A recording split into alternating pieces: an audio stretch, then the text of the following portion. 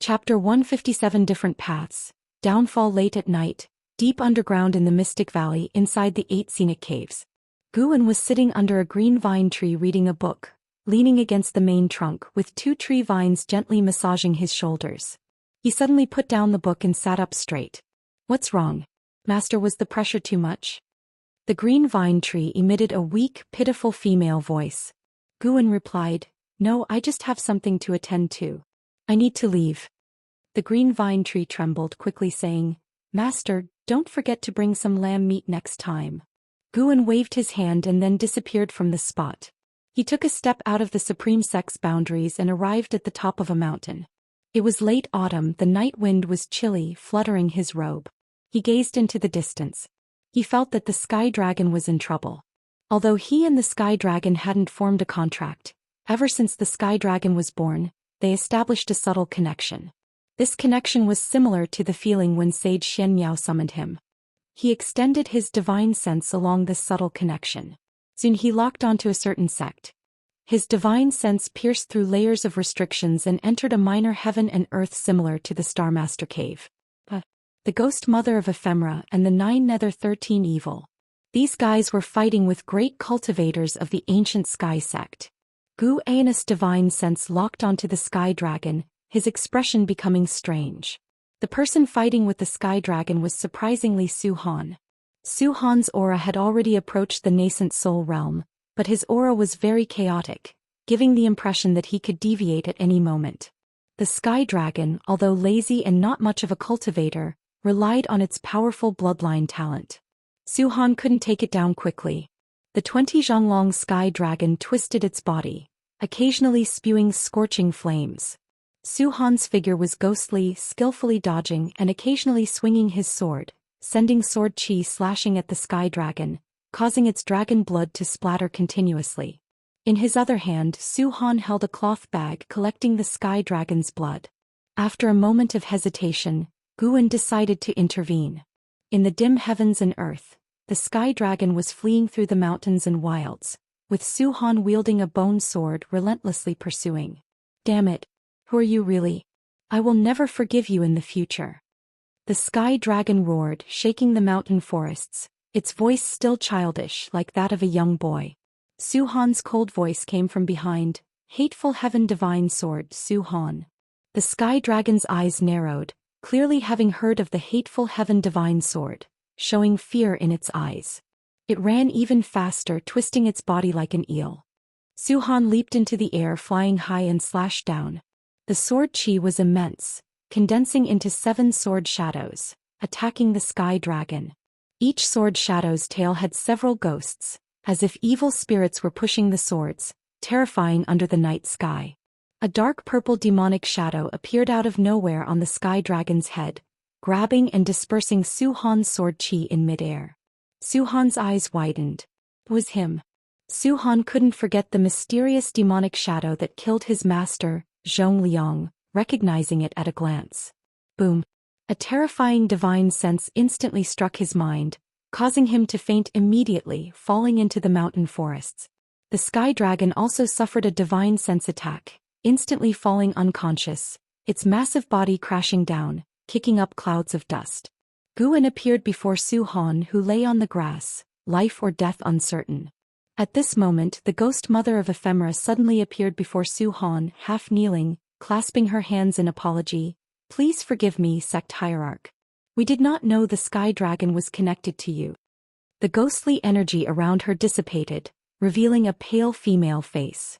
Her gaze towards Guwen was filled with joy. Guwen coldly asked, "Are you the Ghost Mother of Ephemera?" Although he had seen the Ghost Mother of Ephemera before, Sword Venerable Fudao had not, so he had to ask. "I am indeed the Ghost Mother of Ephemera." The Ghost Mother of Ephemera respectfully answered. Guwen continued, "The ancient Sky Sect is also under my protection.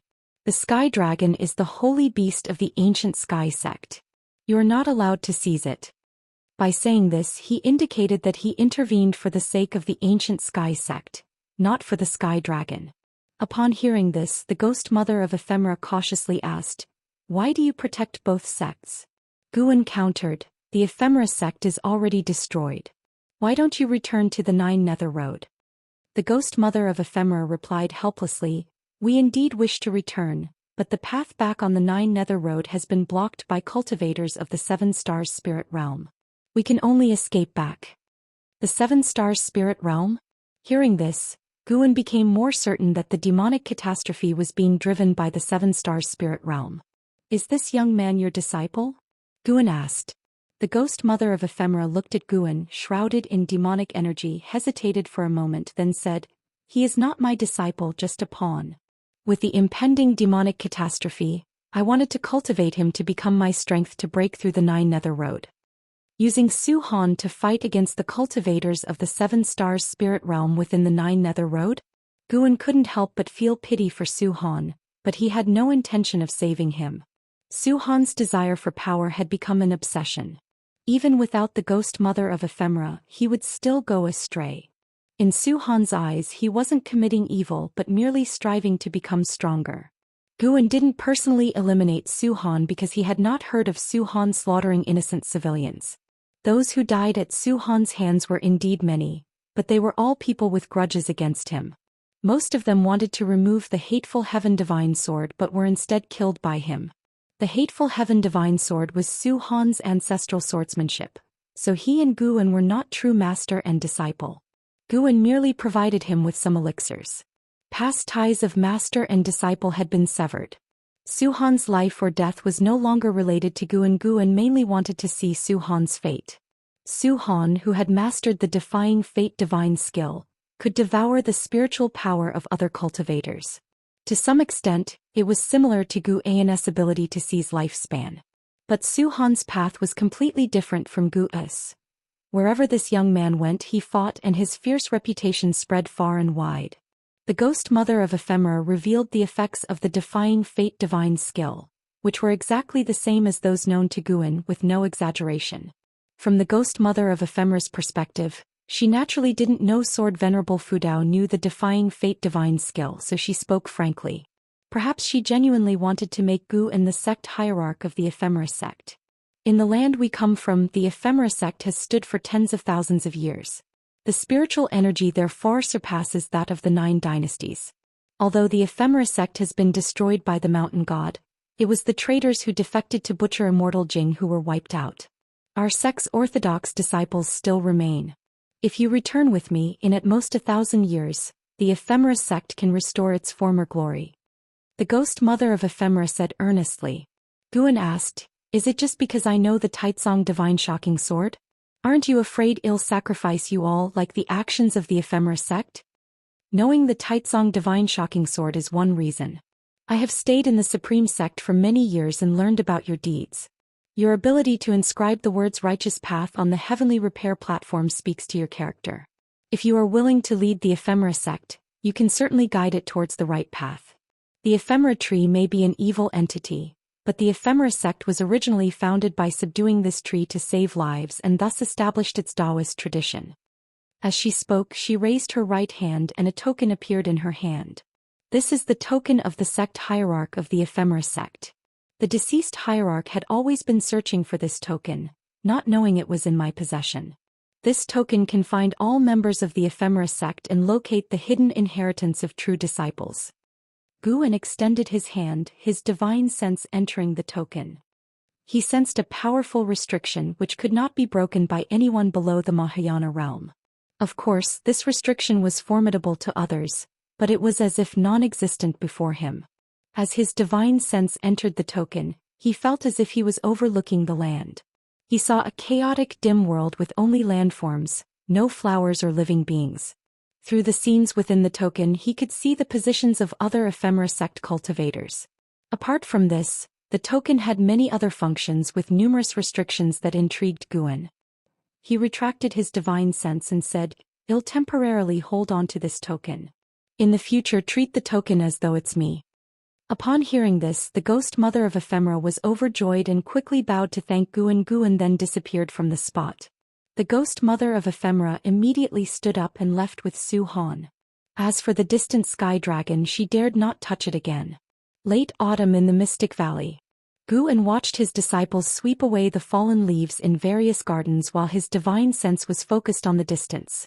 observing the decisive battle between the Taizong dynasty and the Hanlu dynasty. Zhou Xian and Wu Ju were also participating, showcasing their prowess. They were already close to reaching the Hanlu dynasty's imperial city. Gu An's focus was mainly on Yi Yan. Yi Yan was also from the Mystic Valley and had been guided in spear techniques and body tempering methods by Luo Hun and Zhou Tongyu. After building his foundation, he joined the army. Decades had passed. Yi Yan was now a general of the Taizong dynasty with illustrious military achievements. Although not yet in the core formation realm, his strength on the battlefield was formidable. After all, most soldiers were below the core formation realm. Those who reached it typically transcended the dynasty's constraints, seeking their own immortal path. Watching the battlefield, Guan felt like he was witnessing the investiture of the gods. Both sides had sex cultivators charging into battle, casting spells. The losing side would be overwhelmed by the army, retreating step by step. Just as he was engrossed, Xianxia flew over on her sword and landed beside Guan. She whispered, "Master, senior brother Su Han has been wanted by the ancient sky sect." Guan nonchalantly said, "I've told you he's not your senior brother." Xianxia pouted. "He might not be my senior brother to outsiders, but we grew up together. How can I completely sever ties with him? Telling me want help. What can I do?" "Master, I'm just feeling anxious and wanted to talk to you." Xianxia glared at him. Guan glanced at her, smiling. "Don't worry about him. He's survived many years of being hunted. Instead of worrying about him, you should worry about yourself. You seem to encounter more danger than him." He referred to the time Xianxia was saved by Sage Xian Miao from the law enforcement hall disciples. Although she didn't mention the existence of the mountain god, Yilan knew about her perilous experience and had informed Guan. Just as Xianxia was about to retort, she suddenly sensed something and took out her disciple token from her storage bag. Guan did the same, taking out his Valley Master token and inserted his divine sense. Immediately he heard the voice of Guzong. Supreme Elder Kusong investigated the demon land and unfortunately perished. In 3 days, all disciples must gather in the affiliated city to pay respect to the ancestor. Chapter 158. Jiang Qiong returns. A hand in the night. Ancestor Kusong died? Guan heard Guzong's words and felt a bit dazed. Although he wasn't very close friends with Ancestor Kusong, they had pleasant conversations whenever they were at the Inner Sect Book Collection Hall. Hearing the news of Ancestor Kusong's demise gave him an indescribable feeling. The Supreme Elder has fallen. If I recall correctly, Ancestor Kusong was at the Mystic Heart Realm, right? Xianxia frowned and said. When the Ephemera sect attacked back then, Ancestor Kusong fought against Venerable Qiqian, spreading his Dao name throughout the Supreme Sect. He had become the second most renowned great cultivator in the Supreme Sect, only next to Sword Venerable Fudao. Even Xianxia, who had no interaction with Ancestor Kusong, felt sad upon hearing his demise. Guan looked up to the sky. He saw dark clouds indicating that a storm was about to come. Ancestor Kusong's death shocked the entire Supreme Sect, and the news quickly spread through the Immortal cultivation world. 3 days later, Guan arrived at Inner Sect City as scheduled to attend Ancestor Kusong's memorial service. Tens of thousands of disciples in the city mourned. Listening to the sect elders recount Ancestor Kusong's life achievements, even newly inducted disciples felt sorrow. After recounting Ancestor Kusong's life, the Supreme Sect also disclosed for the first time the impending great calamity of demons that would erupt decades later, causing an uproar among the cities. In the days that followed, various sects under the Taizong dynasty also announced this matter. The peace of the immortal cultivation world was once again shattered, and all cultivators felt a sense of crisis. A Mystic Heart Realm cultivator has already fallen. This calamity is far more terrifying than the previous Ephemera sect turmoil. Autumn faded into winter. Winter snow gradually covered Mystic Valley. On this day, Guan waited early at the Mystic Valley Pavilion because he felt a familiar aura approaching. Late at night, a figure appeared outside Gu An's window. Guan went to open the window and let the visitor in. It was a white-robed woman wearing a bamboo hat. After entering, she took off the hat and looked back at Guan, who was setting up a restriction. She smiled and asked, "Did you miss me, obedient disciple?" After finishing the restriction, Guan turned around and curiously asked, "Where have you been all these years? Are you all right?" He cast a lifespan detection spell on Jiang Qiong. Jiang Qiong, nascent soul realm level 6 243/700/5490, 5,490 years of maximum lifespan. Guan remembered that Jiang Qiong's maximum lifespan was around 2,400 years. It seems there were great opportunities on the Nine Nether Road. Jiang Qiong smiled and said, I went to a mysterious place and got great opportunities. How could your martial master not fare well? Seeing Gu An's concerned expression warmed Jiang Qiong's heart. Someone still thought of her in this world. Guan invited Jiang Qiong to sit down first and then started brewing tea. Disciple, how have you been these years? Jiang Qiong asked, her gaze sweeping over the room's decor. With his back to her, Guan replied, as usual, growing flowers and herbs, reading books. Oh, and in the last Golden List tournament I ranked among the top 500, thanks to the magic artifact bestowed by my sect seniors. Talking about the Golden List tournament, he felt proud and intentionally boasted to Jiang Qiong. In the past, Jiang Qiong might have been surprised, but after experiencing the ephemera sect turmoil and traveling the Nine Nether Road, her perspective had changed drastically. Facing Gu An's boasting, she found it amusing while also feeling gratified. Seeing him living well made her happy. After Guan finished speaking, he carried some hot tea to the table. As he sat down, he poured tea while asking, and you? Can you share a bit? Jiang Qiong smiled and said, I offended a significant figure and have to hide in the 8 scenic caves for a while. Are you sure you want to know? Upon hearing this, Guan immediately shook his head and said, then forget it. If you need to hide, just hide. I certainly won't betray you. In the past, Jiang Qiong had taught him many things and the 8 scenic caves belonged to her, so sheltering her was only natural. More importantly, Guan already knew who was hunting Jiang Qiong. Before going to the ancient sky sect, Guan detected Jiang Qiong's presence during a divine sense probe. He accepted the sect hierarch token from the ephemera sect to give it to Jiang Qiong later. Just in time, Jiang Qiong had ambitions. 2 great cultivators in the Void Crossing realm were chasing Jiang Qiong, but they had lost her trail and were now wandering in the Great Yu dynasty. Hearing Gu An's words, Jiang Qiong smiled, raised her hand and produced a white jade bottle. She said, the spirit juice inside is good stuff. Drink a mouthful each month, no more, to avoid qi blood disruption. This juice can enhance your root bone quality. How can I take this? You should keep it for yourself. I've already consumed a lot. This is the leftover and it no longer benefits me. You keep it, no refusals. With a stern face, Jiang Qiong said this. Hearing her words, Guan had no option but to accept. After chatting for an hour, they moved to the 8 scenic caves. Guan revealed that the green vine tree had developed spiritual wisdom, but Jiang Qiong was nonchalant, stating that the green vine tree in the Thousand Autumn Pavilion also had spiritual intelligence. Earlier, while in the pavilion, Guan had already messaged the green vine tree, instructing it on what could be said and what should be kept secret. Back in the 8 scenic caves, Jiang Qiong sensed the spiritual energy was denser than before, making her very pleased with Guan. Disciple, the Thousand Autumn Pavilion has disbanded and my kin have all perished. From now on I will depend on you. You won't mind, will you? Jiang Qiong rested her hand on Gu An's shoulder with a smile. Guan stepped to the side and said, why would I mind? I even want to learn formations from you. He then went to the green vine tree and dug out the divine power collection of the Ji family, handing it to Jiang Qiong. Jiang Qiong had robbed this item during a banquet at the Ji family. It recorded the Heaven and Earth Path Gang divine skills. Guan had already mastered the Heaven and Earth Path Gang and upgraded it to Daoist Gang primal energy. Now, even if caught off guard, it would be hard for enemies of the same rank to kill him instantly. The Daoist Gang primal energy could autonomously protect his body. Looking at the divine power collection in her hands, Jiang Qiong felt mixed emotions. For some reason, her mood was quite complicated. Seeing her expression, Guan felt uneasy. Don't tell me she's moved? He immediately found an excuse and left. Watching his departing figure, Jiang Qiong sighed and thought, this kid is really foolish. He didn't even research it thoroughly. She could sense that the restriction on the divine power collection was intact, so she assumed Guan hadn't touched it. Such foolishness would surely lead to trouble someday. She needed to teach him. Jiang Qiong's return didn't change Gu An's life.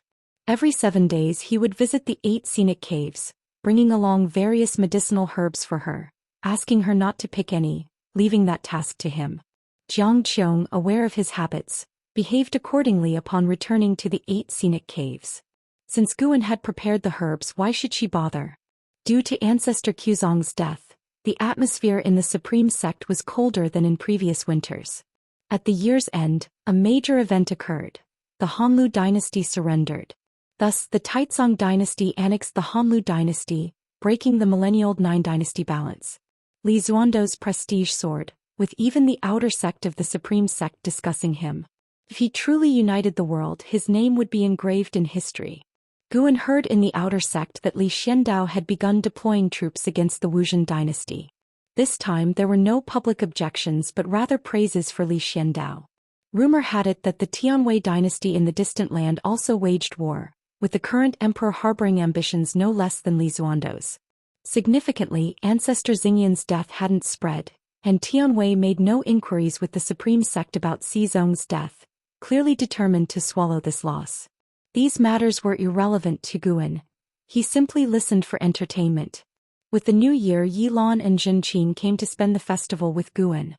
Guan divided the spirit juice given by Jiang Qiong into 3 portions, giving them to Yilan, Zhenqin and Xiaochuan individually, asking them not to tell anyone. Right after the spring festival, the Supreme Sect began recruiting disciples to explore the demon land. Facing the inevitable calamity, the Supreme Sect didn't want to sit idle, so they offered generous rewards to attract disciples for reconnaissance. Some disciples nearing their lives' end or faced with cultivation obstacles eagerly applied, but Guan instructed Yilan and Zhenqin not to participate. Thankfully they listened. In the following years, news about demons frequently reached the Supreme Sect. Demons increased across the 9 dynasties, clearly a precursor to the demon calamity. Time flew like a white steed's shadow passing a crevice. 2 years later, during late autumn, in a mountain forest under the night sky, Dixia walked. He stopped as black crows flew out from the darkness ahead. These crows swept past Dixia, settled on a large tree behind him and coalesced into a figure, dark and eerie with no clear features. "The Emperor is looking for you. Won't you return?" the mysterious figure asked. "What for? Isn't the southward movement inevitable?" Dixia's tone was full of sarcasm. "Why do you resist the Emperor's plan?" the mysterious figure asked in a deep voice. Dixia mocked, "This world isn't big enough? Even in the demon lands, there are countless hills beyond his control. Why push humanity to extinction?" The mysterious figure snorted, "Demons and humans cannot coexist. Eradicating humans is the only way to ensure our safety. But humans exist overseas. When will the killing end? I think he's been influenced by the Demon Master. Don't speak ill of the Demon Master. Anyway, I want return. I'll train at the Supreme Sect. Don't seek me out again. If Sword Venerable Fudao discovers you, even if you die, I won't lift a finger." With these words, Dixia left. The mysterious figure coldly said, "Sword Venerable Fudao? Ancestor Kusong of the Supreme Sect died by my hand. If I encounter Sword Venerable Fudao, I'll ensure he meets the same fate, boiled into broth." Dixia continued without turning back and disappeared into the darkness. The mysterious figure snorted, then transformed into black crows and flew north. The crows flew swiftly, leaving the Taizong dynasty behind in no time. An hour later they flew over the North Sea mountain and arrived at the forest of the Taichan dynasty. The crows landed by a small river, reformed into a figure.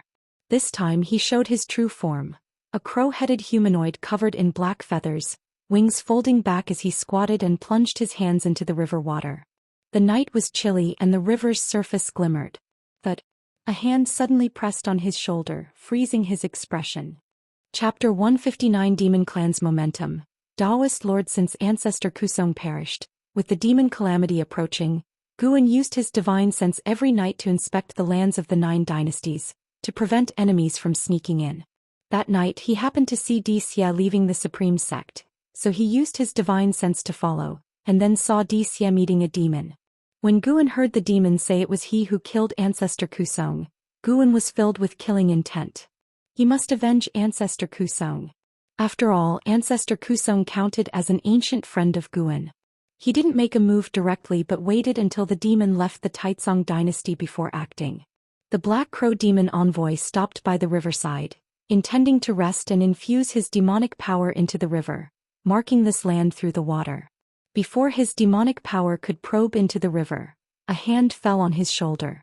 He had never experienced such a thing. Even in the demon land, no demon could approach him silently. He instinctively wanted to evade, but an unimaginable pressure pinned him down, rendering him immobile. Terror showed on his crow-like face. He glanced sideways, barely seeing a shadowy figure. Guan originally wanted to mock him, but seeing he was already scared half to death, it felt pointless. He then used his divine sense to assault his soul. Soul-capturing skill. The night was silent, with only the faint sound of flowing river water echoing. The moon set, the sun rose, the brilliant sun climbed from behind the eastern mountains, its rays piercing the sky, shining on Guan and the Black Crow demon. Under the sunlight, Guan, exhibiting his 9 extremes yin-yang body, appeared ghostly, while the Black Crow demon in front of him had turned white-eyed, his body twitching slightly. After 2 full hours, Guan retracted his divine sense, then removed the storage bag and storage ring from the Black Crow demon, and used Taiching True Fire to burn his flesh body. A few heartbeats later, the Black Crow demon perished, his soul disintegrated, leaving only the demon core and mystic heart, which Guan collected into his storage bag. You successfully seized 380 years of lifespan from the Black Crow demon envoy, 8th layer of Mystic Heart Realm. Guan then disappeared from the scene. At noon in the 3rd Medicine Valley, Guan walked down from the transmission array platform, heading towards the distant gardens. Along the way, the servant disciples he encountered greeted him warmly and saluted him. Now, the number of servant disciples in the 3rd Medicine Valley had reached 400. Guan did not overly covet natural treasures, and together with earnest planting, the production of medicinal herbs in the 3rd Medicine Valley was very impressive. Even compared to the Immerse Medicine Valley, the 3rd Medicine Valley's harvest handed over to the sect each year ranked in the top 3. Thanks to this achievement, the sect was increasingly satisfied with him, continuously assigning more servant disciples. Along the way, Guan spotted an Exan who was sweeping the ground. He immediately waved his hand, beckoning her to come over. Upon seeing this, an Exan quickly walked over and saluted upon reaching him. Having stayed in the 3rd Medicine Valley for so many years, an Exan had successfully entered the Foundation Establishment realm, thanks to the elixirs secretly given by Guan. He was very grateful to Guan. Back then, both an Hao and an Exan apprenticed under Guan simultaneously for cultivation.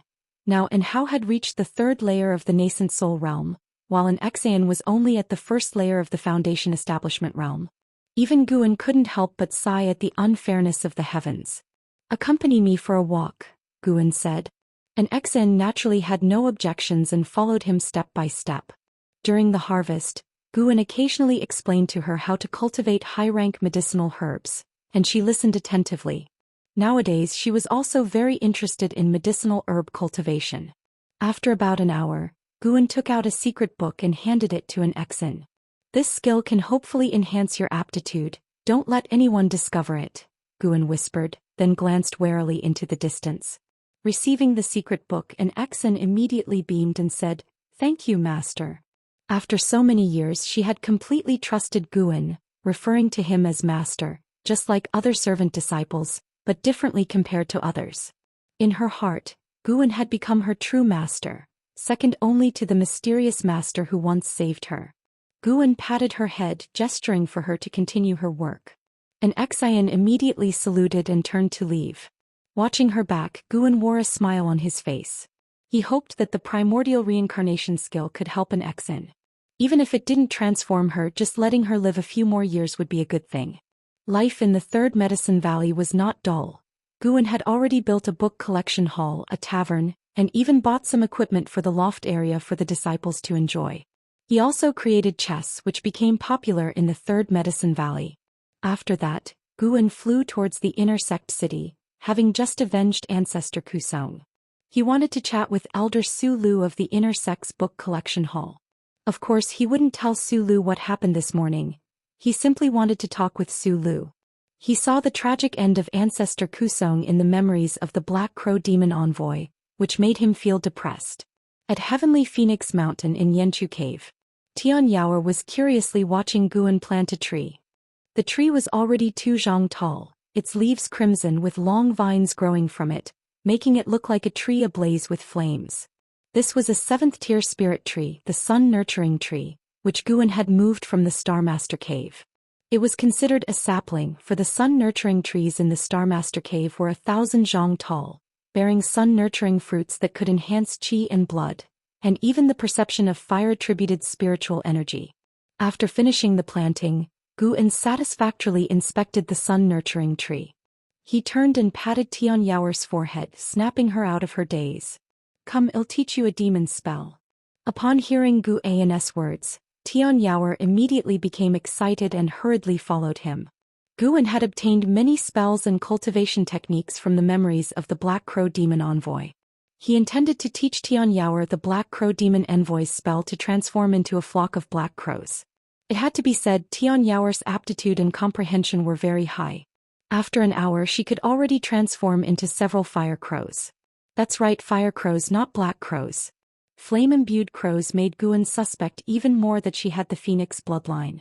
The most important aspect of this spell was not the transformation but the flight speed. Xianxia would need to spend a lot of time to master it fully. Watching her practice the spell, Guan's thoughts wandered. Demon Emperors, Demon Masters, 72 routes of Great Demon Kings, and the soon-to-be-revived Demon Ancestor. Even Guan, who had reached the 9th layer of the Nirvana realm, felt the pressure. The lowest cultivation level of the 72 routes of Great Demon Kings was the Mystic Heart realm, with the top 3 Great Demon Kings having stepped into the Mahayana realm. This was why the Ephemera sect did not dare to set foot in the Demon Land. And the reason the Demon Clan did not head south was not out of fear of the 9 dynasties but rather waiting for the revival of the Demon Ancestor, who would need a large amount of flesh and blood to restore his body. The people of the 9 dynasties were the food designated by the Demon Emperor. Of course, there were also mysterious great cultivators protecting the 9 dynasties. 2,000 years ago, a mysterious Mahayana cultivator heavily injured the Demon Emperor during his southern invasion, nearly causing his death. However, that great cultivator had already headed south across the sea, a fact discovered by the Black Crow Demon Envoy's subordinates, who then informed the Demon Emperor. That great cultivator came from the Great Jiang Dynasty's Zhongtian sect, known as the Daoist Lord. Whether he was still alive after 2,000 years remained unknown. The Great Jiang Dynasty was the strongest dynasty among the 9. Although the world was now in chaos, the Great Jiang Dynasty remained stable, and the Zhongtian sect solidified its position as the leading faction in the world by opposing the Ephemera sect. The Demon Land was vast and boundless. Besides the openly acknowledged Great Demon Kings who knew what else was hidden there. This made Guan more eager to reach a lifespan of 10 million years. Possible he didn't want to escape. He wished to continue living on this land with the Supreme Sect. The death of the Black Crow Demon Envoy did not cause any impact. Xie still spent his days at the Heavenly Repair Platform comprehending sword intent. However, as time passed, demons kept increasing all over the world, causing great suffering to the common people, and the Supreme Sect issued more missions to eliminate demons. Even Yi Lan and Jin Qin had to join the efforts. Since their missions were within the Supreme Sect, Guan was at ease. 2 years flew by in the blink of an eye. Guan's lifespan reached over 7.4 million years, getting closer to the 10 million mark. He used his divine sense to investigate the Demon Land daily. Should the demon calamity arrive prematurely, he would choose to break through early. He had already decided the location for his breakthrough. He would break through above the Southern Ocean. That day, and Hao and Xianxia left the Starmaster Cave. As they walked out of the mountain wall, they turned back, watching the cave entrance gradually disappear. "Where is your master? I haven't seen him all these years," Xianxia asked curiously. And Hao replied, "The old man is elusive. I don't know where he is either. But one thing is certain, if I encounter danger, he won't stand by and do nothing." Hearing this, he showed a pleased expression. Xianxia pursed her lips, wanting to mock him, but she held back. She couldn't forget the scene when Guan obliterated the Mystic Heart realm with a flick of his sleeve. Such a great cultivator Tianwei could not afford to offend. Just then, a figure leaped out of the forest, landing swiftly in front of the two. And Hao frowned, thinking it was an ambush, and prepared to fight. The newcomer was a man in Tianwei's official attire. He raised his hand in salute and said, "Your Highness, I have come under the Emperor's orders to escort you." His Majesty plans to marry you to An Hao, the top scholar on the golden list. Upon hearing this, Xian'er's face turned pale and she angrily asked, "Is father insane? How can he marry me to this kind of person?" An Hao originally wanted to refuse, but hearing this he immediately retorted displeasedly, What kind of person am I? Do you think I'm not worthy of you? Then I must marry you." The two began arguing. Meanwhile, the official attire man maintained his smile watching their argument. Far away in the Supreme Sect's Mystic Valley, Guan was observing them. He had no objections to An Hao and Xian'er marrying because he had long seen the budding feelings between the two. However, he remained wary of Tianwei. Should Tianwei attempt to scheme against An Hao, he wouldn't be lenient. It would be an excuse for the Taizong dynasty to annex Tianwei's territory. After the trio set off, Guan closed the Daoist Xianxia. Someone was approaching Mystic Valley. He stood up, exited the house and went downstairs. After an hour, Du Yi flew his sword into Mystic Valley. From a distance he saw Guan and waved in greeting. The valley disciples, seeing him acquainted with Guan, did not stop him. Du Yi landed, stowing his flying sword into his storage bag, then dragged Guan to a secluded place. The family sent a message. They're planning to move out of the Supreme Sect. The third miss specifically asked to bring you and me, Du Yi whispered, his expression exuberant, feeling honored that the Ji family hadn't forgotten him. Chapter 160. You are not strong enough. Relocate from Supreme Sect? Guan was stunned. He didn't expect that Du Yi had come to him regarding this matter. How could he leave Supreme Sect? His foundation was still here. Moreover, where could the Ji family go if they left Supreme Sect? Guan frowned and asked, "Why do they want to relocate?" Du Yi replied, "It seems to be related to the demonic calamity. The family has already found a place to avoid the calamity. No matter what, the family is willing to take both of us. We should be grateful. Get prepared. The exact time of departure hasn't been decided yet, but when it's time to leave, don't delay." Guan shook his head and said, "I can't leave. Tell the family thank you for your kind intention, but I plan to stay and live or die with Supreme Sect." As soon as he said this, Du Yi was stunned, his brows immediately knitted tightly. He said in a deep voice, "Guan, don't forget where you and I come from. Sorry, the Ji family's nurturing grace, I've repaid over the years with medicinal herbs. But the kindness of Supreme Sect I still can't repay. I can't leave you. Go ahead. I will stay." Guan said seriously. Du Yi was furious, wanting to teach Guan a lesson, but he was afraid that other servant disciples would hear. There's still time. Think it over. When the demons invade Taizong dynasty, you won't be able to hide even if you want to. Du Yi threw down those words and left in a huff. He came quickly and left quickly, but when he departed there was no smile on his face. Despite Du Yi's anger, Guan felt warm inside. At least it showed that Du Yi cared about him. Otherwise he wouldn't bother about his life or death. However, he really couldn't leave Supreme Sect. If Supreme Sect couldn't survive the demonic calamity, it wouldn't be too late for him to escape then. With Guan's cultivation level, if he really wanted to escape, who could stop him? It wasn't until nightfall that Guan entered the 8 scenic caves. Jiang Qiong was meditating under the green vine tree, training. In front of her stood a great cauldron with the fire under the cauldron still burning. Feeling Guan's presence, Jiang Qiong asked nonchalantly, "Why are you here? Didn't you come just a couple of days ago?" Guan approached the great cauldron, looking at the medicinal soup inside as he said, "Today, someone from the Ji family came to see me. They said they're preparing to withdraw from Supreme Sect and told me to get ready." Hearing this, Jiang Qiong opened her eyes, her beautiful brows furrowing. She asked, "Are you going to leave?" If Guan were to leave, a new disciple from Supreme Sect would surely take over Mystic Valley, which wouldn't be good for her. There was also a trace of unexplainable annoyance in her heart. "I'm not leaving. I refused. I'm just puzzled about where the Ji family can go to avoid the demonic calamity," Guan sighed. He had come to ask Jiang Qiong about this, thinking she might know. Jiang Qiong sneered, "They must be hiding in the 7 stars spirit realm. That 7 stars spirit realm is a holy land. Even demons dare not invade it.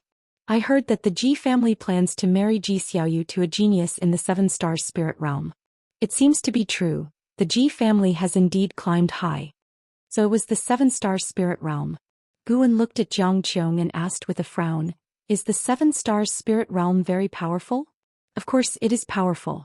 On this land, dynasties change and races constantly engage in wars, but only the Seven Stars spirit realm has always existed.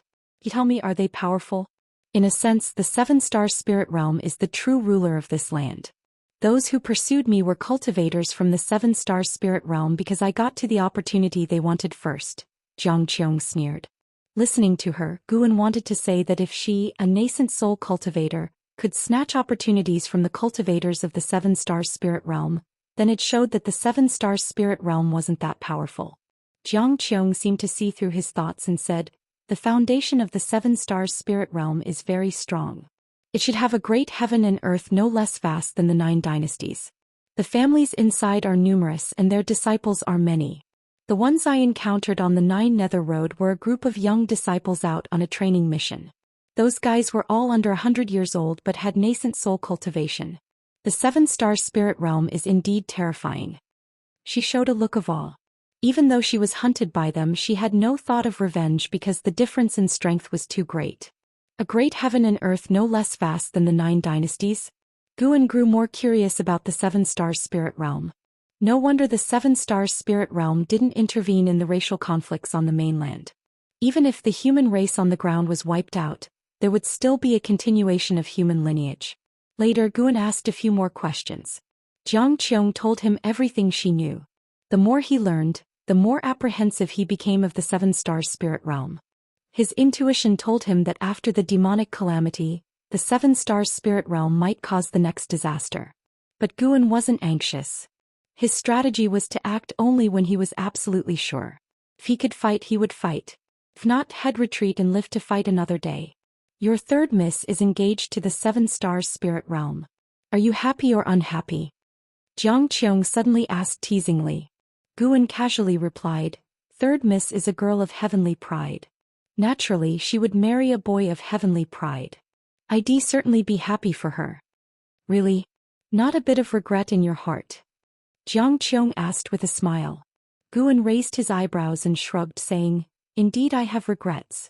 Actually, I admire the third Mississippi. But alas, my talent is mediocre and I don't qualify to pursue her.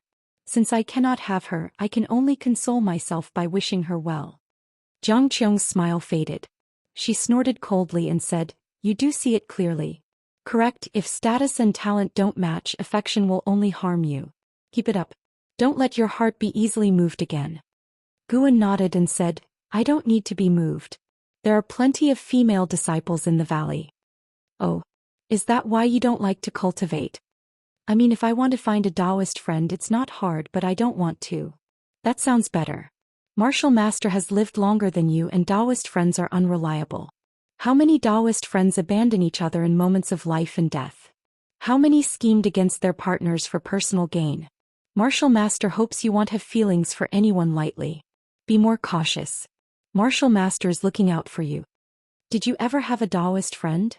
"If I did, I would have died long ago." Zhang Qiong began to preach earnestly to Guan. Guan, in return, asked questions sarcastically. After more than an ancient hour, Guan finally left. Watching Guan's retreating back, Zhang Qiong thought to herself, "This lad didn't even call me Martial Master. His mind is a bit wild."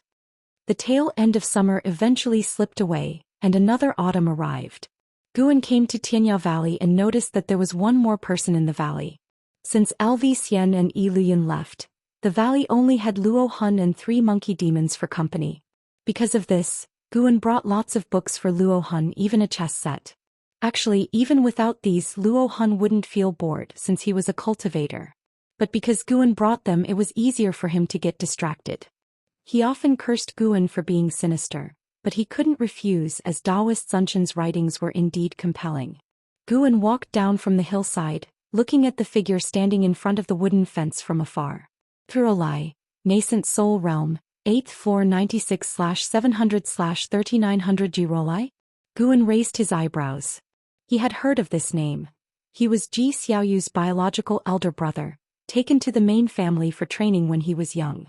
Guan had never met him, only heard about him from other house servants. He didn't expect that Li Xiandao had even roped in Ji Xiaoyu's brother. Luo Hun descended from the sky, landing beside Guan. He introduced Jirolai to Guan and asked, "You've heard of him, right? After all, you also come from the Ji family. Guan nodded. The two approached Ji Rolai from behind. Ji Rolai stared at the flowers and plants in the park, lost in thought.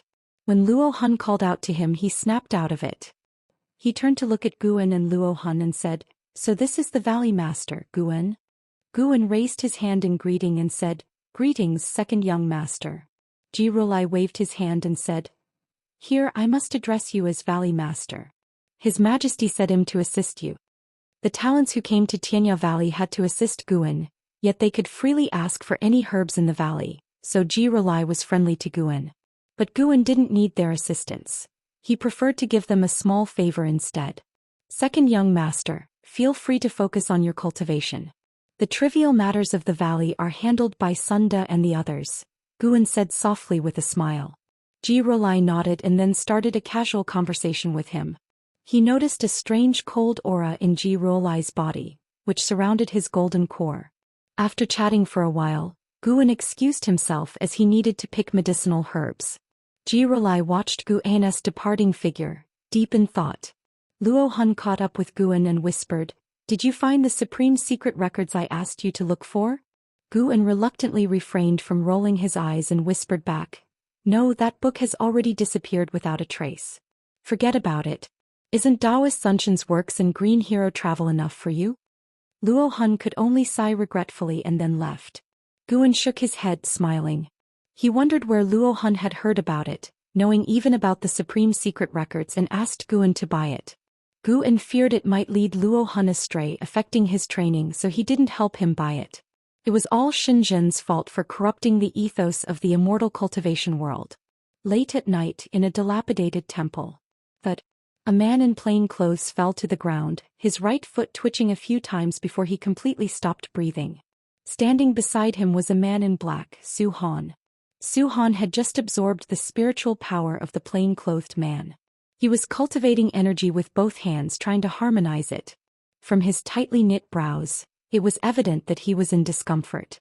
There were 4 other corpses beside him, both male and female, all dead. A gust of ghostly air entered through a hole in the roof, forming the figure of the ghost mother of Ephemera.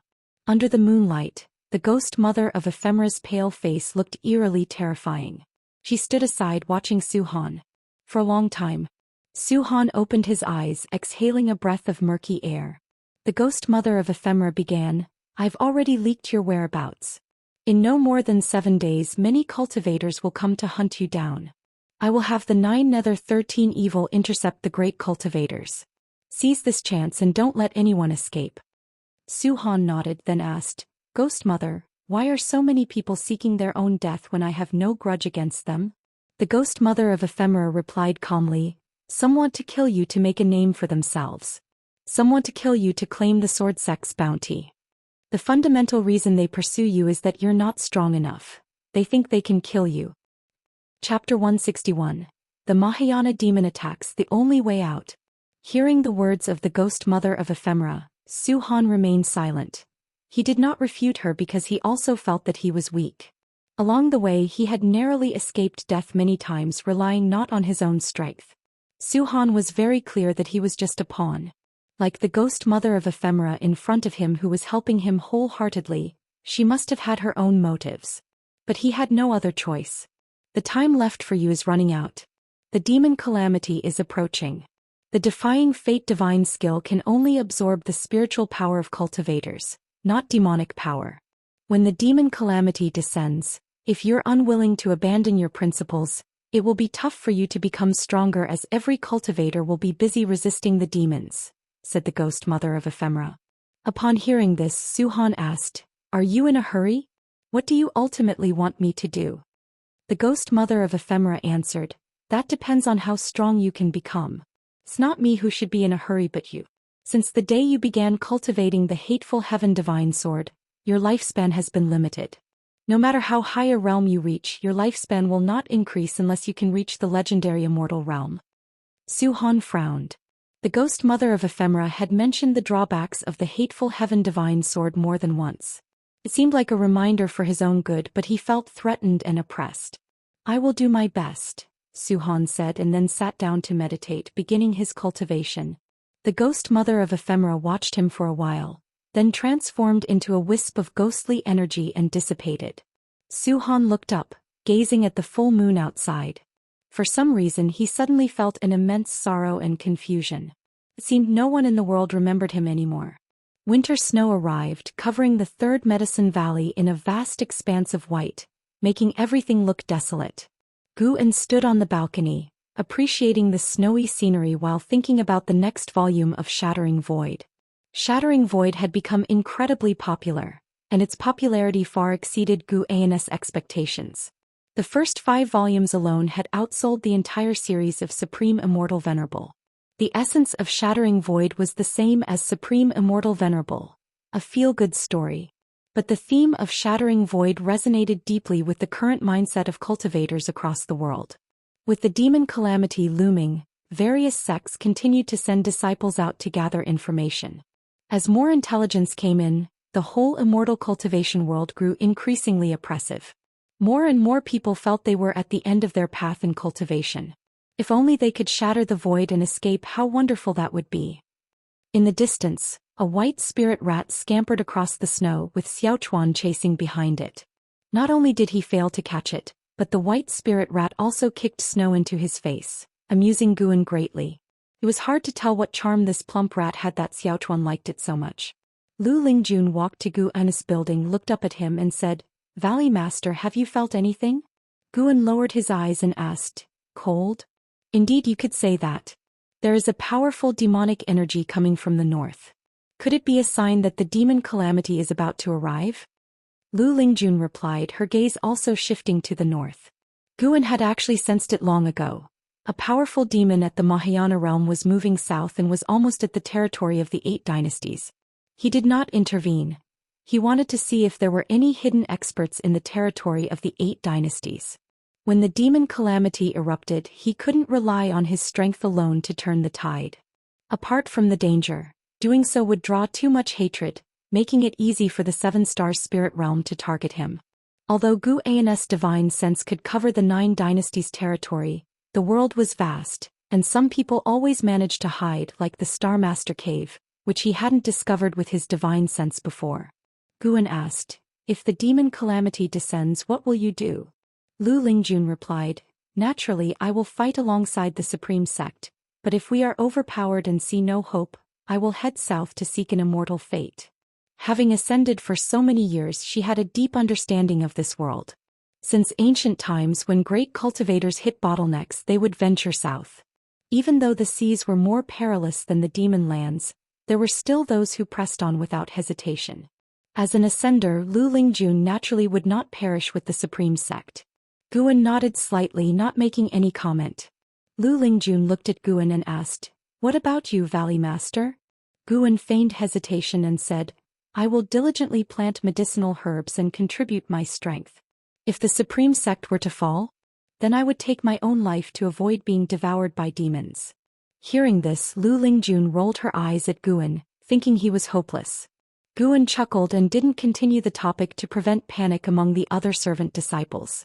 However, how would the immortal cultivation world deal with the impending Mahayana realm demon? The snow kept falling incessantly as if it wanted to bury the world. Night fell. Guan arrived at Nianchu Cave in Heavenly Phoenix Mountain.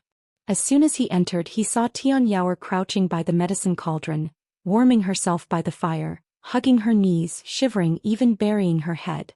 Guan walked towards Tian Yaoer, deliberately making footstep sounds, causing Tian Yaoer to lift her head. Seeing Guan, she immediately beamed and rushed towards him, hugging him. "What's the matter with you?" Seeing that she was really frightened, Guan did not push her away but asked concernedly. Tian Yaoer buried her head in Guan's chest and whispered, "I'm scared. It feels like something terrifying is approaching." She clung tightly to Guan's waist, afraid he would leave. Guan patted her shoulder and comforted her, saying, "Don't be afraid. That creature isn't heading towards Heavenly Phoenix Mountain. It's far away from us." Upon hearing this, Tian Yaoer looked up and cautiously asked, "Really? Really? Besides, haven't I come to stay with you? But you can't even defeat the demon mother. I feel that terrifying presence is even stronger than the demon mother." "Indeed, I can't defeat it, but I will take you along and flee if we have to." Then don't lie to me. If you are going to leave here, you must take me with you. I won't lie to you, Guan assured her. If not for his help, Tianyao might have been devoured by demons. She could only rely on him. How could he abandon her? Nonetheless, Tianyao's reaction surprised him somewhat. Being a demon herself, why would she be so scared? He led Tianyao to sit down and asked her to explain why she was so frightened. Unfortunately, Tianyao fumbled for a long time and couldn't articulate it clearly. Based on the Black Crow demon envoy's memories, Guan knew the origin of the powerful demon. Six-headed sea dragon, one of the 72 great demon kings, ruling 10,000 miles, with countless demon soldiers and demon generals under his command, known for his violent nature and infamous reputation. Even the Black Crow demon envoy, when meeting him, tread carefully, fearing being swallowed in one gulp.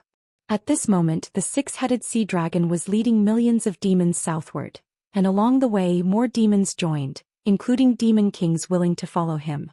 His overwhelming demonic energy had alarmed the human race's immortal cultivation world. Guan could sense many cultivators heading towards the 8 dynasties territory, with more than 20 mystic heart realm cultivators among them. Guan comforted Tianyao for a while and she finally calmed down. Surprisingly, she fell asleep on his lap. It seemed he would have to stay here a while longer tonight. Morning. At dawn, a dragon's roar echoed from afar, startling the servant disciples in the Mystic Valley. Chu Jingfeng, meditating on a cliff, opened his eyes and looked towards the sky, his brows furrowed as the snow on his body gradually melted. In the valley, the servant disciples gathered, discussing where the sound came from and what demon had made it. Guan walked into the valley from the endless snow, collected his flying sword, and was immediately surrounded by servant disciples asking about the dragon's roar. I also don't know what demon made it, but you can rest assured staying in the Supreme Sect you won't have to worry. Guan reassured. The current batch of disciples in Mystic Valley was new. Besides Lu Jiujia and Chu Jingfeng, none had experienced various calamities Mystic Valley had faced, so the disciples easily believed Guan's words. In the following days, news continuously arrived at the Supreme Sect.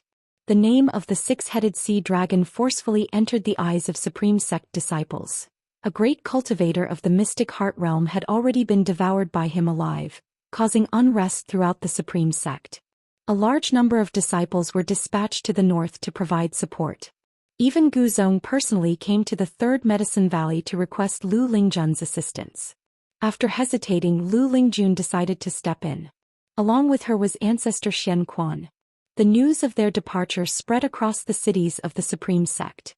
However, when Guan roamed the Outer Gate city, he found that many people had little hope for the 2 mystical heart realm cultivators, praying more for their safety. Ancestor Quzong's fall had cast a significant shadow over the Supreme Sect. Guan was also paying attention to the distant battle. Songtian Sect once again took the lead role, leading by example, using the spiritual power of 1,000,000 cultivators to set up a grand formation, creating a barrier against the demon clan's invasion. 14 mystic heart realm cultivators surrounded the six-headed sea dragon, none daring to get close, and the battle turned completely one-sided.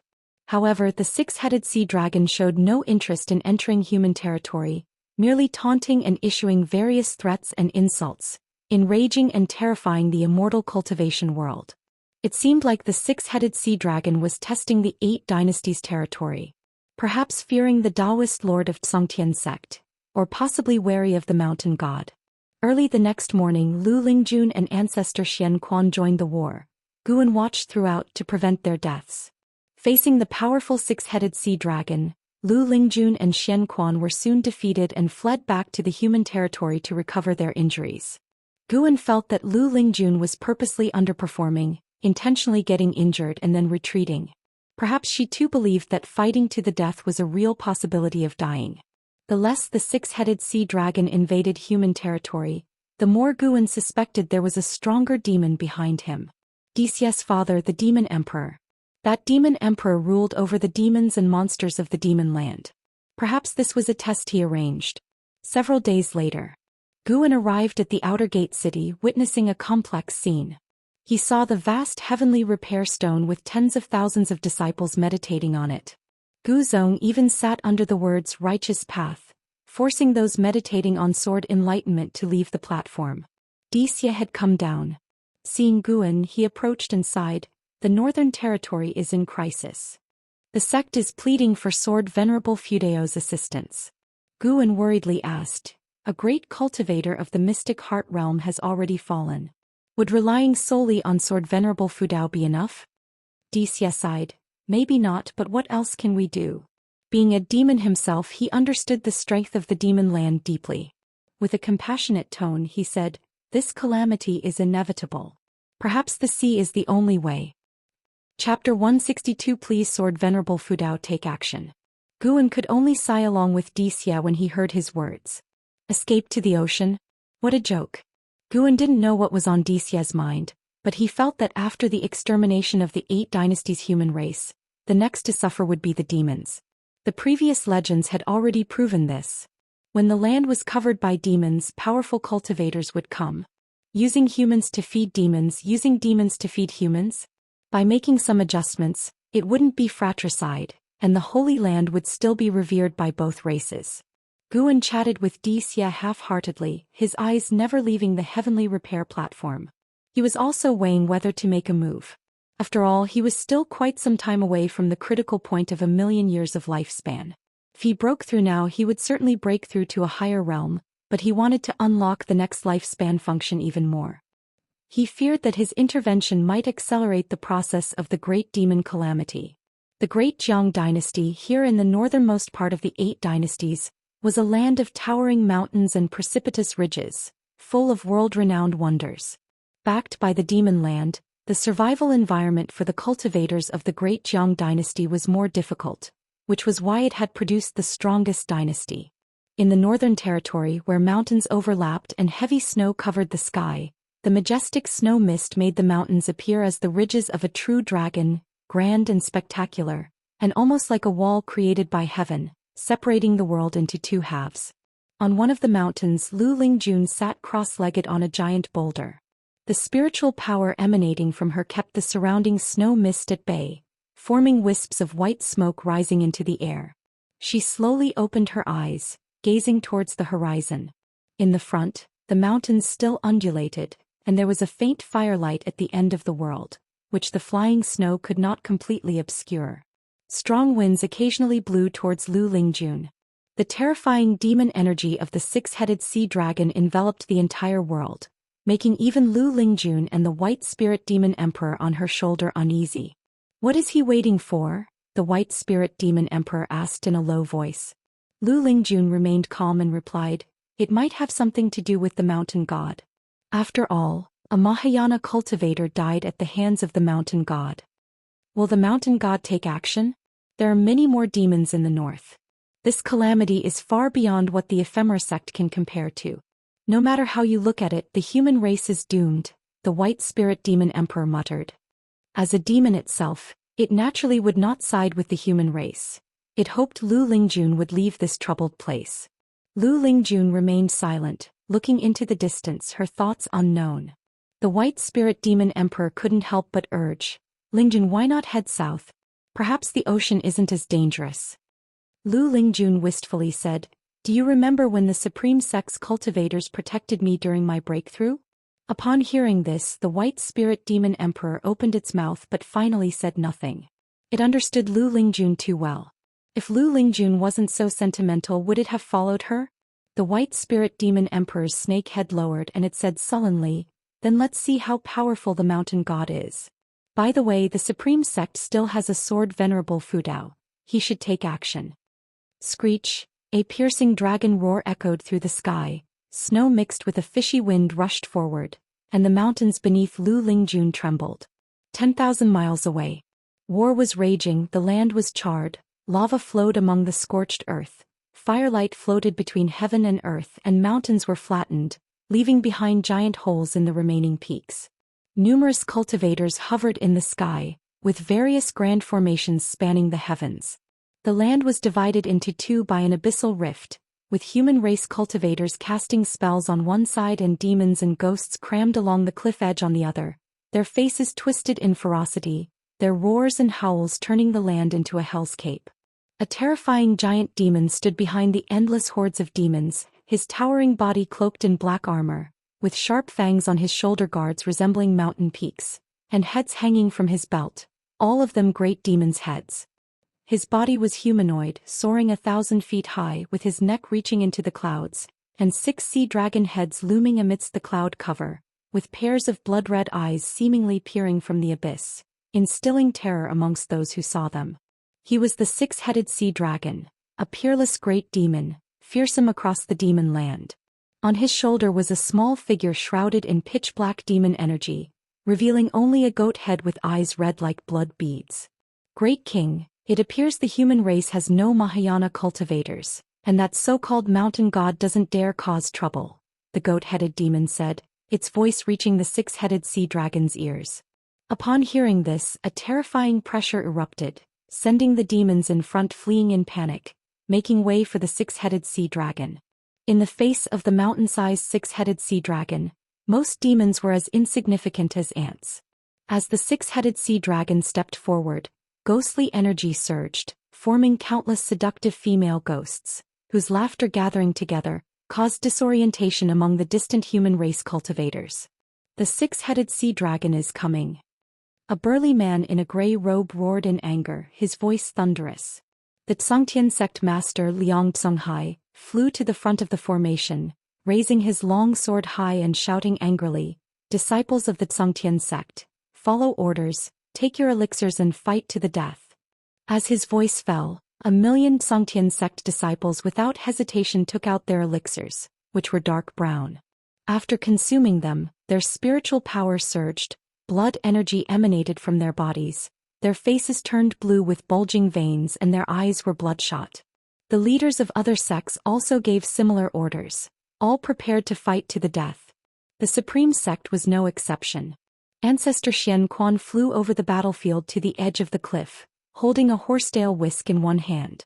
He drew talismans with the other hand, each one forming a symbol made of spiritual power which lined up in front. More and more Mystic Heart Realm great cultivators flew to the skies above the cliff that divided the battlefield, facing the approaching 6-headed sea dragon together. Mad swordsman Han Ming was also in the Great Yu Dynasty's formation, ready to fight to the death. Lu Lingjun arrived, stepping on a 100-zhonglong white python, holding a sword in both hands, her presence dominant with no fear in her eyes. It seems the human race has no Mahayana cultivators. If that's the case, they should become livestock for the demon clan. The icy voice of the 6-headed sea dragon echoed throughout heaven and earth. Following this, the 6 terrifying dragon heads roared simultaneously, shaking the world. The dragon roar converged and spread far, reaching the land of the 8 dynasties. The great battle reignited. This time, the 6-headed sea dragon's advance signified the official start of the demon calamity. The Supreme Sect Outer Gate City. When the dragon roar came from afar, the flying snow seemed to pause, and the hundreds of thousands of disciples on the heavenly repair platform simultaneously opened their eyes. Gu Zong, sitting in the center, had a drastic change in his expression, his eyes full of worry. Disciples in the streets, manors and courtyards were all disturbed. Even without seeing the situation in the Northern Territory, just hearing the sound made them tremble with fear. What kind of demonic monstrosity could produce such a terrifying roar? Even the Medicine Valley outside the outer gate was alarmed. Mystic Valley Mountaintop. Gu En and Chu Jingfeng stood side by side, gazing northward, their robes billowing in the wind and snow. Chu Jingfeng frowned upon hearing the dragon roar of the 6-headed sea dragon and asked, "Valley Master, do you think the Supreme Sect can survive this calamity this time?" Gu En, observing the battle with his divine sense, said, "Of course, trust the Supreme Sect, trust our immortal cultivation world." When the 6-headed sea dragon crossed that ravine, waves of Mystic Heart Realm auras from the 8 dynasties began rushing towards the Northern Territory. Not just from the 8 dynasties, even from the Southern Ocean, powerful auras emerged. At this moment, Gu En felt the deep foundation of the 8 dynasties' human race, the accumulation of nearly 10,000 years. Some would seek fortune in the ocean, but many others, even in foreign lands, yearned for their homeland. Gu An's left hand touched the double heart ring on his right hand. Even without this ring, he could sense Lu Lingjun's peril. Despite the remote assault, Lu Lingjun was severely wounded. The 6-headed sea dragon was overwhelmingly strong, its attacks heaven-shattering, forcing the entire human race to retreat continuously. It's a shame I'm a cripple now, otherwise I would join the fight even if it meant dying on the battlefield, sighed Chu Jingfeng. Guan patted Chu Jingfeng's shoulder saying, how can you be a cripple? As long as one lives there is hope. You can turn your current frustration into motivation. Maybe one day the Supreme Sect will need you to save it. At that time you will be its hero. I hope to see that day in my lifetime. Chu Jingfeng couldn't help but turn to him and asked, do you really think I can do that? Guan smiled, of course. Brother Chu, in my eyes you are a chosen one. What I can't achieve you certainly can. Chosen one. Chu Jingfeng, in a daze, looked at Gu and a smile, feeling a surge of strength within him. For years, Guan had been encouraging him. If there was even a hint of insincerity, it wouldn't have lasted until today. This meant that Guan genuinely had high hopes for him. Call for Sword Venerable Fudao to take action. A voice from afar shouted with all its might, followed by a gust of wind and snow rushing towards both of them. Before Chu Jingfeng could speak, another shout rang out from the distance, the voice of tens of thousands of cultivators in unison resonating, which even the sound of wind and snow couldn't drown out. Call for Sword Venerable Fudao to take action. Call for Sword Venerable Fudao to take action. The voices grew louder as more people joined in. Chu Jingfeng sighed, I may not know if I can become a hero in the future, but now Sword Venerable Fudao is the hero of the Supreme Sect. In the distance, within the outer gate city, on the heavenly repair platform, hundreds of thousands of disciples sat, shouting with all their might. Even the disciples on the streets joined in, pleading for Sword Venerable Fudao to take action. Suddenly, Gu Zong, who was shouting, seemed to sense something. He looked down and saw his treasure sword trembling as if wanting to be unsheathed. He took off his sword and so did other disciples. Some even retrieved their swords from their storage bags. On the streets, disciples paused, looking in amazement at the swords at their waists or in their hands. All the swords were trembling, and they felt a mighty sword intent enveloping them. Could it be? The Supreme Sect cultivators' hearts filled with a daring speculation. Chapter 163. Execution of the Great Demon King, the Terrifying Sword Venerable. All the swords and flying swords in the city were trembling, exciting the cultivators immensely. They even raised their swords, holding them aloft. It's the sword intent of Sword Venerable Fudao. Sword Venerable Fudao heard our call. This sword intent is indeed from Sword Venerable Fudao. With such vast sword intent, it should be able to contend with the six-headed sea dragon, right? Where is Sword Venerable Fudao? Could he be in the city? The city was in an uproar. Everyone was very excited. Clang, the sound of swords being drawn suddenly overshadowed the clamor of voices. Countless swords rose into the sky, their tips pointing upwards, all hovering at the same height. There were over 1 million swords and their light was so dazzling that it even outshone the falling snow. On the heavenly repair platform, Gu Zong stood up, and so did the other disciples, all gazing up at the swords in the sky.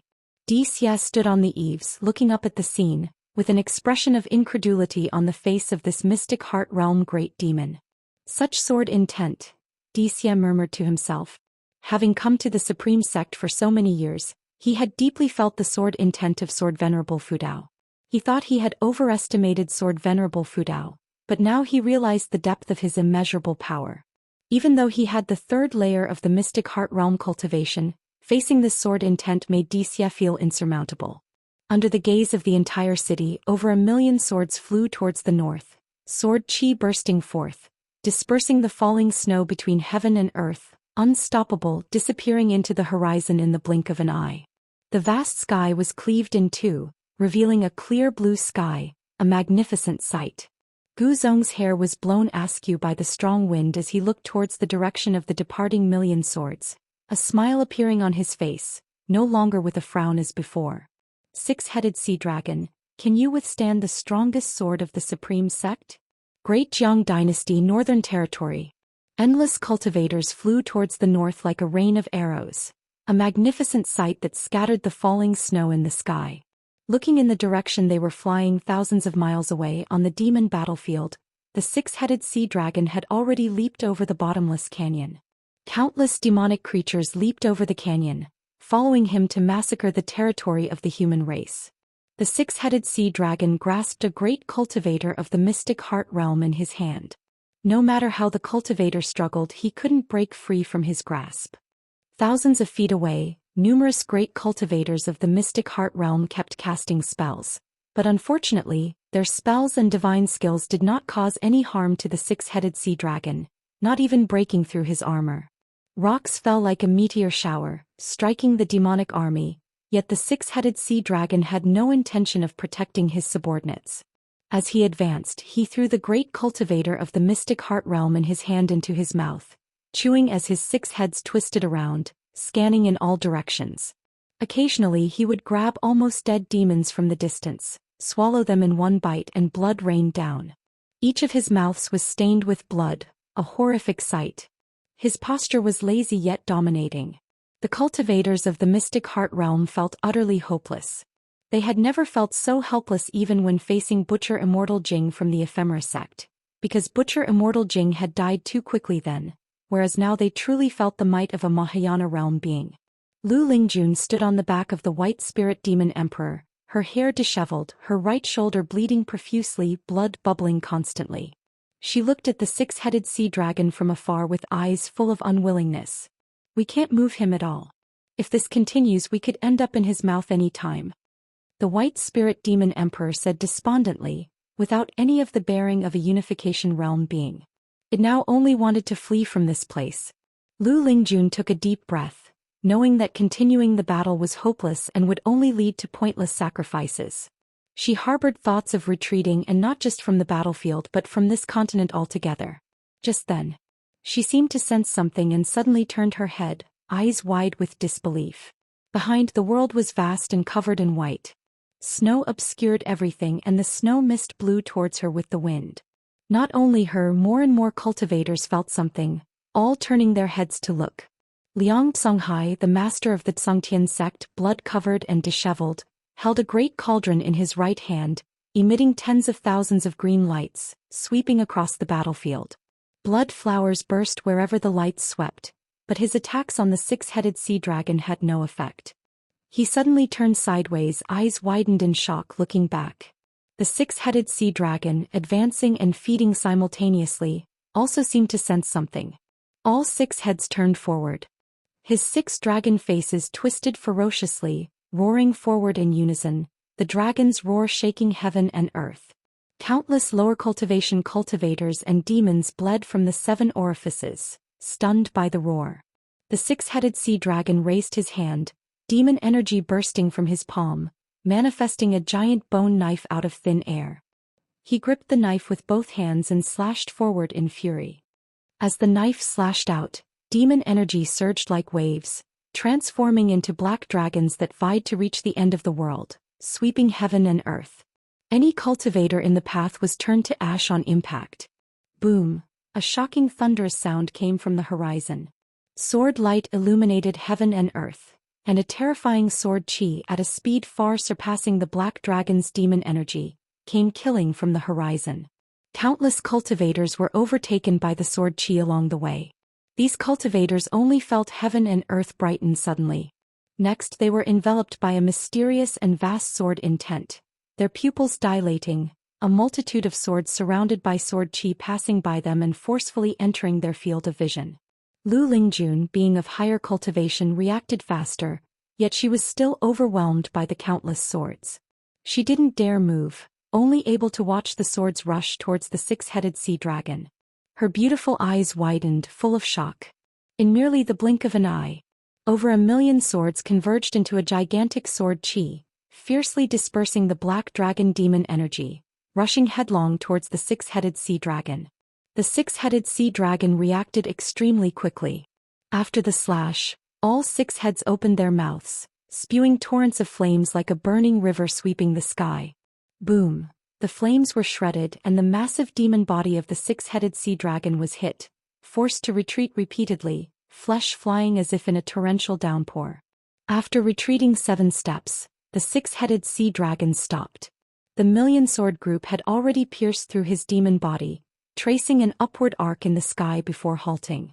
Countless cultivators and demonic creatures stared, trembling as the demon energy dissipated and the dragon heads fell to the ground, raising clouds of dust. The terrifying demon body of the six-headed sea dragon was full of bloody holes, densely packed, horrifying. Its life force was completely extinguished. The sword intent of the Taitsong divine shocking sword forcefully eradicated its primordial spirit. A Mahayana demon core hovered among the million swords, the demon core of the six-headed sea dragon.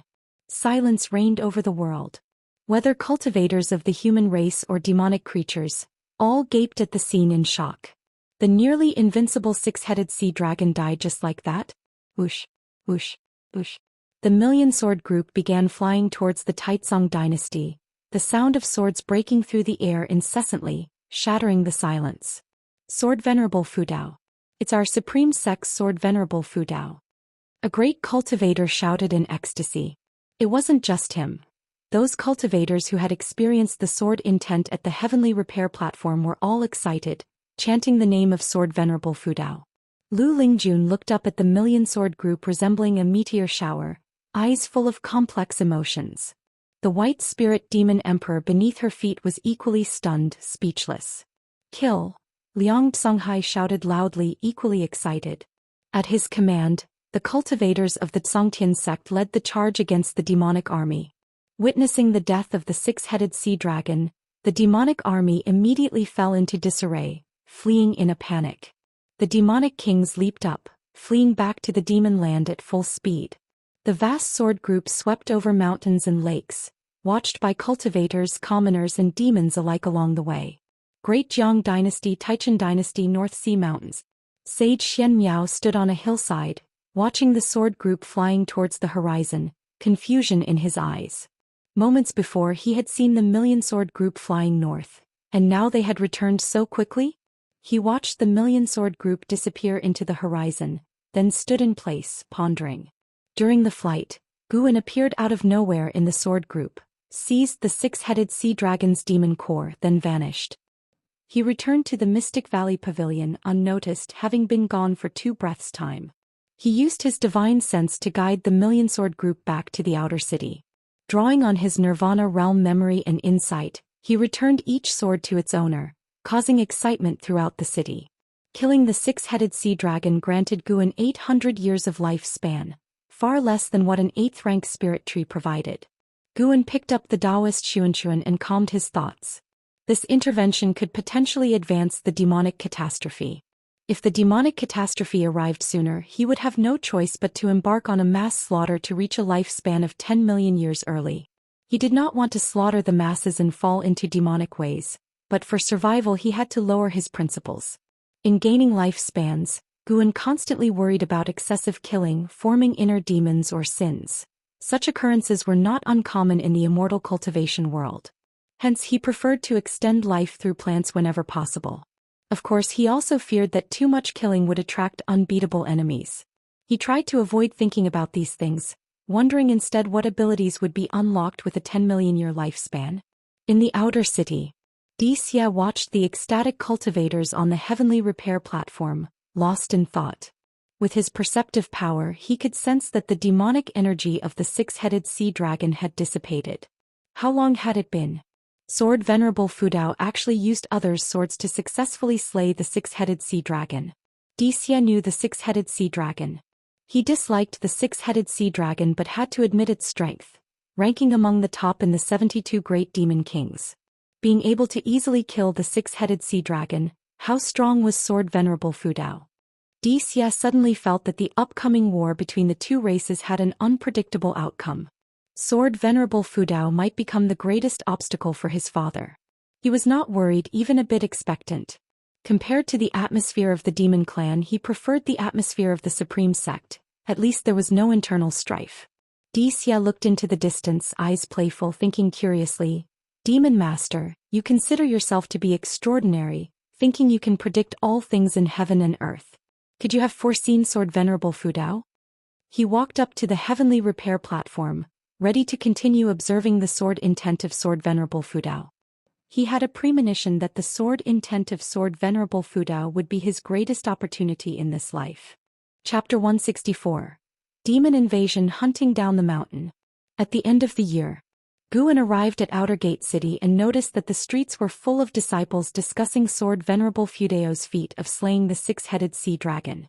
Some stalls were even selling six-headed sea dragon dolls, and there were various depictions of the creature, including illustrations of its death. As he looked at those pictures, he inexplicably thought of Xinzhen. Xinzhen was still in seclusion. If she weren't, she might have been inspired by this event as well.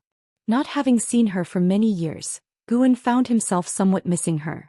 He wasn't missing her as a person but rather her creative skills.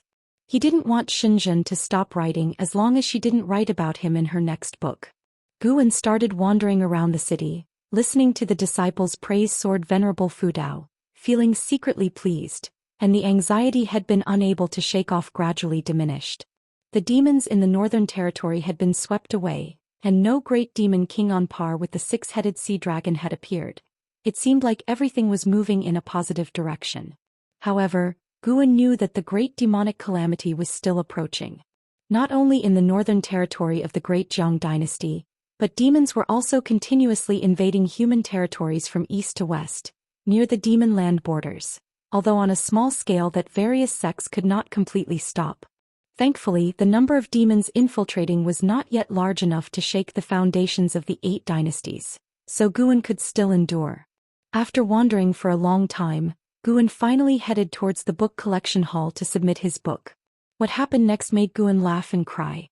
Great Elder Feng Shang hoped Guan could write Sword Venerable Fudao into Shattering Void, and enhance his image. This was the sect's intention. Guan pretended to be in a difficult situation, but then Feng Shang said the sect had prepared 106-tier medicinal herb seeds for him, so he reluctantly agreed.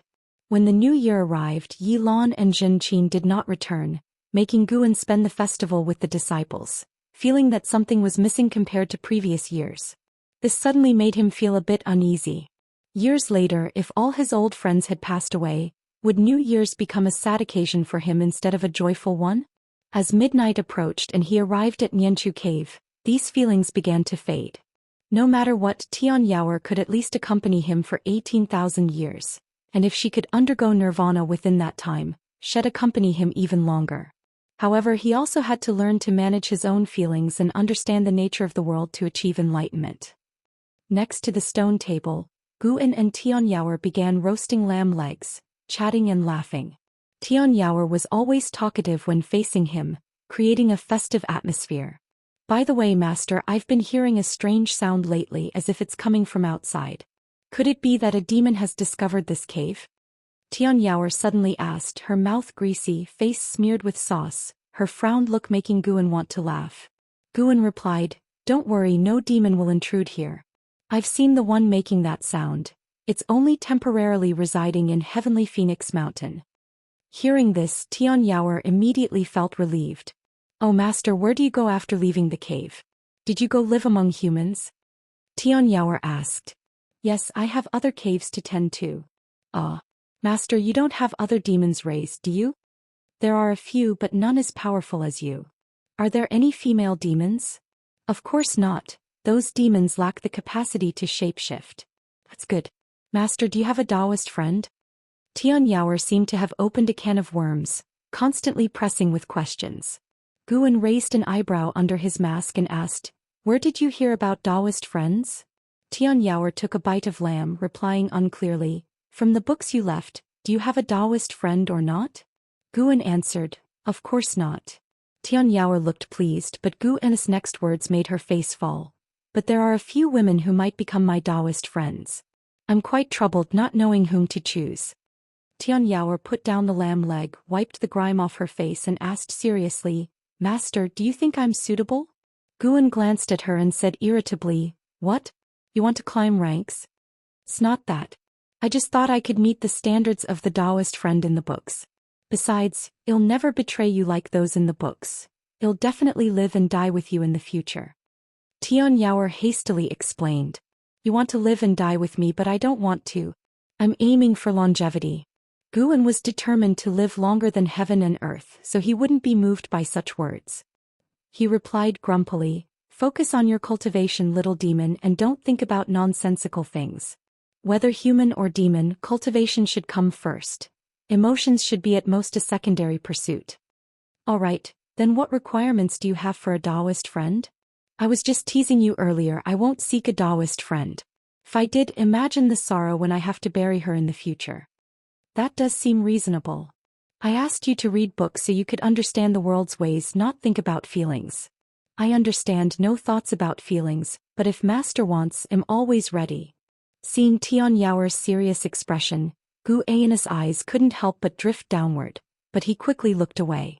He changed the topic and started talking about cultivation. Tian Yaoer pouted, feeling a bit disheartened but still listened attentively. She could only see Guan twice a month, so she cherished their time together. After the new year, the name of Sword Venerable Fudao was already spreading across the world.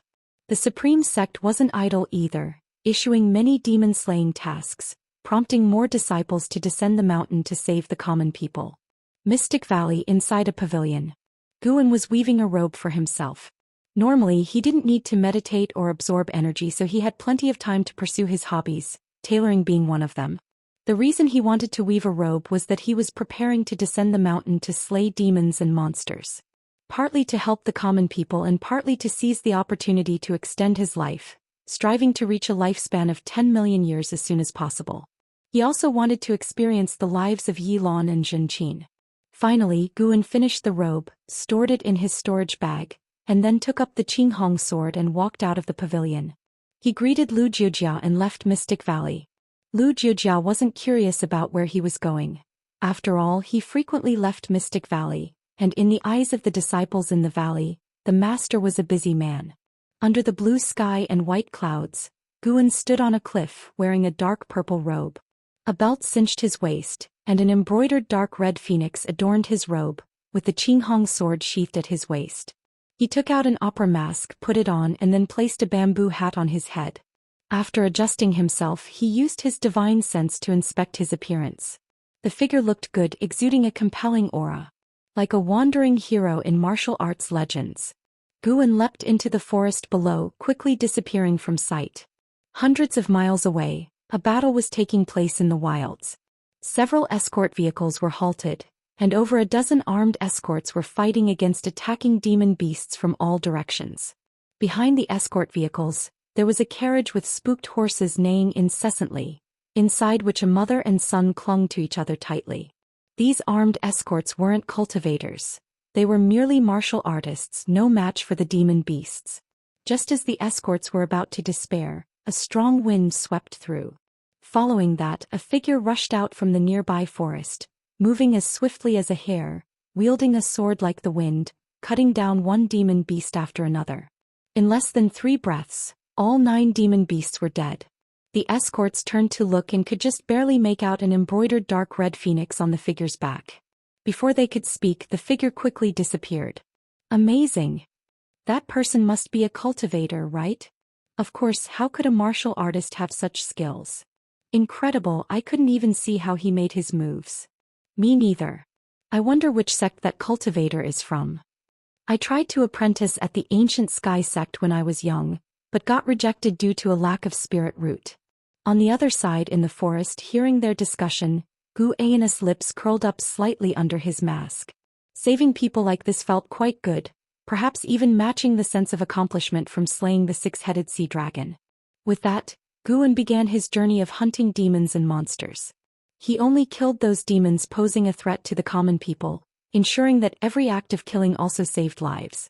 Saving one life could be more meritorious than building a 7-storied pagoda. Would this hold true in this realm? Anyway, Guan felt at peace. Killing one demon, saving one person. Good and evil balanced, he shouldn't be burdened with sin. Late at night, a group of cultivators were meditating in the forest, campfires scattered around with 5 or 6 people by each fire. Yilan and Zhenqin were among them. Yilan was meditating, absorbing energy, while Zhenqin was discussing recent demon encounters and events in the immortal cultivation world with nearby disciples. I wonder what the 6-headed sea dragon looked like. I heard it ate 5 Mystic Heart Realm great cultivators alive, Zhenqin said softly, her face full of curiosity and fear. When she mentioned the 6-headed sea dragon, the other disciples instantly became excited, starting to talk about Sword Venerable Fudao. After slaying the 6-headed sea dragon, Sword Venerable Fudeo's reputation in the immortal cultivation world had reached its peak. Everyone was curious about how powerful he truly was. No matter how strong the opponent, Sword Venerable Fudao could always kill them effortlessly. As they chatted, they started discussing some of the major happenings in the immortal cultivation world. Recently, hateful heaven divine sword Zhou Xian absorbed the spiritual power of 20 nascent soul realm cultivators. He is said to be on the verge of entering the divinity transformation realm. What kind of demon skill is he practicing? A male disciple worriedly said. They spent their years slaying demons and monsters outside, so they were concerned about running into Zhou Xian. Listening to their discussion about Zhou Xian, Zhenqin suddenly felt downhearted. What's this? You want to know what cultivation technique Zhou Xian practices? Well, you're in luck tonight, you'll find out. A chilling laugh suddenly echoed through the forest, startling the disciples of the law enforcement hall. They all quickly stood up, with Yi Lan also rising, drawing the white spirit sword ready for battle. Prepare for battle, Yi Lan said in a deep voice. The disciples each took out their magic artifacts and quickly gathered together. Looking around, the silent forest under the night sky was so eerie, with mist swirling in the depths, obscuring any figures. Yi Lan suddenly looked in a direction and frowned. The others did the same, only to see figures emerging from the darkness, carrying a coffin. Chapter 165. 8 million years of lifespan. Looking at the group of black silhouettes carrying a coffin, Yi Lan furrowed her brows tightly. The other disciples were the same. They couldn't discern the aura of the other party, which made their hearts sink. The newcomers were indeed the 9 Nether 13 evil. Underneath the night sky, they were like 13 ghostly shadows, so terrifying.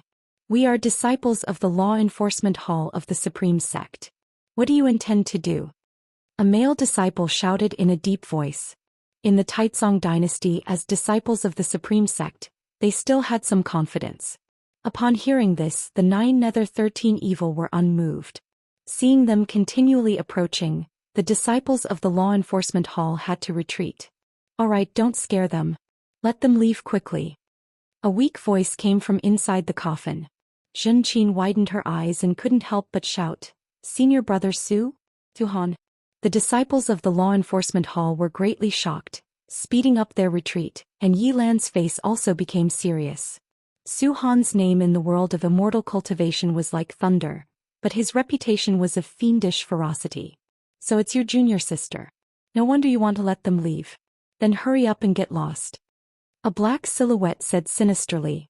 Zhenqin wanted to speak, but Yi Lan stopped her and without uttering harsh words, led the disciples away immediately.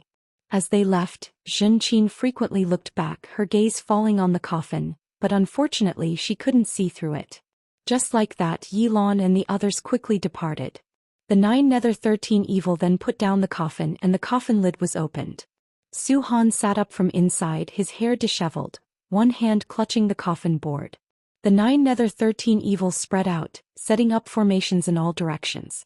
Zhou Xian stared in the direction where Yi Lan, Zhenqin and others had left, his eyes complex, lost in thought. Thousands of miles away. Above the forest, Guan stood atop a tree watching the scene from afar. He embraced the Qinghong sword, his face concealed by a mask, only his eyes flickering with a ghostly light. After watching for a while, Guan finally turned around and leaped into the mountain forest. Spring arrived, everything revived, the sky over the Supreme Sect turned blue, dotted with white clouds, and the scenery was delightful. In the third medicine valley, Guan was picking medicinal herbs and Exen following beside him holding a bamboo basket. In those days, Guan would go out daily to save people and slay demons. Although his lifespan did not increase rapidly, it still increased by several thousand years each day. Mainly, he wasn't solely targeting demons. In the process, he also experienced the various states of the mortal world. Valley Master, have you any news of my brother? An Exen suddenly asked, a question she had held back for a long time.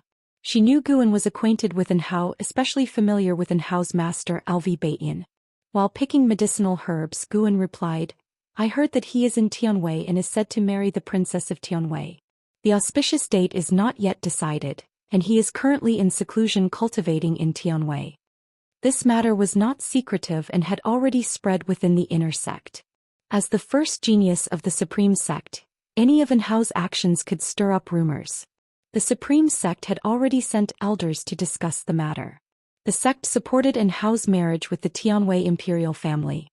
Hearing this, an Exan sighed in relief and asked smilingly, "How is the princess of Tianwei in terms of talent and beauty?" "In terms of talent, that I don't know. Said she's quite beautiful. You know your brother, don't you? If the looks weren't good enough, would he even consider her?" Guan responded. Talking about Enhao brought more smiles to Enzin's face. She began recounting Enhao's childhood embarrassing moments, and Guan listened intently without showing any impatience. Guan also felt happy that Enhao could get married. Despite not having married himself, just thinking about the disciple he raised getting married uplifted Guan's mood. After finishing picking the medicinal herbs, the two headed towards the pavilion complex. Guan had an Exan bring the herbs to the storage building, while he went upstairs alone to relax and read. By dusk, Guan left the third medicine valley and continued with his roaming plan. Months passed swiftly and Guan's 90th birthday arrived. During this period he had slain over 12,300 demon beasts, gaining nearly 400,000 years of lifespan, bringing his total lifespan to over 8 million years.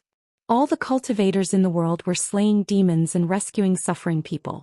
Therefore, Guan had not yet made a name for himself, but the tens of thousands he had saved remembered him. Sooner or later his deeds would be widely known.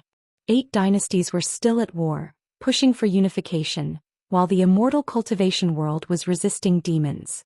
Yet no matter how many demons were killed, the number of demons in the lands of the 8 dynasties kept increasing. The demon calamity was different from what many imagined. It wasn't about countless demons attacking all at once but a continuous infiltration. Perhaps when the demon ancestor resurrected, the situation would be entirely different. A sweltering summer day. Disguised, Guan walked along a mountain path. Along the way there were many refugees with sallow faces, dirty and disheveled, staggering along like walking skeletons. Even as they brushed past Guan, they didn't turn their heads as if nothing mattered to them. Such situations were not new to Guan. These refugees' homes were likely destroyed by demons, forcing them to head to other cities. However, demons weren't the only troubles in these times.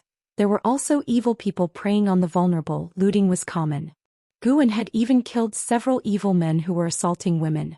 Guan also did not look at the refugees. He was pondering a question. If he didn't have the ability to steal lifespans, how would he survive in this world? From the Holy Land nurturing demons to harm the living to the common folks suffering from demons and evil men. Even though Guan wanted to cultivate in peace, if he could do something within his power without endangering himself, he would still like to help. As he walked and pondered, he suddenly sensed an aura coming from the south. He ceased his thoughts and extended his divine sense.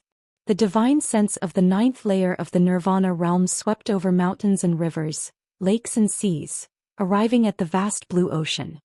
He saw a brilliant white light appear at the horizon. Carefully observing, it was a series of white lotuses forming a staircase in the air, continuously extending forward, while the lotuses at the back disappeared. A Daoist was stepping on the white lotus steps as if an immortal walking in the mortal world. Mahayana cultivator. Finally, a Mahayana cultivator returned. Guan felt relieved.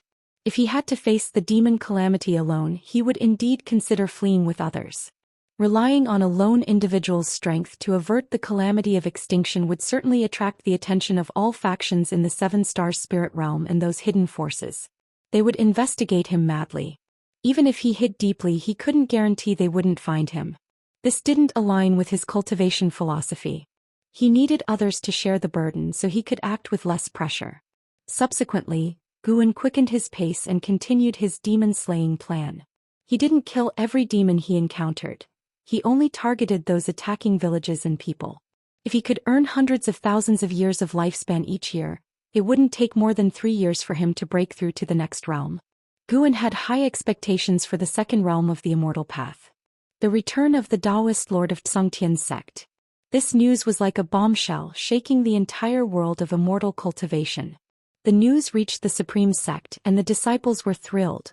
Legends about the Daoist lord started spreading wildly in various cities.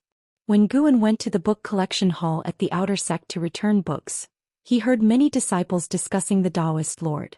Although information about the Daoist lord was scarce, one thing was clear. The Xianxia sect regarded him as a Mahayana cultivator. After years of calamities, Mahayana realm was no longer a secret in the world of immortal cultivation. It symbolized the pinnacle that mortal spirits could reach, representing the highest realm in immortal cultivation. With the return of the Daoist lord, various sects were actively contacting their long-out supreme elders, hoping for the emergence of a Mahayana cultivator. It's worth mentioning that this month, the Wuxian dynasty surrendered to the Taizong dynasty, which expanded its territory yet again, and Tianwei annexed the Great Zhou dynasty. Thus, the land of the once 9 dynasties turned into 6 dynasties. In terms of vastness, the Taizong dynasty was the largest. Even in the world of immortal cultivation, the name Li Xiandao was often mentioned. After leaving the book collection hall, Guan walked on the streets, listening to the surrounding disciples' discussions about the various events in the immortal cultivation world. He enjoyed it greatly. The immortal cultivation world was consolidating its strength, so he couldn't afford to fall behind. He aimed to break through to the second realm of the immortal path quietly before the world was unified. An hour later, Guan left the outer gate city and headed towards the North Sea mountain to the medicine garden of sage Xianmiao to pick herbs. By midnight, Guan moved again. This time he came to a valley just under 200 miles from the nearest town. The valley was filled with dense demon energy, and there were dozens of captives and over 200 demons, the strongest of whom had reached the nascent soul realm. That demon was severely injured and had ordered his subordinates to capture people. Guan stood on a cliff, overlooking the flickering firelight in the valley, suddenly capturing an aura, his eyes narrowing beneath the mask. He didn't hesitate and jumped down. Facing the demons in the mortal world, Guan never used spells or divine skills. He relied solely on swordsmanship to slay demons. After half an hour, in the valley, dozens of raggedly dressed commoners knelt on the grass, kowtowing to Guan. On the cliff face before Guan hung a huge cat demon, covered in blood, its demon body embedded in the cliff, with stones continually falling off. Besides that, surrounding Guan were the bodies of demons, a chilling sight. Guan said, "Hurry and leave." Upon hearing this, the commoners quickly got up and ran towards the valley entrance. Guan's gaze then fell on a shape-shifting demon beneath the cat demon's corpse, writhing on the ground. A woman suddenly turned around and said, "Benefactor, that demon was good to us, even trying to save us. Please don't kill him." As she spoke, the other commoners who were running away also stopped. Seeing the demon, they all spoke up, pleading for mercy. Guan waved his hand and the commoners had to leave. The woman bit her lip and eventually left as well. Soon the valley fell silent. The shape-shifting demon beneath the cat demon staggered to his feet, looking more like a human than a demon. "Kill me if you want." Zhang Buku looked at the mysterious sword cultivator ahead, gritting his teeth, his eyes showing no fear. Chapter 166. The appearance of the green hero, 9 masters under heaven looking at the shape-shifting demon in front of him. With a stubborn expression, Guan's memories were stirred. He recalled scenes of his time with his eldest senior brother, Zhang Chuanqiu. In his memory, Zhang Chuanqiu aged from youth to old age, representing the life of Zhang Chuanqiu. This shape-shifting demon was Zhang Chunqia's son Zhang Buku. When they first met, Zhang Buku was just a boy, but now he had grown up. Seeing Zhang Buku in such a miserable state now, his eldest senior brother would surely feel heartbroken, wouldn't he? Guan thought so, and his thoughts began to drift. Zhang Buku's injuries were not inflicted by him. Before he intervened, Zhang Buku was being bullied by demons. When he killed the demons earlier, Zhang Buku pounced on him, but he kicked him to the ground. Zhang Buku could barely stand up until all the demons were dead. According to the words of those commoners, Zhang Buku had indeed not committed any evil deeds. But why did this kid have an attitude of seeking death? Guan raised the Qinghong sword in his hand, pointing at him, and asked, "Do you really want to die?" Zhang Buku did not hesitate, his face twisted in rage, and he lunged directly at Guan. Guan held the sword in a reverse grip, pressing the hilt against Zhang Buku's chest. His upper body leaned back, making Zhang Buku unable to reach him. Before Zhang Buku could change his move, Guan took off his mask and placed it on Zhang Buku's face. Zhang Buku instinctively retreated, then took off the mask, glaring furiously at Guan. As he was about to throw the mask at Guan, his eyes widened and he looked astonished.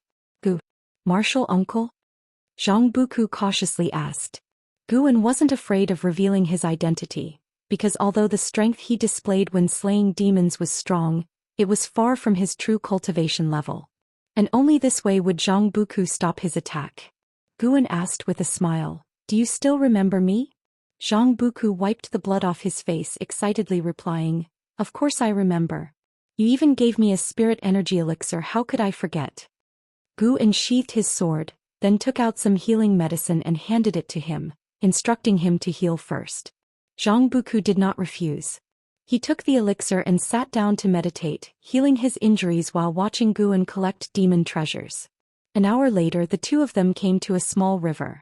Zhang Buku squatted down, beginning to wash his face and clean his wounds in the process. After he finished cleaning, he turned to look at Guan, who had put the mask back on, and asked, "Martial Uncle Gu, why are you dressed like this?" He was no longer the ignorant boy of the past. After wandering the immortal cultivation world for so long, he was well aware of the supreme sect's status. Within the Taizong dynasty, wherever the disciples of the supreme sect went, they were always honored. Guan replied, "In an era of chaos caused by demons, although I have the heart to save the suffering, I also fear trouble. That's why I wear a mask, not wanting to be recognized." Zhang Buku suddenly understood. He remembered his father's evaluation of martial Uncle Gu. Cowardly, cautious, yet possessing a warm heart. "Be sure not to tell anyone about what I did," Guan added. Zhang Buku chuckled, "Don't worry, I'm very tight-lipped. Besides, martial Uncle Gu just saved my life, how could I ever harm you?" Guan patted his head and asked, "Why were you mingling with those demons?" Upon hearing this, Zhang Buku's smile instantly froze and he lowered his head. The night wind was hot and Guan looked at Zhang Buku's back, sighing in his heart. There was no need to ask. Guan could guess his predicament. The union of human and demon, born in a human environment, but as he grew up his demon energy increased. Humans would not tolerate him and his views had been shaped by Zhang Chuanqiu. How could he integrate into the demon clan? Guan had previously heard those demons mocking him for his impure blood, which showed that the demon clan did not accept him either. "I recently acquired a cultivation technique, said to be from the Thousand Autumn Pavilion. As I am from a righteous path sect, I cannot cultivate it, so I might as well pass it on to you," Guan suddenly said, then took out a secret book from his storage bag. It was titled, Demon Shadow Divine Skill. In reality, it was the cultivation technique for the 9 extremes yin-yang body. Upon hearing this, Zhang Buku could not help but raise his head to look. Staring at Guan's outstretched hand, he felt a bit dazed.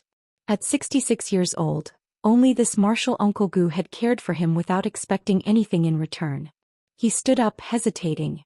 Guan directly stuffed the secret book into his arms, saying, "Take it and remember, do not tell anyone that I gave it to you." Zhang Buku took a deep breath. He raised his eyes to look at Guan and asked, "Martial Uncle Gu, do you think I am human or demon? Why can't either humans or demons accept me?"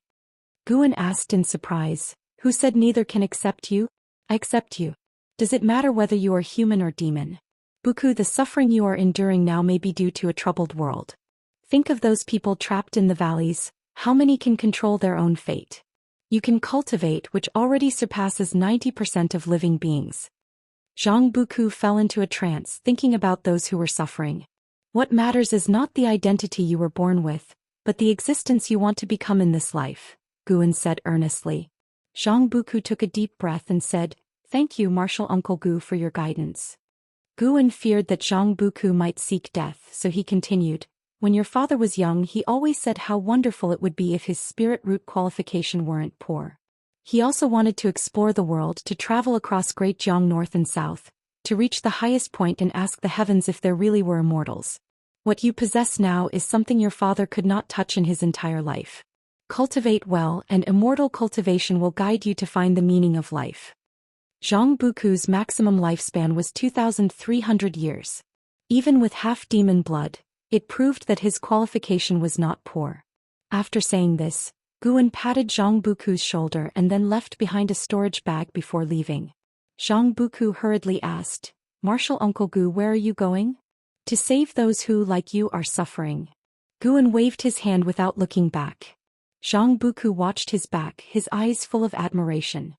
He understood the background of martial Uncle Gu, who had no parents, born as a house servant, while he at least had his father accompany him to adulthood. Martial Uncle Gu was so carefree, so why should he lament and blame himself? When he noticed the storage bag on the ground, Zhang Buku couldn't help but pick it up. Just as he was about to call out to Martial Uncle Gu, he could no longer see his figure. He probed the storage bag with his divine sense, and immediately a complicated expression appeared on his face. Inside were all the demon treasures left behind by the earlier demons. He held the storage bag tightly, lowered his head, and tears streamed down his cheeks. As he cried, his mouth began to smile. I will cultivate well, Martial Uncle Gu. One day I will repay you and make you proud. A year passed by quickly. During this year, great cultivators gradually returned from overseas, and each great cultivator's life deeds were promoted by his sect, spreading throughout the world, inspiring all cultivators with boundless enthusiasm. The great calamity of demons was terrifying, but just like Pan Innes' book Shattering Void, the human race with their perseverance would surely endure all calamities. Over the past year, Guan had led a fulfilling life. In the time not spent picking medicinal herbs, he went down the mountain to save the suffering.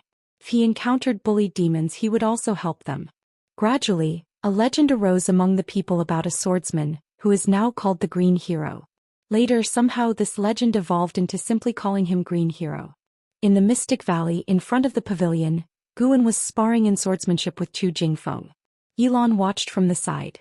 Eventually, Guan barely defeated Chu Jingfeng. He wiped the sweat from his forehead, lamenting, without using spiritual power, it is truly difficult to win against Brother Chu relying solely on swordsmanship. Chu Jingfeng panted heavily and smiled, your swordsmanship is excellent. I don't mind losing. Though he lost, he wasn't discouraged because Gu An's victory wasn't easy. Afterward he took his leave, not wanting to disturb Guan and Yilan. Guan took Yilan upstairs. Once inside, Guan went to wash his face first. Yilan closed the door, walked to the desk and began to speak. Recently, more and more demons are appearing at the borders of the 5 dynasties. There's even a great demon in the mystic heart realm. It seems that the death of the 6-headed sea dragon did not deter the demon land. Over the year, the Qintang dynasty had merged into the Great Jiang dynasty, and the world was short of another dynasty. I have received information that there are 72 great demon kings in the demon land, and the 6-headed sea dragon was just one of them. When the true great calamity of demons arrives, I don't know how the human race will resist. I think relying solely on the 9 great cultivators in the world is far from enough, Yilan said, full of worry. The title of 9 great cultivators was a name proclaimed by the Supreme Sect, including the Daoist Lord of Tsangtian Sect, the Taoist of Immortality of 3 Pure Ones Mountain, and the Sword Venerable Fudao of the Supreme Sect. With the title 9 Great Cultivators spreading, the Immortal Cultivation world's morale was greatly boosted, and the Supreme Sect was frequently mentioned as a result. LV Baitan had thoroughly studied the techniques Guan had taught him. Guan turned and smiled. The strength of the Immortal Cultivation world is at least continuously improving, which is a good thing. As long as there is hope, it is fine. Yilan added, it is said that above the 72 great demon kings, there are even more terrifying existences. It is unknown what the demons in the demon land are planning. Don't think about those things. You and I cannot change the grand trend of the world. All we can do is go with the flow and survive. Guan comforted her. Yilan nodded, saying, if the great Jiang does fall, brother, let's go south and head to the sea. I've been making preparations. Although the ocean is dangerous, at least it's a way out. If we can find a small island to live on in the future, even if it's only for 10 or 20 years, it wouldn't be a wasted life. Guan smiled and asked, what kind of life would that be? Just the 2 of us? Wouldn't that be boring? How could it be boring? We would work at sunrise and rest at sunset. I have many ways to amuse you. Yilan raised her eyebrows at Guan as she spoke, her gaze truly making Guan's imagination run wild. Guan gave a mock cough and said, if it really comes to that, then it can only be so. After hearing this, Yilan became excited and started talking about the resources she had been preparing. Watching her smile, Guan thought to himself, you can rest assured, sister, I will not let you wander aimlessly. Gu An's lifespan had already exceeded 9,300,000 years, getting closer to the 10 million mark. This year, if he made an effort, there's a chance he could accumulate a lifespan of 10 million years by the end of the year. For his sister he had to test the edge of the great calamity of demons. Chapter 167 Breakthrough of 10 million years lifespan. The clouds churned ominously. The sky was darkened, the ground below crisscrossed with rivers of lava. From a high vantage point, it seemed as though the earth had cracked open, with a searing hot air filling the space between heaven and earth, and a demon fog swirling with embers. Volcanoes stretched endlessly into the horizon, some still erupting. Within the mountains, countless demons twisted and soared. Fish even leaped from the lava, causing bones to rise and fall. Upon the peak of a majestic volcano stood an altar. Seated atop the altar in meditation was a man in a black robe. The robe was vast, his long hair giving the impression that the black robe covered 1/3 of the altar's surface. A snake-like tail, covered in black scales, extended from beneath the robe, draping over the edge of the altar. In front of the black-robed man, a giant skeleton held a bronze mirror, inside which demon energy surged as if thousands of evil ghosts struggled to break free. A great demon with a tiger's head and a human's body flew in on a demonic cloud, landing beside the altar. Demon Master, His Majesty the Demon Emperor is preparing to go to the ancient tomb of the demon ancestor. He asks if you will accompany him. The tiger-headed demon bowed respectfully as it inquired. The black-robed man on the altar was the Demon Master, a figure within the demon land second only to the Demon Emperor in power. With an air of indifference, the Demon Master replied, "Tell His Majesty my divination is at a critical juncture. I cannot accompany him." The tiger-headed demon continued to ask. His Majesty wants to know what he should do if the demon ancestor regains consciousness earlier than expected. Assure His Majesty that the soul of the demon ancestor is merely a shell. Its spiritual wisdom has been eroded by heaven and earth. Without finding a suitable soul, it's impossible for him to be resurrected. But His Majesty needs an answer. The tiger-headed demon hesitated. Hearing this, the Demon Master became silent, and his tail ceased its movement, increasing the tiger-headed demon's tension. After a long while, the Demon Master said in a low voice, "If he indeed regains consciousness, have His Majesty destroy him." "As you command." Relieved, the tiger-headed demon bowed deeply and departed immediately. Once the tiger-headed demon disappeared into the horizon, the Demon Master slowly raised his head, revealing a nightmarish face. Half of it was just bare bones. His eyeballs seemed on the verge of falling out and 2 dagger-like fangs protruded from his mouth. With blood-red pupils, he gazed into the bronze mirror ahead, mumbling to himself, "Why have the fates changed?" In the late autumn, in the book collection hall of the inner sect, Guan arrived on the 3rd floor and found Elder Su Lu asking, "Recently, a batch of disciples from overseas has returned, including a supreme elder. Is there an ocean map available?" Su Lu raised his eyes to look at him, smiling as he said, "You've already asked 3 times. It seems your patience has paid off." He opened a drawer, took out a jade scroll and said, "The map is here. Use your divine sense to read it, but you can't take it away. You have to look at it here." "Thank you, Elder." Guan quickly expressed his gratitude, then picked up the jade scroll and walked to a nearby chair. He did not fear suspicion. If anyone investigated, he could present himself as Pan, and Pan-In's justification would be sufficient. Gu-An's lifespan was already 9,995,000 years, just 5,000 years short of the 10 million year mark. In his current situation, 5,000 years of lifespan was no problem at all. If he waited a month, he would achieve it slowly, or he could expedite it by harvesting heavenly treasures from the Starmaster Cave. Sitting down, Guan focused his divine sense into the jade scroll. Soon he saw the vast ocean from a high perspective, seeing the edge of the Taizong dynasty, leading down into the ocean. The edges of the map were shrouded in dense fog, signifying the unknown. From a macro view, the ocean seemed devoid of land masses larger than this continent, with only islands of various sizes, some as large as the Taizong dynasty. When he focused his divine sense on a particular point, the view zoomed in, allowing him to see detailed scenes of that part of the ocean, including mighty waves and the silhouettes of sea demons. The cultivator who created this jade scroll likely had a very high cultivation level, perhaps even a supreme elder. An hour later, Guan withdrew his divine sense, stood up and returned the jade scroll to Su Lu, sighing, "The ocean is truly vast." Lu placed the jade scroll back in the drawer, smiling as he asked, "You're studying ocean maps. You're not planning to escape, are you?" Guan responded righteously, "How could that be? I believe the supreme sect can overcome the great demon calamity. Why would I flee? I am merely curious about this world." "Really?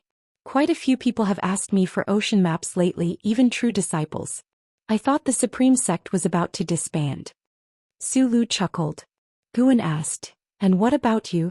If the supreme sect needed all disciples to fight to the death, what would you choose?" Lu smiled. "This old bag of bones is ready to be buried within the supreme sect. I've even prepared my tombstone." Guan couldn't help but show a look of admiration. After chatting for a while, Guan bowed and took his leave. After descending the stairs, a figure emerged from the staircase leading upstairs. It was a masked woman dressed in simple robes, her hair wound into a bun by a wooden hairpin. She approached Lu. Lu raised his hand in greeting, smiling as he asked, "Senior, what do you need?" The masked woman drew several jade scrolls from her sleeve and said, "If that disciple comes looking for maps again, you can give him these." Accepting the jade scrolls, Lu couldn't help but ask, "Do you know him?" "In a way, yes. Someone wants to take him as a disciple and he has another identity worth cultivating." Leaving these words, the masked woman vanished into thin air. Looking at the jade scrolls on the table, Lu muttered to himself, "Another identity? He's just a Foundation Establishment realm cultivator, always reading idle books. What identity could he have? Could it be Panin? Impossible. How could Panin enjoy reading Daoist Sunshin's books? Is he the author of the Supreme Secret Records, writing under his real name?" Winter set in, bringing late snowfall this year. After nightfall, Guan first went to the Mystic Heaven Cave Mansion to harvest a batch of medicinal herbs and then replant them. Leaving the Mystic Heaven Cave Mansion after a few steps, he arrived at the Nianchu Cave on Heavenly Phoenix Mountain. Tian Yaoer was practicing the Limitless Freedom Step, her figure moving deftly. Despite the short distance, the divine skills were already evident in her movements. This demoness comprehension was indeed high, but to reach 100 miles in one step or even 1,000 would require many more years. As for achieving Gu An's level, he currently saw no hope. With just a glance, Guan turned and began gathering medicinal herbs. Tian Yaoer spotted him, her face lighting up with delight as she quickly rushed over. A fragrant breeze hit Guan and Tian Yaoer hugged him, rubbing her face against his chest, causing him some exasperation. Why was this girl getting more and more clingy? "Why do you suddenly have a fragrance?" Guan asked, raising an eyebrow, lightly patting Tian Yaoer's thigh as she became even bolder. Hugging was one thing, but using her legs to rub against him was too much. Tian Yaoer looked up, giggling, "I don't know either. Maybe it's my natural scent. Master, do you like it?" Guan pressed his hand to her forehead, pushing her away. "It's passable. I have to pick herbs, so you keep practicing." Guan was sincere. Although Tian Yaoer smelled good, it didn't stir his heart. Tonight he would reach his 10-million-year lifespan. Tian Yaoer didn't listen but followed him, asking about his preferences while he harvested. Guan absent-mindedly responded, his thoughts already drifting overseas. He had begun to envision higher realms. After a while, Guan suddenly sensed something, pausing briefly before continuing his harvest. His divine sense reached out beyond Nianchu Cave, scanning the distance. In the darkness, demon fog swirled and beyond the mountains colossal creatures moved. Upon closer inspection he saw a group of cultivators besieging an ancient species 1,000 feet tall, causing the earth to tremble. The ancient species resembled a turtle with a mountain which was also a volcano, on its shell and 3 snake-like heads continually spewing demonic flames. Among the besieging cultivators someone familiar caught his eye. Ji Xiaoyu. Why was she near Heavenly Phoenix Mountain? Ji Xiaoyu's cultivation level had reached the nascent soul realm's 7th layer. The cultivation levels of those with her were all at least divinity transformation realm, numbering 27, including 1 mystic heart realm cultivator watching from afar. Guan could sense a demonic energy approaching from the distance, a cultivation level at the mystic heart realm's 5th layer. Were these cultivators from the 7 stars spirit realm? Guan pondered quietly without pausing in his actions. Before long, the mystic heart realm great demon attacked, forcing the mystic heart realm cultivator to intervene. A battle between mystic heart realm cultivators erupted, prompting Ji Xiaoyu and the others to retreat from the battlefield. Seeing the evenly matched Mystic Heart Realm battle, Guan retracted his divine sense and continued gathering medicinal herbs earnestly. After a while, Guan abruptly stopped as two notifications appeared before his eyes. Your lifespan has first surpassed 10 million years, activating the lifespan fusion function. Lifespan fusion. Consume lifespan to break the rules of heaven and earth and the laws of the heavenly Tao, fusing different divine skills, spells and powers. The consumption is determined by the fused objects. Fusion? Guan's first thought was of his 5 elements treasure body. He could finally fuse its cultivation technique into the 5 elements skill. Expectancy shone in his eyes. Master, why did you stop? Asked Tianyao nearby. Guan replied, I was wondering if the amount of herbs has decreased, worried you might be stealing some. With that he continued picking herbs. Tianyao grew anxious, swearing she hadn't stolen any. Guan teased her for a bit before assuring her he was joking. Tianyao, dissatisfied, pouted and glared at him as though she wanted to eat him alive. It was the first time Guan had seen her truly angry. Once the herbs were gathered, Guan placed an arm around her shoulder, comforting, Don't be mad. Later I'll teach you a powerful spell. Tianyao pouted, The primordial earth immortal skill and limitless freedom step are already enough for me to practice. I don't need spells. Then what do you want? Let me think. How about you stay with me for a night? To practice cultivation? No, to read books together while lying down. Hearing this, Guan immediately sensed something amiss. This girl was getting bolder. Chapter 168. Arrival in the Ocean. Merging cultivation technique. Faced with Tianyao's multiple attempts at pleading, Guan finally agreed to stay with her overnight. Tonight he would break through a lifespan of 10 million years, allowing himself to relax for an evening. After Guan agreed, Tianyao became even more cheerful. To celebrate reaching a 10 million year lifespan, Guan also returned to Mystic Valley to fetch some lamb for a barbecue, which moved Tianyao greatly. She even thought Guan was commemorating the special day. During the barbecue, Guan's divine sense remained locked on the battlefield at the edge of Heavenly Phoenix Mountain. More and more demons were gathering. The great cultivator in the Mystic Heart Realm leading Ji Xiaoyu and the others could not secure victory immediately, which dragged Ji Xiaoyu and the others into the battle. If the fight continued like this, doom was likely. It was uncertain whether these people were from the Ji family or from the 7 Stars Spirit Realm. Guan pondered this while chatting with Tianyao, making sure she did not notice any flaws in his behavior. An hour later, the great cultivator in the Mystic Heart Realm sustained severe injuries and had to lead Ji Xiaoyu and the others to escape. But by now it was too late to flee. Guan lay under the tree, giving pointers to Tianyao on her cultivation. Tianyao was continuously practicing the limitless freedom step in front of him. Occasionally he gave his critiques. For each of his comments, Tianyao felt aggrieved, her small mouth pouting. You promised to lie down and read books together. Liar. Big liar. The more Tianyao trained, the redder her eyes became. Guan found her expression amusing. Today he would teach her a lesson. The harder you try to get something, the tougher it is to obtain. That was the meaning of life.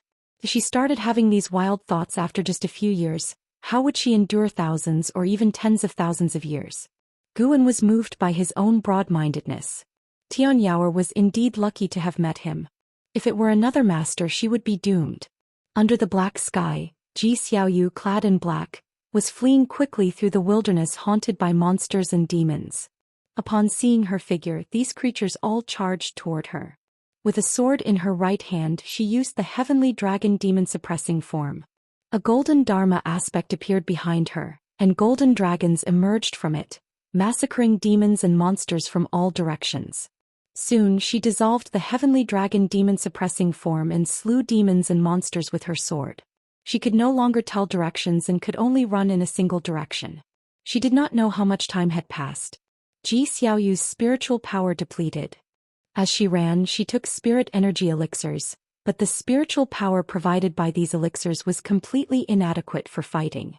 She stopped beneath a hill, swiftly took out small flags and talisman papers, and within 5 breaths, set up a formation, becoming invisible within a circled area. She sat down to meditate, beginning to cultivate energy. Demons flew over her head, unable to see her form. However, the ground began to tremble, rocks jumped up, making Ji Xiaoyu open her eyes and frown. From her viewpoint, a colossal figure loomed behind the mountains, faintly discernible. It was a giant demon in shape-shifting form with a human-like body and a lion's head. Its long mane twisted like tendrils, horrifyingly menacing in the dark night. "Where do you think you're escaping to, little lady?" A cold, violent voice rang out, followed by a storm that swept through the mountain wilderness, kicking up waves of dust. After the gust hit Ji Xiaoyu's formation, the airborne rocks and currents avoided the formation, which highlighted its outline instead. Ji Xiaoyu stared at the approaching giant demon's silhouette with a calm expression, without a trace of fear in her eyes. She merely sighed softly, and a faint golden mark appeared on her forehead. Before long, the terrifying giant demon arrived in front of her. He squatted slowly, the cloud-like sea revealing his lion head with sharp fangs, blood-red eyes, and a mane like flames from hell blazing fiercely. Suddenly, the terrifying giant demon stopped. He raised his eyes to look behind Ji Xiaoyu. The golden mark on Ji Xiaoyu's forehead had expanded, covering her entire forehead like a complex network of lines. She sensed something and turned to look. On top of the hill behind her stood a figure, a man in purple clothes with a mask on his face, standing against the wind. She was secretly startled, not having noticed the other approaching. "Where did you come from?" the terrifying lion demon roared in anger, swinging a palm toward the hill. With one palm strike, Ji Xiaoyu's formation shattered under immense pressure. Small flags plunged into the ground, talisman papers fluttered, and her hairpiece was blown off, her hair dancing wildly. Boom! With a deafening roar, the earth shook and the sky trembled, forcing even Ji Xiaoyu in the seventh layer of the nascent soul realm to close her eyes. When the unsettling aura dissipated, she opened her eyes to find the terrifying lion demon left with only his upper body, blood raining down. The demon clouds in the night sky dispersed, revealing splendid, beautiful stars. Ji Xiaoyu's eyes widened in astonishment. That lion demon was so powerful, even her void-crossing realm companions were devoured by it. Subconsciously she turned to look. The mysterious man still stood on the hill, his arms hanging naturally as if he had not been the one to strike. The man was none other than Guan. To avoid being recognized, Guan had made his figure larger, taller by one head, with disheveled hair and an almost invisible aura. He didn't use the 9 extremes yin-yang body because news of Sword Venerable Fudao mastering the Demon Shadow Divine skill had already spread. He didn't want Ji Xiaoyu linking him to Sword Venerable Fudao. Ji Xiaoyu quickly stood up and bowed to Guan, saying, "Thank you for saving me, senior." "Why is a Ji family disciple in the demon land?" Guan asked in a hoarse voice, easily reminiscent of a weathered man in his 40s or 50s. Killing that great demon had granted him 600 years of lifespan, a tremendous bounty. Ji Xiaoyu replied, "I followed the 7 stars spirit realm for training. Does senior have any relationship with my family?" Guan appeared in front of Ji Xiaoyu out of thin air, placing a hand on her shoulder and said, "Let's talk in another place." Before Ji Xiaoyu could respond, everything blurred before her eyes. The long-distance space shift made her uncomfortable, unable to move. A few moments later she felt her feet touch the ground. Opening her eyes, she found herself in a cave. The space here was not large, with layered rocks, a mountain wall in front of her pouring underground water, making it very humid. Looking up, she saw numerous crystal stones hanging from the ceiling, emitting various lights that illuminated the cave. "Stay here to heal." Guan left this message before disappearing into thin air. Ji Xiaoyu stood silently. She extended her divine sense, finding the cave over 1,000 zhang beneath the surface, filled with spiritual energy, perfect for healing. Although she did not know who the person was, given the means he displayed, she understood she couldn't escape. The person seemed to have no malicious intent. Otherwise she was now exhausted, a prime time to attack her. Ji Xiaoyu sat cross-legged and began to cultivate energy to restore her spiritual power. On the other side, Guan returned to Heavenly Phoenix Mountain. Tian Yaoer was sulking, but seeing him with 2 bottles of fine wine, she immediately beamed with joy. Since the last time she got drunk, she had fallen in love with alcohol. Half an hour later, Tian Yaoer was drunk and lying on Guan's lap. Guan patted her back, a smile on his face. In the morning, Guan did not immediately return to the supreme sect nor look for Ji Xiaoyu, as she would not recover her spiritual power and injuries in just one night. He went directly south, flying toward the ocean. Utilizing the 9 extremes yin-yang body, he transformed into a shadow form, then performed the limitless freedom step to swiftly leave the Taizong dynasty and enter the ocean. The vast sea and open sky widened Guan's view, lifting his spirits. His figure constantly shifted, moving quickly above the sea of clouds. On the ocean a large ship sailed quickly. On the deck lay a man in green robes, lying on his back with a book in his hands. Suddenly he saw something sitting up abruptly. However, upon closer inspection he found nothing in the sky. "That's odd, did I see wrong?" The man in green frowned deeply. He lost interest in reading, putting his book, The Investiture of the Gods, back into his storage bag before walking to the bow of the ship, gazing into the distance. The ocean stretched endlessly, but he could already feel the breath of his homeland. He smiled, murmuring, "A demon calamity, another opportunity for me to turn the tide in my favor." Guan took over 500 steps, finally landing on a mist-shrouded island. The island was vast, sparsely populated with living creatures, with only 6 islands within 10,000 li, perfect for his breakthrough. He quietly slipped into the forest, sitting under an old tree, and immediately activated the lifespan barrier. He pulled up his attribute panel, seeing his lifespan of 10,010,000 years, a smile forming on his face. First, upgrade his cultivation technique. Guan began using the lifespan fusion function, merging the primordial earth immortal skill with 4 basic cultivation techniques of different attributes. Due to the significant difference between these 5 techniques, forcibly merging them will not necessarily exceed the most powerful technique. Do you wish to continue? What? Did it mean the fusion would take an average? Guan cursed inwardly. Was this a way to waste his lifespan? Fortunately, he prepared other techniques. Over the years he had killed countless enemies, searched many souls, and transcribed many techniques himself just in case. He immediately took out 4 high-rank techniques, starting to cultivate them one by one. He did not need to abandon his original cultivation, nor did he need to cultivate other attributes of spiritual power. He only needed to run through the sorcery once, allowing the techniques to enter his attribute panel. After half an hour, Guan's attribute panel showed 4 more techniques. He intended to upgrade them one by one but received a prompt. The technique's attributes conflict. Please choose to abandon and start anew or forcefully integrate with a risk of deviation. Damn. Even with a golden finger similar to a system, he could still risk deviation? Guan had no choice but to enable the lifespan fusion function, merging these 5 techniques. Fusion will cost 500,000 years of lifespan. Do you want to continue? This costs 500,000 years. Guan suppressed his heartache and chose to continue. You invested 500,000 years of lifespan to merge the primordial earth immortal skill, karma fire dark sky skill, golden light spirit body art, vast earth vital energy skill, great cold heaven sorcery. Fusion successful. You comprehended 5 elements Taoist skill. Chapter 169 Breakthrough to the 9th layer of the loose immortal realm. As the prompt indicating successful fusion fell, a massive memory wildly surged into Guan's mind, plunging his consciousness deep into it.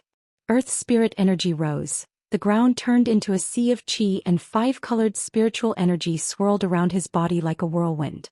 The spiritual energy of the entire island started to rush toward him, causing the mountains and forests to sway, and all the living creatures on the island to be startled and flee.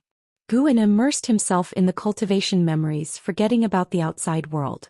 An ancient hour later, he slowly opened his eyes. Through the lifespan barrier, he saw the woods shaking violently and thunderclouds rolling in the sky, as if he had suddenly moved from morning to evening. He savored the profoundness of the 5 elements Taoist skill, his heart filled with joy. The sorcery of the 5 elements was indeed formidable. The 5 elements created heaven and earth. Although the attributes of heaven and earth were more than the 5 elements, the 5 elements were the most fundamental. The 5 elements evolved into heaven and earth evolved into more attributes and rules. By relying on the evolution of lifespan, Guan had already mastered the 5 elements Taoist skill. The myriad subtleties within the cultivation technique were hard to explain clearly in a short time. He reopened the attribute panel and devoted 500,000 years of lifespan into the 5 elements treasure body for evolution. One prompt after another popped up crazily before his eyes, until he saw one prompt and a smile appeared on his face. You have comprehended the true meaning of heaven and earth for 350,000 years, and received the tempering of heaven and earth true meaning in your physical body. Your root bone has transformed and your 5 elements treasure body has advanced to the innate Taoist body. The following 150,000 years were all for enhancing the innate Taoist body, but the innate Taoist body did not advance further. As the earth spirit energy surged into Gu An's body again, he decided to continue devoting his lifespan, at least to undergo another transformation in his physique. He devoted 10,000 years after another. After 370,000 years, his innate Taoist body successfully advanced to the mystic holy body. The speed at which earth spirit energy poured into his body accelerated, plunging him into an indescribably wondrous state. At that moment, a powerful divine sense swept over the island. Nirvana realm. Guan was secretly shocked. There were indeed immortal path realms hidden overseas. The continent he was on was just a small corner of heaven and earth. Guan did not panic at all. With the lifespan barrier in place, the other party could not detect him. After 30 minutes, the divine sense disappeared.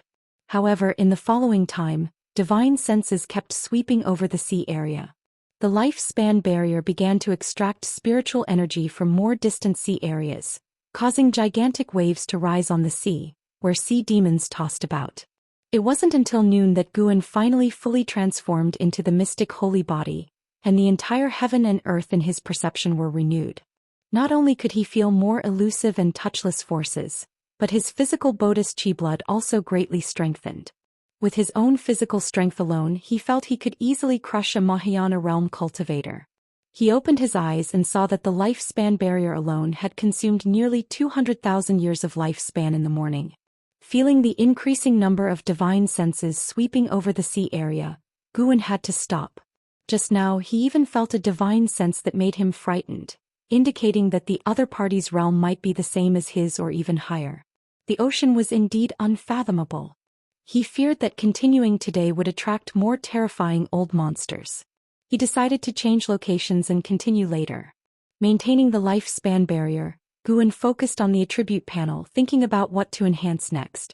The cultivation technique could be upgraded another level, and he could choose one divine skill or ultimate skill, as there was no need to enhance too many combat methods at one time. The many divine skills, spells, and ultimate skills he possessed were already very advanced. Each alone was rarely seen in the world. It wasn't until evening that Guan left the island, heading quickly eastward. He took 500 steps of the limitless freedom step continuously before stopping. This time the island he stayed on was very small, with no demons, only creatures without spiritual wisdom. Guan activated the lifespan barrier and after sitting down, pulled up the attribute panel. He devoted 200,000 years of lifespan into the 5 elements Taoist skill. However, this effort did not allow the 5 elements Taoist skill to advance, so he devoted another 200,000 years of lifespan, yet still failed. An Xian hardened his heart and devoted 300,000 years of lifespan. Finally, the 5 elements Taoist skill evolved, advancing to the heaven and earth primordial skill. Mastery realm. A total of 700,000 years of lifespan. At the same time, the heaven and earth primordial skill also awakened a divine skill called Universe in the palm, which could store all things of heaven and earth in one's palm, with the amount depending on one's mana level. Guan glanced at his lifespan, over 7,700,000 years, still sufficient. Nature's spiritual energy began to rush wildly into his body, and his thoughts were occupied by inherited memories. An ancient hour later he opened his eyes. It was already dark. Having no time to savor the heaven and earth primordial skill, his gaze turned to the attribute panel again. The primordial Rui skill must be enhanced as it was Gu An's fundamental standing, allowing high realms to be unable to spy. Another 50,000 years of lifespan. Unknowingly, Guan became bolder. One after another prompt popped up madly before his eyes, and ultimately the primordial Rui skill advanced to the all things form and energy art. The all things form and energy art not only enhanced the ability to conceal one's aura but also allowed one to change their aura, consistent with all things.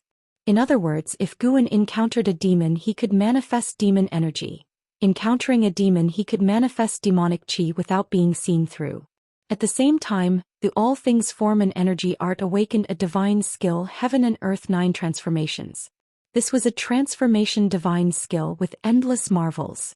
Just as the Earth spirit energy dissipated, it started rushing toward Guan again, the ocean within 10,000 miles raising waves, with the scope rapidly expanding. This time not only did divine senses sweep over the island, but also cultivators' figures flew over in the sky. Guan's presence broke the tranquility of the ocean. He couldn't care less. Another ancient hour later, Guan opened his eyes, seeing he had less than 7,200,000 years of lifespan left, suddenly feeling 1,000,000 years of lifespan wasn't that much. He couldn't enhance other divine skills, as what if it wasn't enough to break through? The higher the realm, the more lifespan consumed, especially the Immortal Path realm. Even without reference, Guan could guess that breaking through the realm of the Immortal Path was definitely not a matter of decades or centuries. He patted his face and silently began to pray. First, he devoted 1,000,000 years of lifespan into his cultivation level. Due to your reconstruction of cultivation techniques, you start from the energy cultivation realm, comprehending the Heaven and Earth primordial skill. You cultivated chi absorption for 1 year and your cultivation level restored to the foundation establishment realm. You cultivated chi absorption for 3 years and your cultivation level restored to the core formation realm. You cultivated chi absorption for 5 years and your cultivation level restored to the nascent soul realm. You cultivated chi absorption for 500 years and your cultivation level restored to the Mahayana realm. You cultivated chi absorption for 5,000 years and with great accomplishments in the Heaven and Earth primordial skill, you forcefully attacked the loose immortal realm and started tribulation crossing. But you did not endure the 5 mystical heavenly tribulation of the heavenly Tao. Tribulation crossing failed. You cultivated chi absorption for 10,000 years and with great accomplishments in the Heaven and Earth primordial skill, you forcefully attacked the loose immortal realm again, but did not endure the 5 mystical heavenly tribulation of the heavenly Tao. Tribulation crossing failed. Seeing that he had to reconstruct, Guan's face instantly stiffened. Fortunately, he only took 5,000 years to start attacking the second realm of the Immortal Path. The combination of the Heaven and Earth primordial skill and the mystic holy body was terrifying. One must know the lifespan evolution consumed more lifespan than real-time cultivation. Why more? Because it needed more lifespan to evolve the cultivation process and quickly transform spiritual energy into his cultivation level.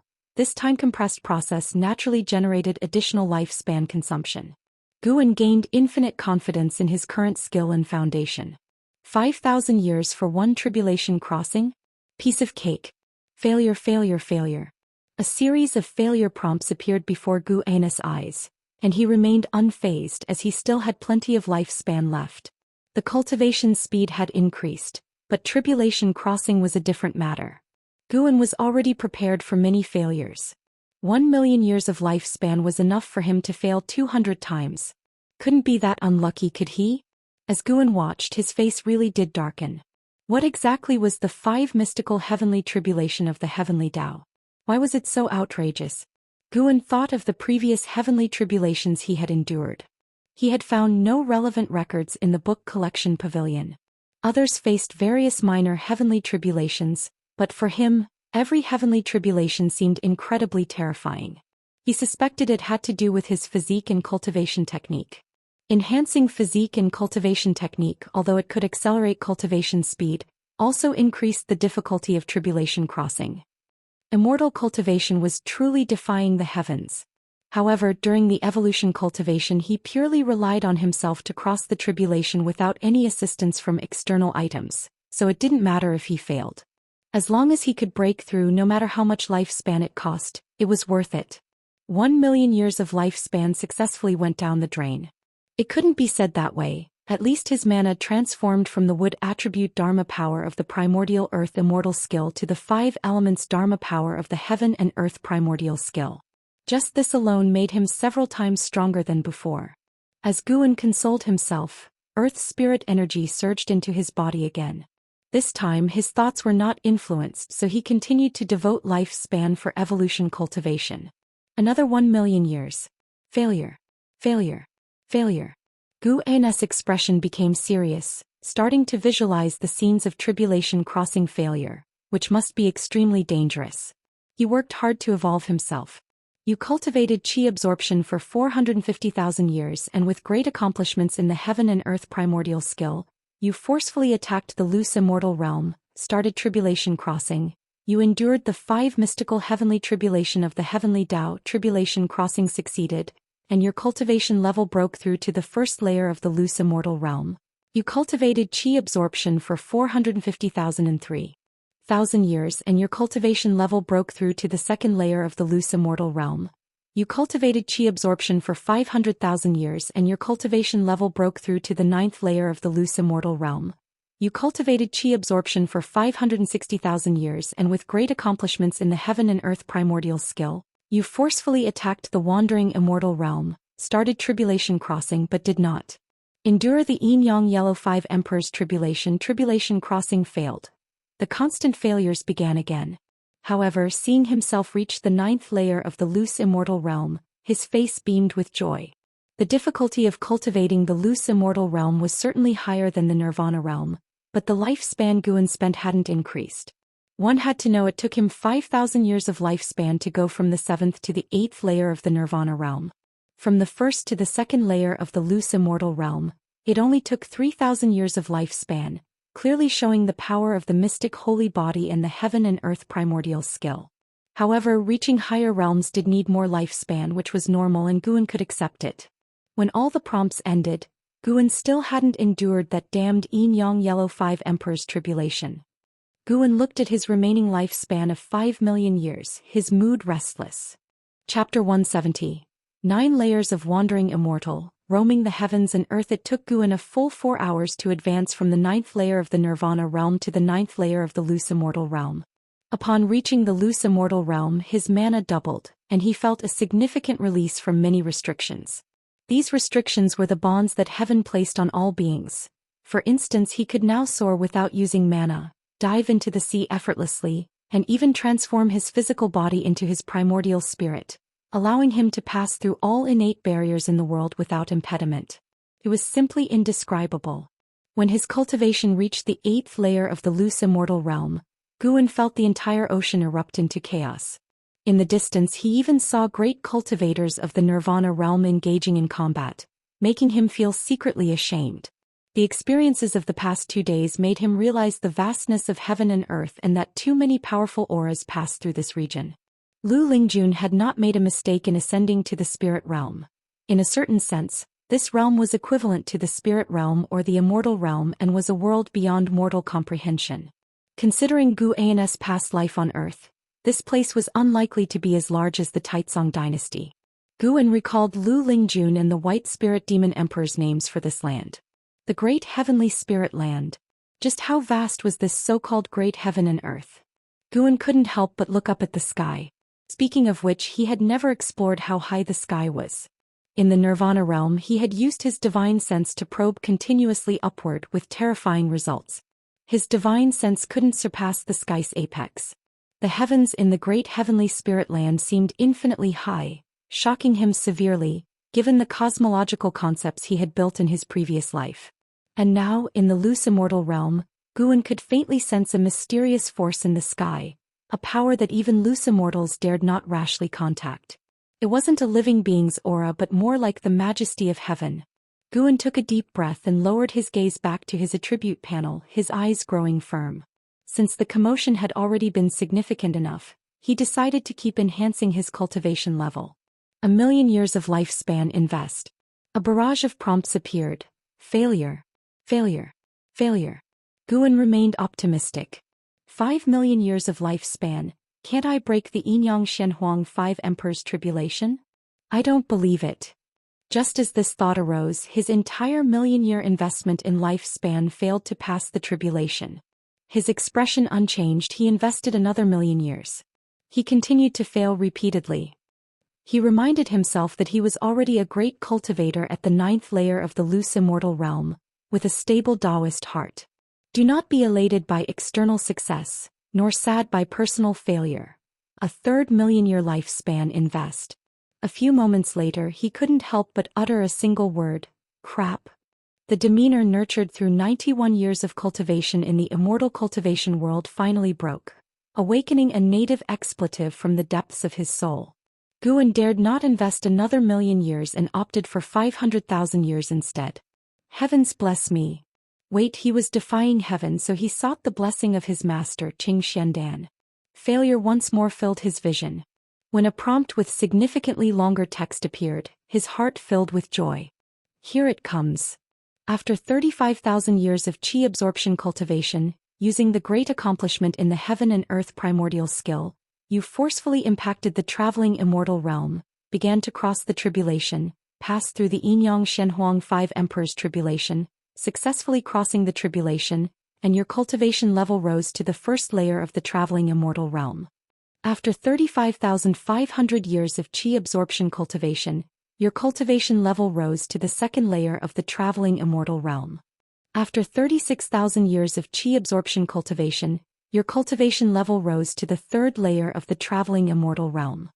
After 44,000 years of qi absorption cultivation, your cultivation level rose to the ninth layer of the traveling immortal realm. After 46,000 years of qi absorption cultivation, using the great accomplishment in the heaven and earth primordial skill, you forcefully impacted the heaven and earth flying immortal realm, began to cross the tribulation, but failed to survive the heaven and earth divine intent heavenly tribulation. The subsequent 4,000 years were filled with failures, with a tribulation every 2,000 years. Phew, the ninth layer of the traveling immortal realm. Exciting. The earth's spirit energy surged upwards, and the sound of the earth groaned like a dragon's roar echoing in his ears, making him feel incredibly joyous. Heaven does not disappoint those who persist against life's odds. The heaven and earth flying immortal realm, can one fly out of this sky? Guan pondered this with infinite anticipation in his heart. Now he only had 1,600,000 years of life left. He couldn't dare to continue crossing tribulations. If he got carried away and drained his entire lifespan, resulting in sudden death, it would be too sorry for his current life. The ninth layer of the traveling immortal realm should be enough, right? Currently on the mainland surface, there were no Nirvana realm experts. They might exist in the Demon Land or the Seven-Star Spirit Realm, but they were hidden. The Seven-Star Spirit Realm might have loose immortals, but could they defeat a traveling immortal like him? If such an old monster existed, Guan could wait for decades until the million-year function activated, then he could boost up again. He didn't believe the Seven-Star Spirit Realm could defeat him with his cheats. No, I didn't really cheat. My cultivation level was achieved through my own efforts. Guan comforted himself. The earth spirit energy poured into him far faster than before, and the lifespan barrier drew spiritual energy from a wide range, making Guan feel powerful auras from all directions. Loose immortal realm auras had already appeared. Would traveling immortal realm auras appear next? Guan felt secretly nervous. Having just reached this realm, he didn't want to confront anyone of the same level. As time went on, Guan continually impacted the traveling immortal realm, and the mysteries of this realm gradually surfaced in his mind. Traveling immortal, an immortal roaming heaven and earth. From the ninth heaven to the depths of the earth, the primordial spirit and physical body merged, freely coming and going through heaven and earth. The primordial spirit was no longer fragile, possessing even greater power than the physical body. Reaching this realm, the power of the soul surpassed mana for the first time, and naturally his mana also transformed. The 9 heavens of the immortal path, the higher one ascended, the greater the gap of each layer. While Guan was immersed in his breakthrough, a colossal wave rolled up from the west, 1,000 feet high, shocking him to turn and look. With a thunderous crash, the island where Guan resided was submerged by the wave, and before the island could re-emerge, the surrounding waters started churning violently. Guan distinctly felt something hit the island, causing the mountain at the island's base to break, and he fell with it. The lifespan barrier's advantages were fully revealed. Though the barrier fell, he remained seated as if on the ground without any jolts, and the earth's spirit energy continued to flow into him. He looked up through the surging seawater, and saw a colossal creature seemingly as vast as a mountain range moving through the sea, its presence awe-inspiring. Deep-sea ancient whale, Nirvana Realm 8th Layer 87808/150000/180000, an 80,000-year-old sea demon. No wonder they said the ocean was more treacherous than the demon land.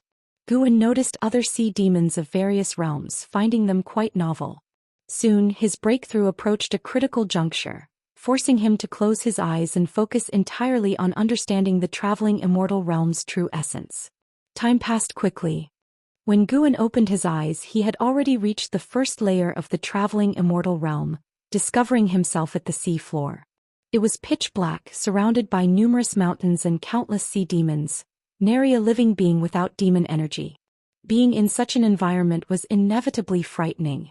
Fortunately, Guan sensed no aura of the traveling immortal realm. If a traveling immortal showed up, he would have to go all out next.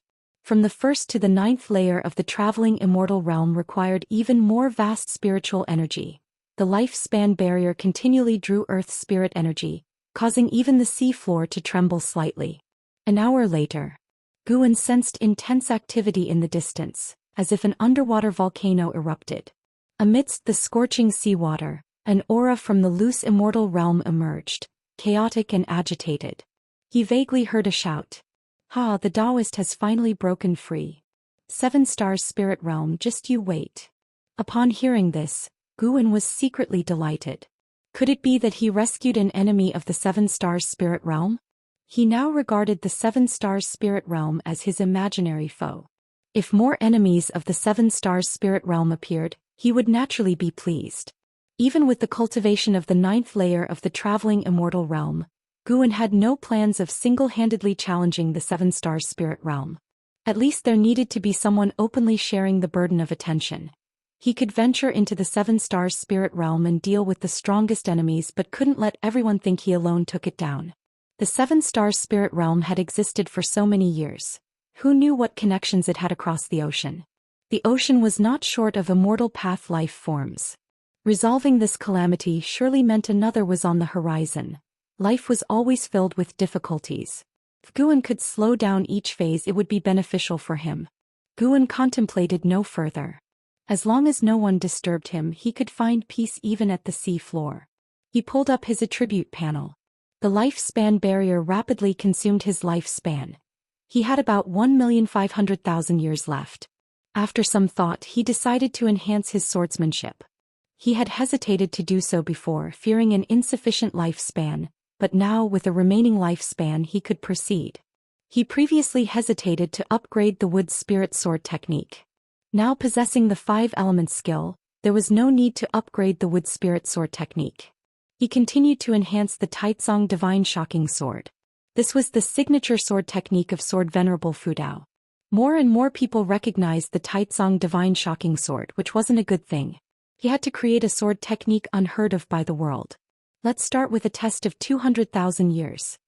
Guan invested his lifespan into evolving and practicing the Taizong divine shocking sword, and a series of prompts appeared. 8,000 years later, the Taizong divine shocking sword was elevated to the vast star-suppressing heaven boundless sword. The remaining 12,000 years were used to bring the vast star-suppressing heaven boundless sword technique to the peak creation realm. Vast memories then flooded Guan's mind. The vast star-suppressing heaven boundless sword used the stars to evoke sword intent, capable of suppressing heaven and earth, its sword chi boundless and immense, already containing the mysteries of great divine power. Half an hour later, Guan opened his eyes, brimming with determination. What a domineering vast star-suppressing heaven boundless sword. With this sword unleashed, all sword cultivators under heaven would likely bow in submission, not daring to imagine surpassing his sword Dao. Guan was already fantasizing about the influence this sword technique's display would have. However, it couldn't be used recklessly. It had to be unveiled at a crucial moment. He smiled. The 9th layer of the traveling immortal realm, mastering the heaven and earth primordial skill and the vast star-suppressing heaven boundless sword, possessing the mystic holy body, how could a demon emperor withstand a few of his moves? Could the demon ancestor about to be resurrected threaten him? Sorry, junior sister, but your senior brother is unwilling to see you cast away on a deserted island. Guan slowly stood up and closed the lifespan barrier. With one step he emerged from the sea and arrived tens of thousands of miles high in the sky. In an instant his divine sense captured the aura of Xiaochuan in the Supreme Sect's 3rd Medicine Valley. This overwhelming feeling of power gave Guan tremendous joy. With one stride he arrived above the supreme sect.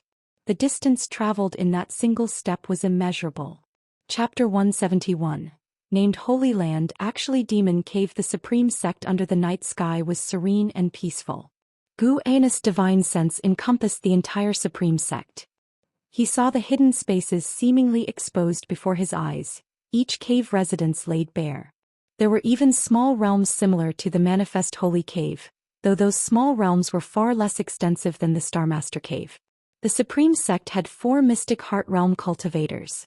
Ancestor Xian Quan Lu Lingjun, and 2 supreme elders whom Guan had never seen before.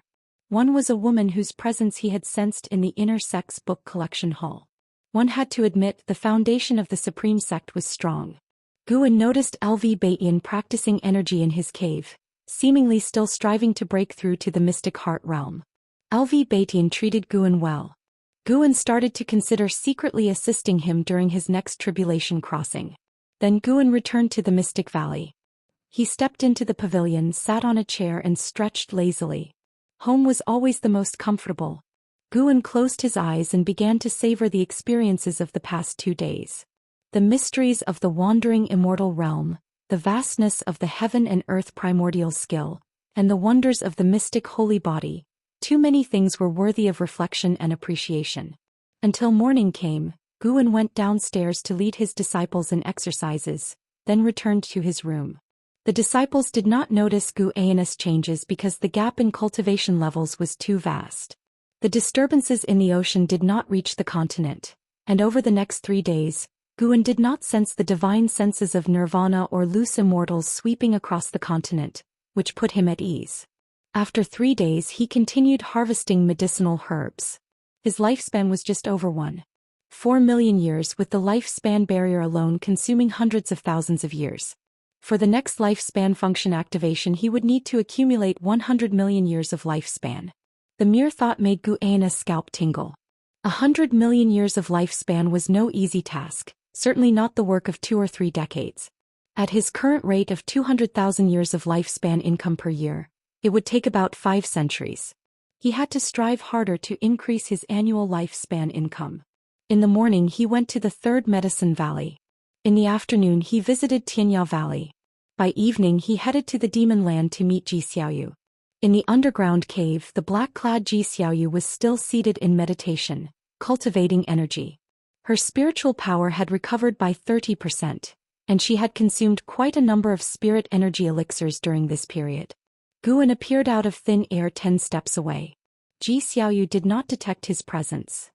After watching quietly for a while, Guan finally spoke up. There is a powerful force within you. After depleting your spiritual power, this force has actually enhanced your cultivation level. Upon hearing this, Zhi Xiaoyu quickly opened her eyes, then stood up and faced him with a clasped fist in courtesy. I have ties with the Zhi family and wish to teach you a divine skill. Would you like to learn? Guan asked calmly. He intended to impart the Daoist gang primal energy to Zhi Xiaoyu. The Daoist gang primal energy, transformed from heaven and earth path gang, was stolen from Zhi Xiaoyu by Jiang Qiong. By returning it to Zhi Xiaoyu, Guan repaid the debt of her past rescue. Upon hearing this, Zhi Xiaoyu asked, May I ask, Senior, what divine skill is it? The Daoist gang primal energy. Have you heard of it? The Daoist gang primal energy? Zhi Xiaoyu was moved, her eyes showing a mix of surprise and doubt. Guan said softly, It seems you have heard of it. Through her mask, Zhi Xiaoyu could not discern his true appearance. She suppressed her inner shock and asked with furrowed brows, May I ask, Senior, who exactly are you? The Daoist gang primal energy is an ultimate skill of the Zhi family that has been lost. There is no related transmission within the family, and to master the Daoist gang primal energy, one must first cultivate the heaven and earth dominator body. To achieve the heaven and earth dominator body is enough to be included in the main family's lineage. Guan replied, There is no need for you to know my identity. You only need to answer whether you want to learn. Then please, Senior, teach me. Zhi Xiaoyu replied without hesitation. Guan waved his sleeve and a gust of wind blew towards Zhi Xiaoyu. She had no time to dodge and was immobilized. In her pupils a figure continuously changed stances. While Zhi Xiaoyu was entranced, Guan observed her, equally curious. Besides the primordial Daoist talisman, Guan sensed she had other secrets. She possessed an indescribable composure. Even facing Guan, she did not lose her poise. Guan recalled the first time he saw Ji Xiaoyu in his youth. She was different from her peers even at a few years of age. At that time he even guessed she might have been possessed by someone with an old soul inside her body. An hour later, Ji Xiaoyu's eyes became clear. She took a deep breath and turned to look at Guan, who was standing not far away by the mountain wall. She said, "Thank you, Senior, for your guidance. How can I repay you?" She was sure the Daoist gang primal energy she just acquired was genuine. The Daoist gang primal energy shared many similarities with her Heaven and Earth Path gang. She could even see the signs of the Heaven and Earth Path gang evolving into Daoist gang primal energy. This person's Dao level surely exceeded her imagination. He might even be the strongest person she had ever encountered in her life. "I do not need your repayment. I am only considering your surname, Ji. Tell me, what are your impressions of the seven-star spirit realm?" Guan replied casually. In fact, in his heart Ji Xiaoyu was more important than the Ji family. Although the Ji family raised him years ago, they intended to cut off his hand. It was Ji Xiaoyu who spoke up to save him. His acceptance into the Supreme Sect was also Ji Xiaoyu's idea, unrelated to the Ji family. Over the years, the medicinal herbs Guan had contributed were enough to repay the Ji family. This time, rescuing Ji Xiaoyu was also repaying her past kindness. At least in Guan's mind, he and the Ji family, including Ji Xiaoyu, were even in grace. The Ji family was about to leave the Supreme Sect. To Guan, it meant that the Ji family would have no relation to him in the future, becoming strangers. Ji Xiaoyu looked at Guan and calmly said, "A place named Holy Land, but in reality, a demon cave." Guan was surprised. He did not expect Ji Xiaoyu to recognize this. Ji Xiaoyu continued, "It seems Senior also has a different view of the Seven Stars spirit realm. Otherwise you would not have asked me. Perhaps we can stand on the same side." "Oh, why should we stand on the same side?" Guan's tone was intriguing. Ji Xiaoyu frankly said, "I want to overthrow the Seven Stars spirit realm. My power alone is too weak. I hope Senior can assist me." Guan inquired, "Reason?" "It has nothing to do with the sake of the people. The Ji family wants to marry me off to a disciple of the Seven Stars spirit realm. For the sake of blood relations, I cannot oppose the Ji family, so I intend to eliminate the Seven Stars spirit realm." Ji Xiaoyu's expression remained calm. "Though I was born in the Ji family, I will not choose to sacrifice myself for the family. Between me and the family, I will always choose myself. If Senior harbors animosity towards the Seven Stars spirit realm, then we can join forces. I will gather as much information about the Seven Stars spirit realm as possible." Listening to her, Guan could sense the coldness emanating from her bones, causing him to reassess her. In Guan's impression, Ji Xiaoyu had been merely calm and composed. Only this time did he truly understand who Ji Xiaoyu was. Although her words seemed selfish, Guan did not dislike her for it. A person must prioritize themselves, and Ji Xiaoyu had not harmed her clansmen. The Seven Stars spirit realm was indeed not a decent entity. Guan said, "All right." Ji Xiaoyu immediately raised her hand in salute to Guan. "Do you know that the root cause of the demon calamity comes from the Seven Stars spirit realm?" Guan suddenly asked. Upon hearing this, Ji Xiaoyu frowned and said, "I only know some of the evil deeds the Seven Stars spirit realm has done. I guess there might be a connection, but I don't know the specific reasons." Guan then told her what he had learned. As she listened, Ji Xiaoyu's brows furrowed more and more tightly. After he finished speaking, Ji Xiaoyu coldly said, "If what you say is true, then destroying the Seven Stars spirit realm could indeed save the populace. The Seven Stars spirit realm is deeply rooted and strong. To destroy them is extremely difficult. For now you should lie low. Once humanity prevails over the demon calamity, then make plans against the Seven Stars spirit realm." Guan replied. Ji Xiaoyu nodded. Then Guan waved his sleeve, taking her to the edge of the great Jiang dynasty. In the land of 5 dynasties, there must be a transmission array leading to the Seven Stars spirit realm. Delivering her here made Ji Xiaoyu safer. Before Ji Xiaoyu could speak, Guan disappeared from the spot. Ji Xiaoyu spread her divine sense and soon caught sight of cultivators. Her expression grew complex. To cross such a vast distance in such a short time. Who exactly is he? As autumn ended, winter snow finally arrived. After parting with Ji Xiaoyu, Guan returned to his usual farming life. Even though he had reached the 9th layer of the wandering immortal realm, he did not act recklessly. However, the changes brought by wandering immortal could not be completely hidden, so he began to elevate his apparent cultivation level. He planned to pretend to reside in the core formation realm using elixirs. In the future, he could slowly improve his cultivation, creating the image of someone dependent on elixirs. This would make others think him lucky and not strong. Guan aimed to be perceived as harmless to the Supreme Sect and other factions, making everyone believe there was no point in killing him, nor any harm in keeping him alive. This day, in the 3rd Medicine Valley, Guan was playing chess with Lu Lingjun.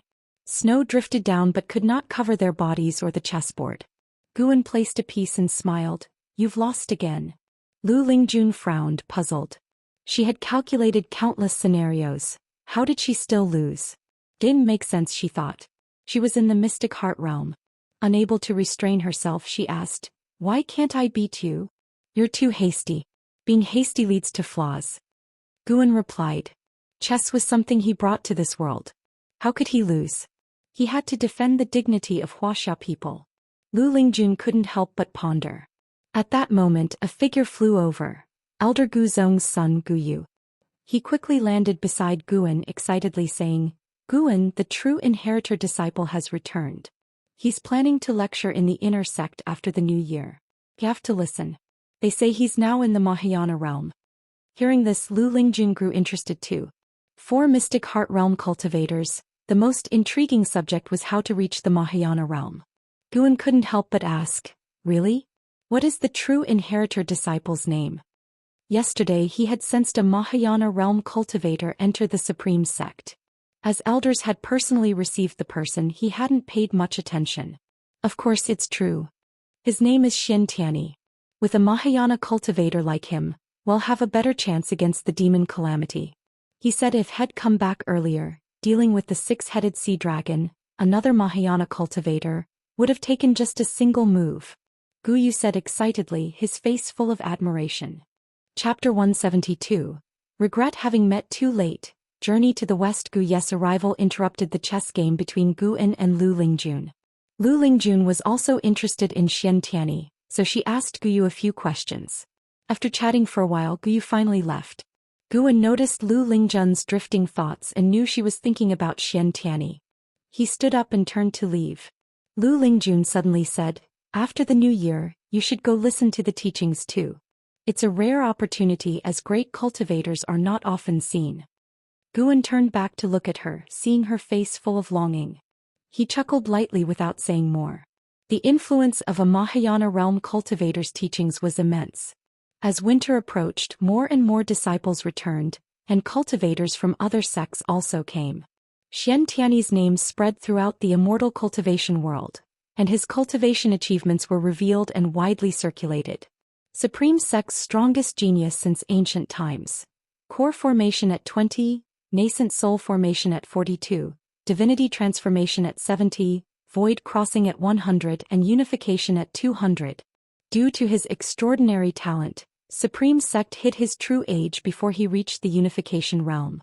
When he attained the 9th layer of the unification realm, he went south to seek immortal fate directly. This made Supreme Sect even more cautious about mentioning his talent, fearing great calamity. He searched overseas for immortals for 300 years, and upon his return, he had already reached the Mahayana realm. With Supreme Sect's grand promotion of Xianxia's legendary life, his name shook the world in a short time, overshadowing the 9 cultivators. The vast majority of cultivators found his achievements unbelievable, even thinking Supreme Sect was exaggerating. Guan heard about Xianxia's deeds in the Outer Gate City and also thought it exaggerated. But on second thought it made sense. No wonder someone in the sect said as long as the true inheritor wanted the sect leader position, LV Baiyan would have to step down within a day. In the face of such talent, no matter how great LV Baiyan's contributions were, he had to concede. Although Xianxia's growth trajectory defied the understanding of ordinary cultivators, his return indeed boosted Supreme Sect's morale. Even before the new year, the Outer Gate City already had a festive atmosphere. Amidst the vast winter snow, Guan arrived at the third Medicine Valley from Mystic Valley. As soon as he arrived, he sensed two auras, one of which was unmistakably at the Mahayana realm. Xiantiani was here. Guan's expression remained calm as he walked towards his loft. Upon pushing open the door and entering the room, he saw two people inside, the vice sect leader Xianxia and a man in green robes. Xiantiani, dressed in green robes, looked youthful, making it hard to imagine he was a Mahayana cultivator, more like a young disciple. Guan, you finally arrived. Close the door and sit down for a chat, Xianxia said with a smile, as if he were the master of the loft. Guan didn't mind. After closing the door, he came forward and cupped his hands in respect. Before Xianxia could introduce him, Xiantiani spoke first. You are Panin? Xiantiani, Mahayana realm, 6th layer 598/4800/5000. Seeing Xiantiani's lifespan, Guan was secretly astonished. 5,000 years, the extreme lifespan cultivation reached so quickly? Looking at it this way, Xiantiani would surely undergo nirvana within 4,500 years. By then, breaking the heavenly destiny would achieve another extreme lifespan. Based on Guan's experience, Xiantiani's spirit root qualification should be equivalent to the 5,000-year extreme lifespan level. At least his physical qualifications weren't as good as Ji Xiaoyu or An Hao, but his comprehension must have been astonishing, combined with extraordinary opportunities to achieve his current state. Guan pretended to hesitate and looked towards Xiantian. Xiantian smiled. Speak truthfully, this is our sect's true inheritor, Xiantiani. He is not an outsider. He is Supreme Sect's most prized disciple. Ignoring the compliment, Xiantiani continued to curiously observe Guan, his eyes bright. Guan immediately responded, Indeed, I have a pen name called Panin. Xiantiani smiled, saying, Your investiture of the gods is very good. Someone gave it to me earlier and I enjoyed it very much. I even had it mass-produced and spread overseas. Your book is widely popular on the seas, much more so than my own writings. Thank you for your appreciation, Senior. May I ask what book you wrote? Guan cupped his hands in thanks and inquired. Xiantiani coughed lightly and said, I just wrote something casually. It doesn't compare to Investiture of the Gods. His book is not worth mentioning. Xiantian shook his head with a smile. This made Guan even more curious about what Xiantiani had written. However, Xiantiani didn't want to talk about it and instead started discussing Investiture of the Gods. Facing his inquiries, Guan had to answer each one, and Xiantian didn't interrupt anymore. He got up and left, closing the door behind him. Xiantiani didn't have the pride typical of a Mahayana cultivator. When he talked about some of the plots in Investiture of the Gods, he became indignant, especially over the story of Neza cutting his bones to return to his father and flesh to his mother, which greatly angered him. Guan couldn't remember Investiture of the Gods word for word, so he expanded many stories in the book, like Neza cutting his flesh to return to his parents and Yang Jian rescuing his mother at Peach Mountain, making the characters more three-dimensional. This was also why Investiture of the Gods became so popular. Xiantiani was very curious about how Guan wrote such an extraordinary book. Guan replied that he met an immortal in his dreams who touched his forehead, suddenly enlightening him. It was sudden because he could never write another divine work like Investiture of the Gods afterwards. Your Supreme Immortal Venerable and Shattering Void are also good, but I still think they fall short of Investiture of the Gods, Xiantiani said with lingering interest. Guan didn't argue but asked what book he had written. Xiantiani suddenly looked embarrassed and mumbled. Guan seized the opportunity, constantly asking questions, and finally Xiantiani revealed the book's title. What? Green Hero Travel is your work? Guan exclaimed, slapping the table in excitement. Whether it was Xiantiani's illusion or not, he felt an inexplicable panic for a moment, unsure if he was scared by Guan or had a guilty conscience. He nodded reluctantly. Guan raised his hand and took out a copy of Green Hero Travel from his storage bag, which made Xiantiani emotional upon seeing it. I love Green Hero Travel. I've read every copy at least 100 times. Guan went on and on about his love for Green Hero Travel. Xiantiani listened, feeling unprecedentedly moved in his heart. Finally, someone appreciated his talent. He immediately felt as if they had met too late. On the way back, lying on the deck, each time he read Investiture of the Gods, he felt more of a connection with Panin. This feeling of anticipation even surpassed the thrill of returning to save the sect. Sure enough, Pan was the soulmate he had been seeking all his life. The more Xianxia thought about it, the more excited he became. He suddenly stood up, grabbed Guan's shoulders with both hands and said, Pan, no Guan, let's become sworn brothers. From now on I'll be your elder brother. Guan was stunned. What kind of logic was this? Wasn't the pace too fast? Seeing his hesitation, Xianxia said boldly, Brother, I tell you, with my cultivation level on this continent, I am undoubtedly invincible. Swear brotherhood with me and no one will dare to bully you anymore. I heard that LV Baitin wants to take you as a disciple? Don't listen to him. His defying fate divine skill is dubious and sinister. I can teach you my divine skill. With our brotherhood, I won't say it'll help you defy heaven and change fate, but leading you to the unification realm won't be difficult. Initially, Guan wanted to refuse, thinking it absurd to become a younger brother to him, a wandering immortal. But Xianxia's latter words tempted him. He was worried about how to live for 1,000 years in the future. Normally, once he reached the divinity transformation realm, people wouldn't consider him ordinary anymore. Now, if he reached the unification realm with Xianxia's help, people would at most admire him and not see him as a threat. However, Guan decided to put on an act. So he pretended to decline. Xianxia didn't give up, and after several attempts, Xianxia got angry, forcing him to agree. Since brother appreciates me, I'll call you Brother Xian from now on, Guan said helplessly. Xianxia smiled broadly, taking out a jade scroll. Hey, race my cultivation technique. Take it and practice. After the new year, I'll send a batch of cultivation resources to you. This isn't good, right? Guan said, holding the jade scroll with embarrassment. Xianxia glared. If you feel bad, then write a second investiture of the gods. Stop writing shattering void. It's too absurd and tasteless. Guan, holding on to the advantage, could only laugh. All right, I'll definitely write it.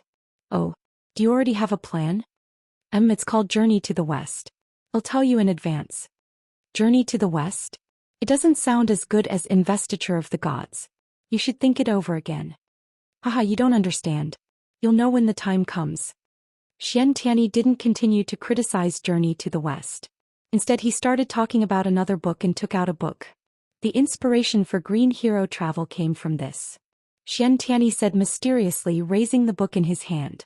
Guan looked down, his eyelids twitching. He then took out a book from his storage bag. Xianxia was dumbfounded upon seeing it. How do you also have Daoist Xianxia? Xianxia asked, his eyes wide with excitement. Elder Su Lu from the book collection hall gave it to me. So you're the descendant who keeps asking for Daoist Xianxia. Ah, we truly have a fated connection. I had someone bring this book back for him. Xianxia was overjoyed, pulling Guan to start discussing Daoist Xianxia. Their conversation lasted until dusk without ending. During this time, Ji Hantian knocked on the door but was driven away by Xianxia. Only at dawn did Guan escort him down the stairs. Watching Xianxia's departing figure, Guan's face was full of smiles. After chatting all night, he didn't feel tired. Both felt as if they hadn't had enough. Had Xianxia not had other important matters today, they could have continued talking. Lu Lingjun suddenly walked over and asked, Is he the true inheritor? Guan nodded. Lu Lingjun examined him with a peculiar look in her eyes, asking, You spent a day and night together, you didn't what? It's rumored that some great cultivators, after experiencing mortal pleasures, seek new interests to fill the void in their hearts, like homosexuality. Lu Lingjun trailed off, but Guan already understood. Guan rolled his eyes and snorted, Oh? You guessed it? Then don't ever think of me as your Daoist friend. Lu Lingjun, seeing his expression, pursed her lips and smiled. Looks like I overthought. Chapter 173. Heavenly Dao Trap. Difference between immortal and mortal. The new year had arrived, and the atmosphere this spring festival was even more lively than in previous years. With the addition of Gu Zong and Xianxia, the third Medicine Valley was buzzing with excitement. It was rumored that the true inheritor had sworn brotherhood with the Valley Master, which thrilled the 400 servant disciples, all worshipping Guan with adulation. Xianxia always wanted to chat with him about Daoist Xianxia, which made him quite distressed.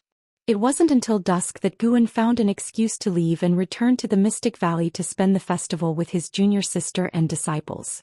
The disciples sat around the table, toasting and exchanging cups, rejoicing in the celebration. Yilan and Zhenqin began recounting matters of the immortal cultivation world once again. The number of demons in the land of the 5 dynasties had not decreased due to the actions of various sects, but had in fact increased. Moreover, demon cultivators and evil people were also on the rise. Many believed that the human race was doomed and thought it better to indulge before dying, or to seize treasures through murder and then sail south. In short, both the immortal cultivation world and the common folk were in chaos. As long as the demon calamity was unresolved, the world would remain in turmoil.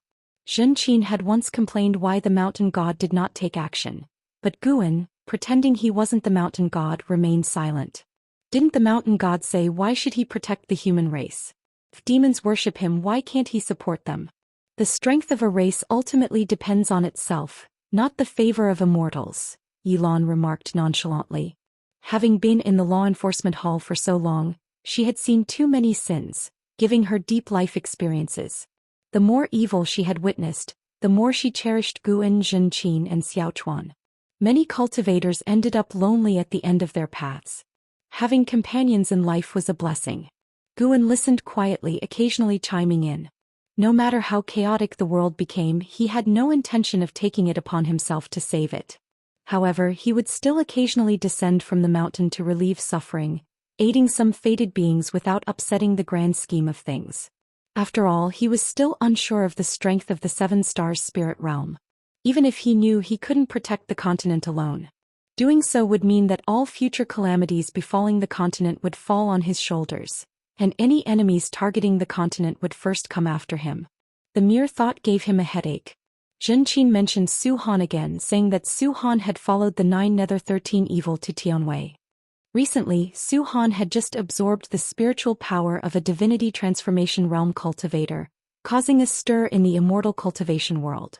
The Supreme Sect had also dispatched great cultivators to kill Su Han but ended up being severely injured by the 9 Nether 13 evil. Guan thought that the person being merely injured might have been due to the 9 Nether 13 evil, considering the face of Sword Venerable Fudao. The world's situation was changing and Guan only wanted to watch from the sidelines. His target was the Demon Emperor and the Demon Ancestor. Once the demon calamity erupted and the world plunged into chaos, he would seize the opportunity to eliminate the Demon Emperor and the Demon Ancestor, eradicating the greatest scourge of the calamity. The remaining demons would serve as grindstones for the world's cultivators. The conversation lasted deep into the night, and Yilan and Zhenqin decided to stay in the Mystic Valley and leave the next day. Yilan even came to his pavilion to confide in him. As they chatted, Yilan suddenly blew out the candle in the room. "Junior sister, what are you doing?" "Senior brother, I fear the calamity may strike at any time and do not wish to have regrets before I die." "You again." "Senior brother, though I may not be your Daoist friend, let us cherish the feelings we have now. What say you?" "Junior sister, we should not be like this." "Senior brother, I really like you, stop it." "Senior brother, don't make me use force."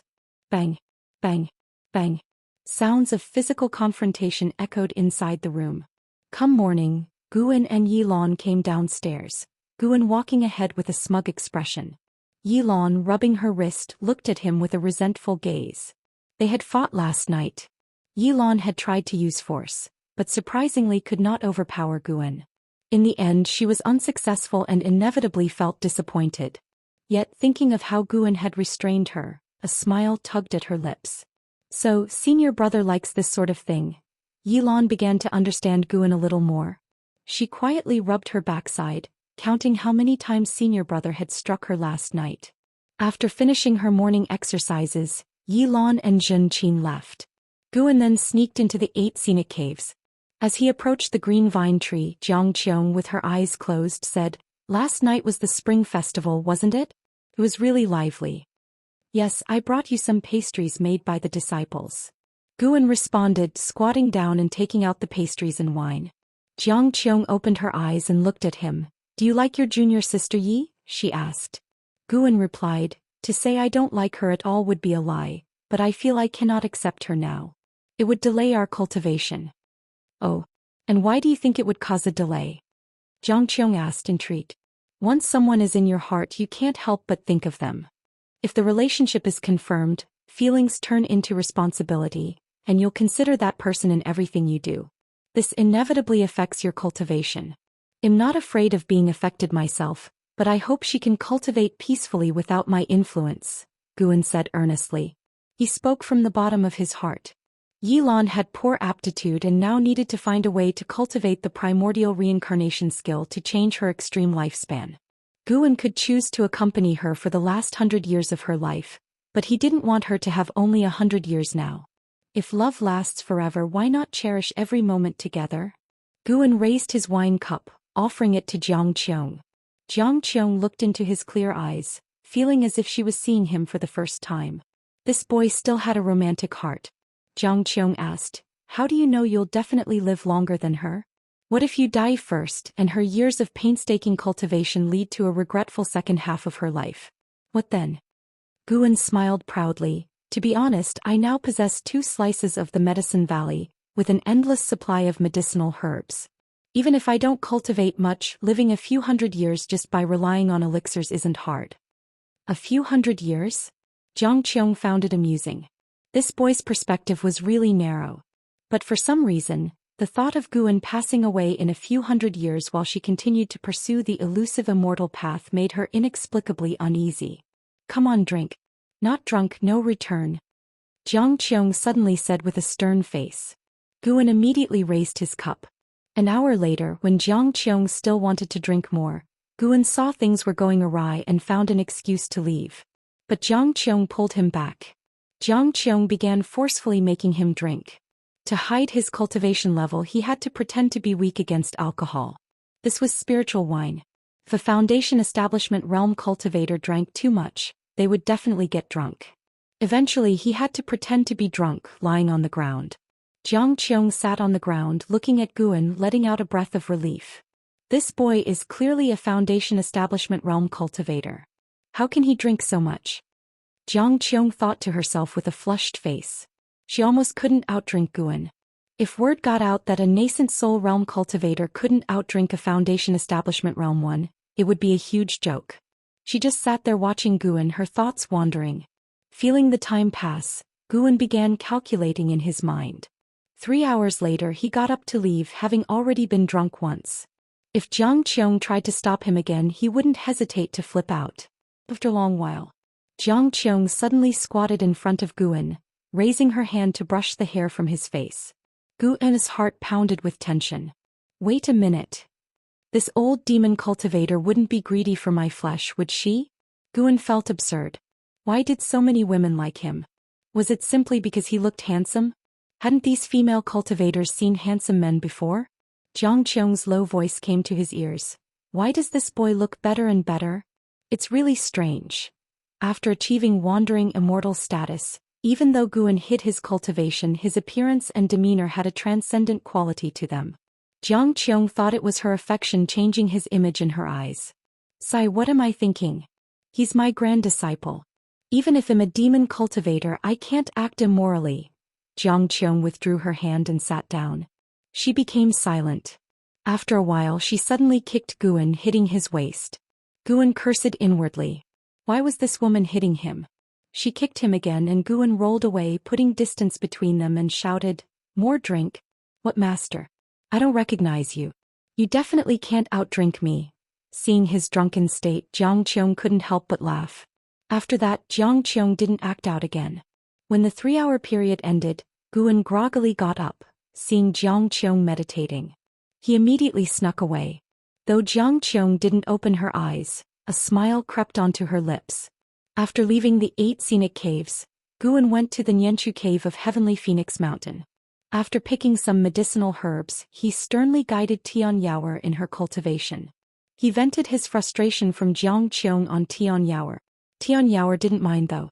When Guan was about to leave, she clung to his arm, trying to pester him further, causing him to quickly vanish on the spot out of fright. Back at the 3rd Medicine Valley, Guan kept pondering a question. Was it that spring had come and everyone was more prone to emotions, or was he just unlucky? Why did Yilan, Zhang Qiong and Tian Yaoer all come on to him?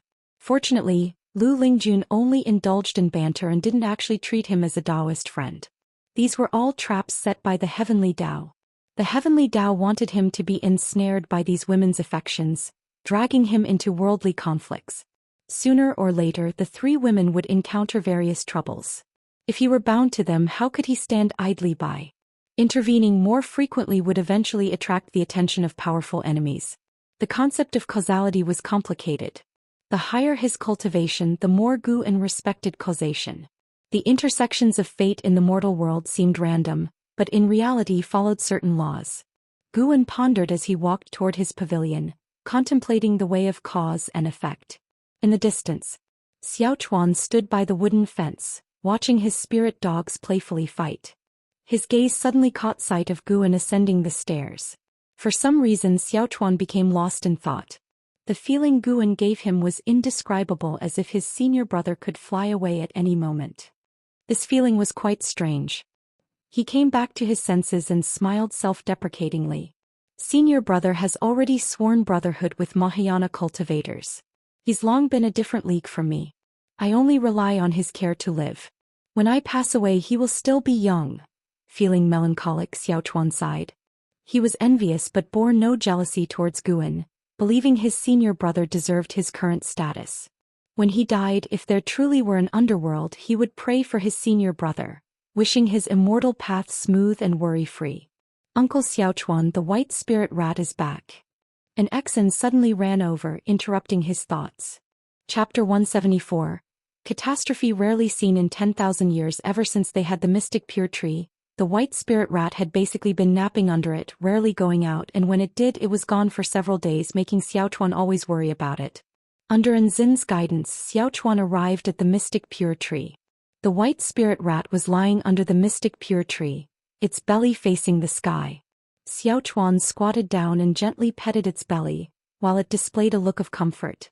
An Exan came up behind Xiaochuan and said with emotion, "Uncle Xiaochuan, you spoil it too much. It goes out for so long, don't you think it needs a little scolding?" She couldn't stand the white spirit rat's cockiness and laziness. Had it not been Gu En's pet, she would have taken care of it long ago. Don't underestimate it. It has another name, the treasure-hunting rat. It rarely goes out, but when it does it might come back with a treasure, Xiaochuan said with a smile. At these words an Exan squatted down as well, curiously examining the white spirit rat. The white spirit rat opened its eyes to see her, and its eyes widened. Suddenly, it spat a pearl at an Exan who couldn't dodge in time. The pearl hit Nzin's face and immediately turned into liquid, seeping into her skin. Everything happened so quickly that an Exan couldn't react. By the time she realized what had happened, she screamed, stood up hurriedly and frantically touched her face, while Xiaochuan was also frightened, not knowing what to do. The white spirit rat gave a smug smile and ran behind the tree. Gu En heard Nzin's scream and rushed over immediately, followed by other disciples. "Don't move, let me see." Upon hearing Gu En's voice, an Exan calmed down instantly and let go of her hands. Everyone looked closely and saw that apart from a slight redness due to emotional agitation, there were no injuries on her face. Gu En examined her and then asked Xiaochuan to go fetch Lu Lingjun. Although an Exan was fine, she had obtained an opportunity. But Gu En couldn't say this out loud, he had to get Lu Lingjun to explain it. Before long Lu Lingjun arrived. After inspecting an Exan, she smiled and said, "You should thank that fat rat." Upon hearing this, an Exan was stunned and the people around were puzzled. The white spirit rat suddenly peeked out from behind the tree, baring its teeth at Lu Lingjun, but its overly chubby figure rendered it completely non-threatening. "Senior, do you recognize the pearl it spat out?" an Exan asked nervously. Just as Lu Lingjun was about to answer, a figure flew in from the distance and she turned to look. The newcomer was an imposing male cultivator who swiftly landed behind the group. Frowning, he asked, "Whose white spirit rat is that?" An Exan couldn't help but tighten her grip on her sleeve. Gu En stepped forward and said, "It is mine. I'm sorry, Daoist friend, that pearl has already been absorbed by my disciple. I am willing to compensate with medicinal herbs." An Exan looked at him with gratitude, while Lu Lingjun had a look of amusement. The male cultivator's cultivation level was at the nascent soul realm, and his cave was not far from the third medicine valley. Having only joined Supreme Sect 2 years ago, he was unaware of the importance of the third medicine valley. Seeing that Gu En's cultivation was low, he said sternly, "Compensate with medicinal herbs? You are merely the acting valley master. How many medicinal herbs can you offer? My water spirit pearl is an extremely rare treasure. Your white spirit rat sneaked into my cave while I was away and stole it. This is unforgivable. Lu Lingjun chimed in, the water spirit pearl is indeed rare. It can enhance a being's perception of water attributes' spiritual energy. The male cultivator glared at an Exan with even more anger, making her even more anxious. Guan said helplessly, how about 26th grade medicinal herbs? Hearing this, the male cultivator was moved, surprised at Guan's generosity.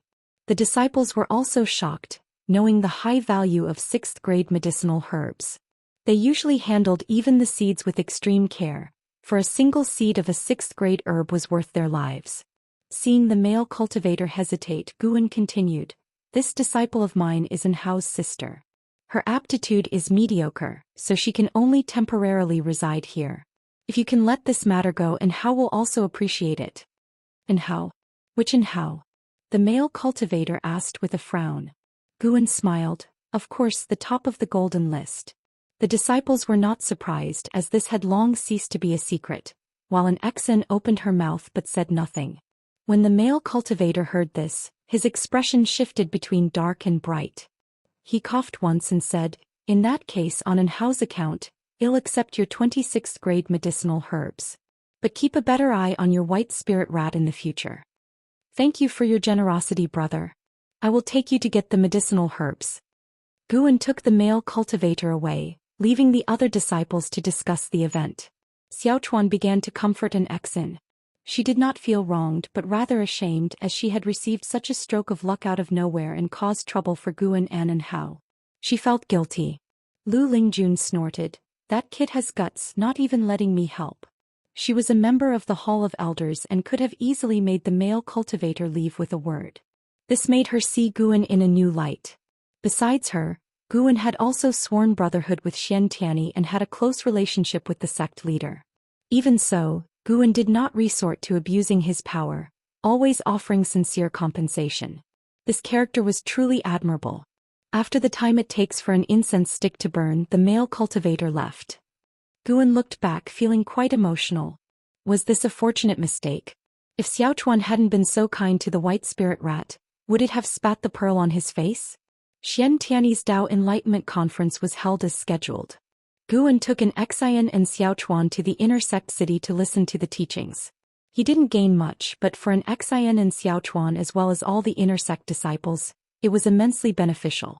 With the successful conclusion of the Dao Enlightenment Conference, Xian Tianyi's prestige soared, surpassing that of the sect leader and becoming revered by everyone in the sect. In early summer, Xian Tianyi went to the border and killed a Mahayana realm great demon king and 3 mystic heart realm demon kings, becoming famous across 5 regions. Now, the title of the strongest under heaven was attributed to him, though many still believed Sword Venerable Fudao was stronger. As for the Daoist lord of Tsungtian sect, he had been silent since his return. Xian Tianyi's action greatly intimidated the demon land, giving people hope. Thus 2 years passed. Gu An's lifespan reached over 2.5 million years. In those 2 years he still occasionally went down the mountain. Upon learning that people called him the Green Hero, he was stunned. What was this? That night, Jiang Qiong left, going somewhere to retrieve her belongings.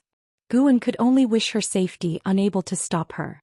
After leaving the 1,000-mile range of Supreme Sect, Jiang Qiong walked through the mountains and forests. Clad in a long black robe, she looked like a ghost. Suddenly she stopped, frowning. Following her gaze, a black shadow appeared ahead and she was startled. Demon Shadow Divine Skill. Could there still be a Master of Thousand Autumn Pavilion? Wait. Near Supreme Sect, a great cultivator who knew Demon Shadow Divine Skill. Jiang Qiong immediately readied her magic artifact, poised for action. If I wanted to kill you, do you think you could resist?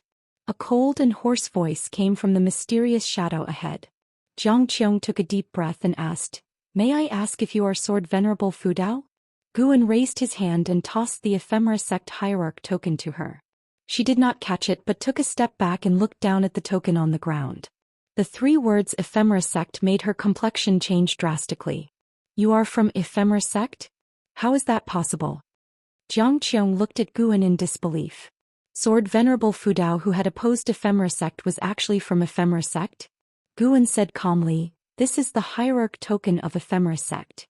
From now on you are my envoy managing Ephemera sect on my behalf.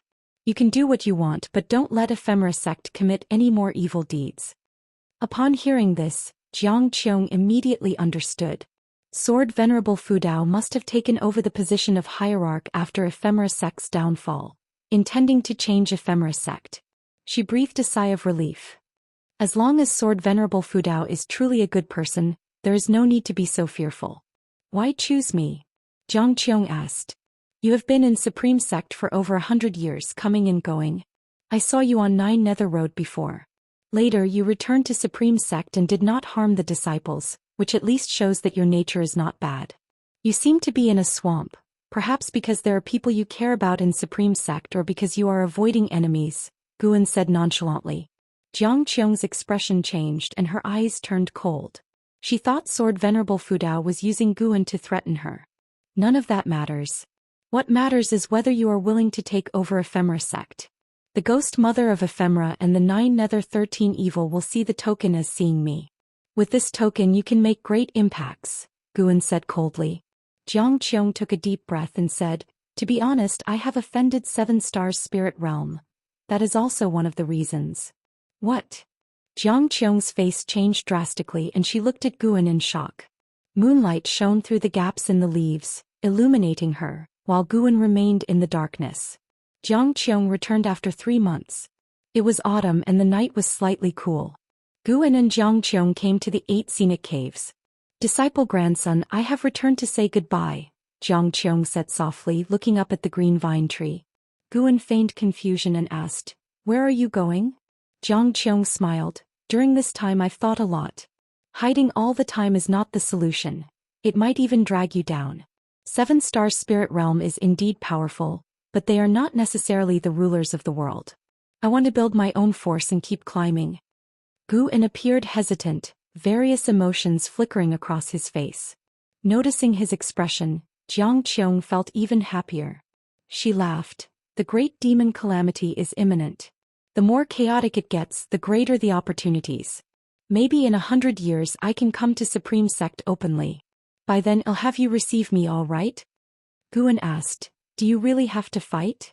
In the world of immortal cultivation, if you don't fight you'll be trampled on sooner or later. Even if you are safe in Supreme Sect for now, what about later?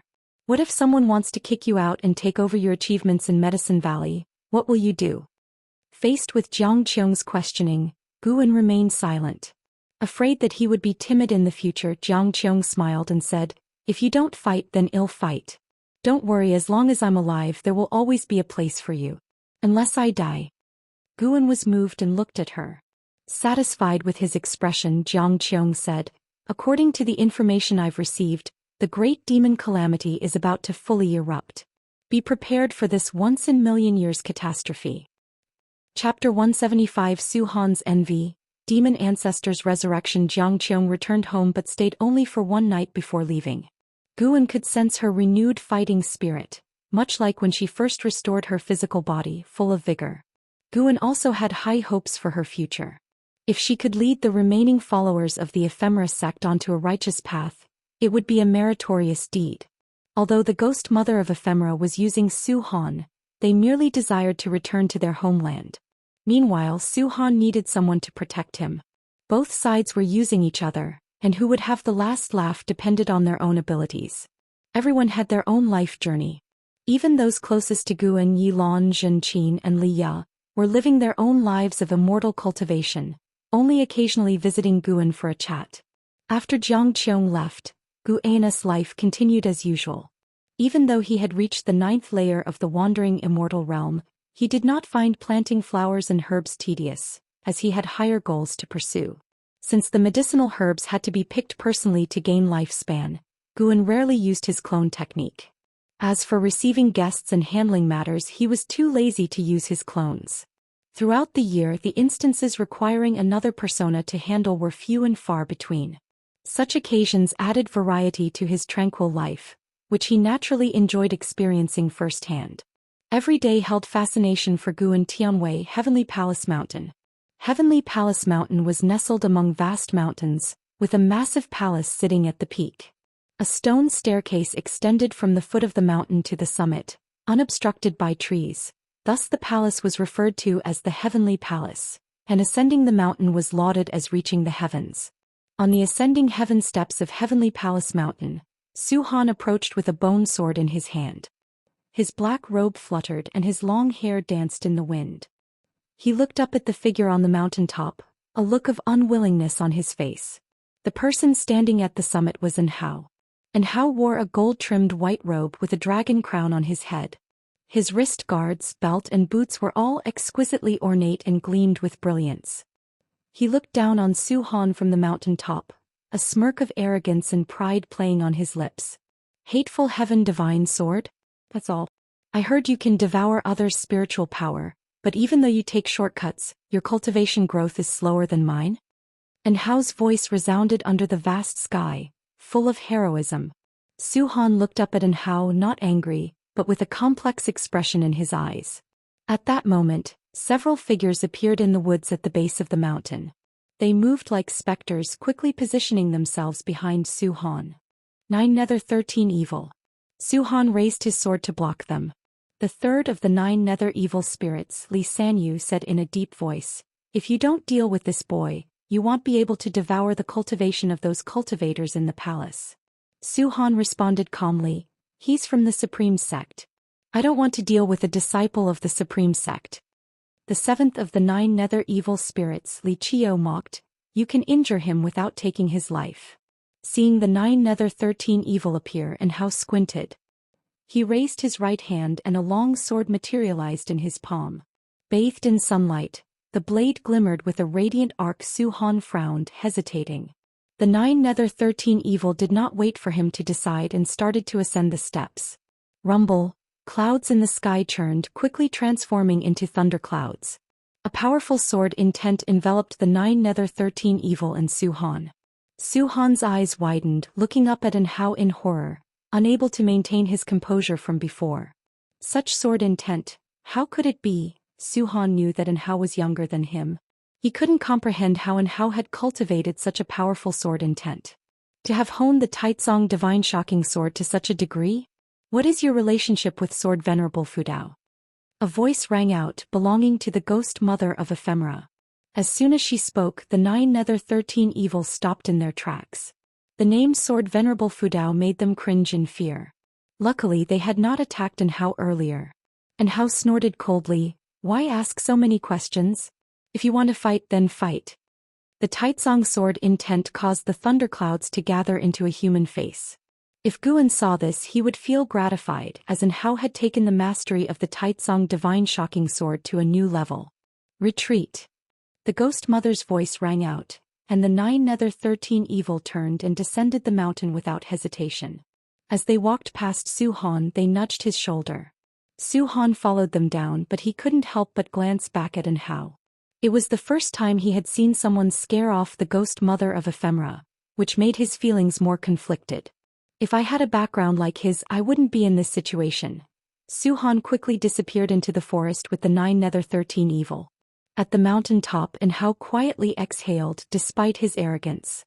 The 9 nether 13 evil had put him under tremendous pressure. His master was truly formidable.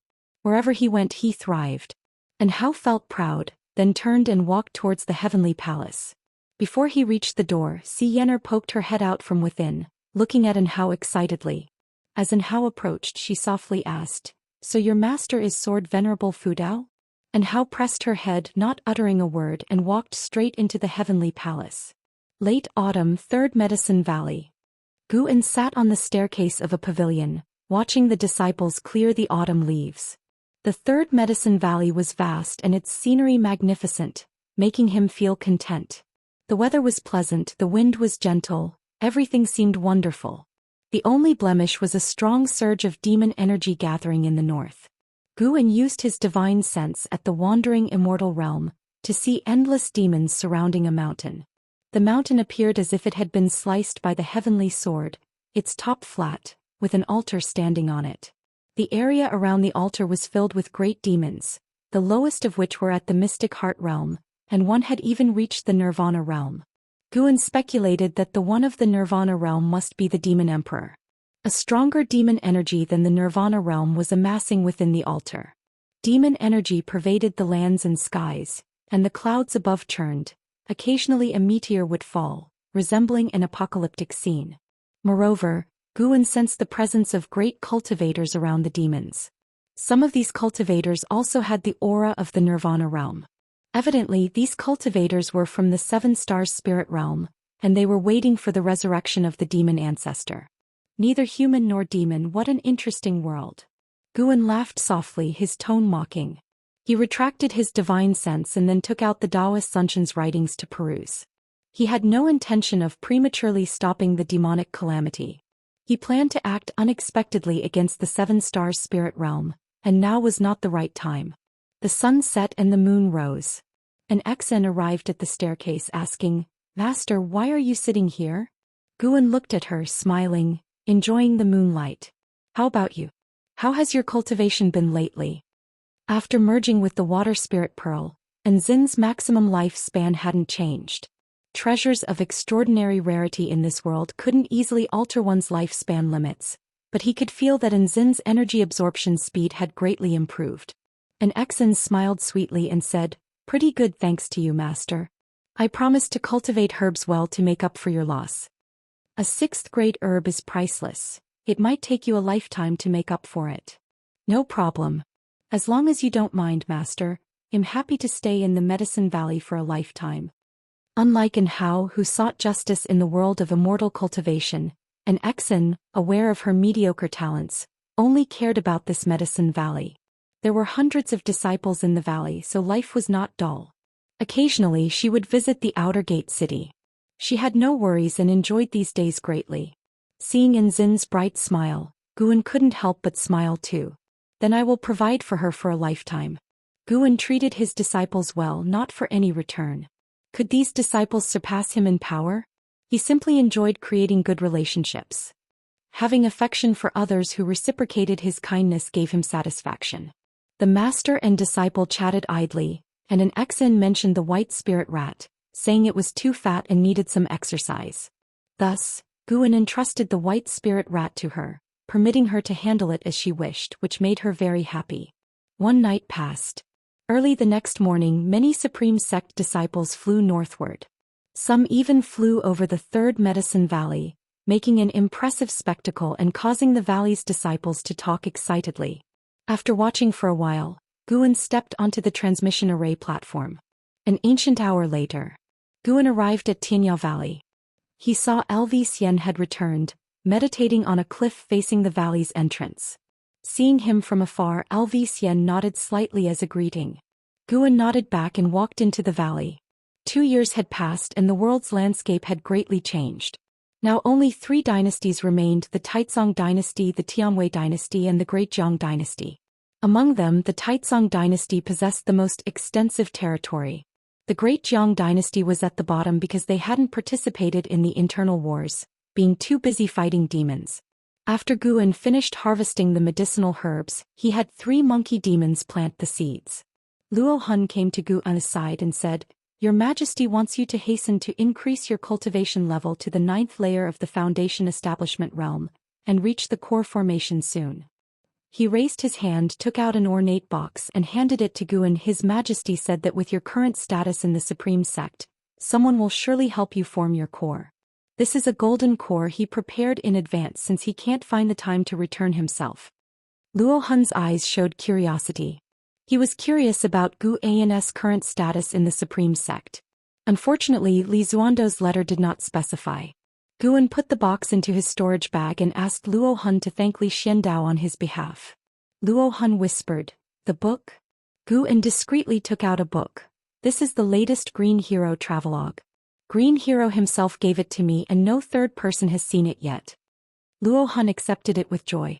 At that moment, Ji Xiaoyu's brother, Ji Rolai, appeared behind Luo Hun looking at Guan asking, "Have you met Shen Tianyi?" Luo Hun moved aside to give him room. Guan asked, "Why do you ask?" "Green Hero travelogue is written by Shen Tianyi," Ji Rolai said expressionlessly. Luo Hun was embarrassed, quickly leaving. Guan nodded. Indeed, we have sworn brotherhood. Hearing this, Luo Hun stopped, looking at him in disbelief. Jirolai squinted his eyes, carefully examining Guan Xian, who was meditating on the cliff, opened his eyes. The name Xiantiani was well known to him. In the current world of immortal cultivation, who didn't know the Supreme Sect's true inheritor?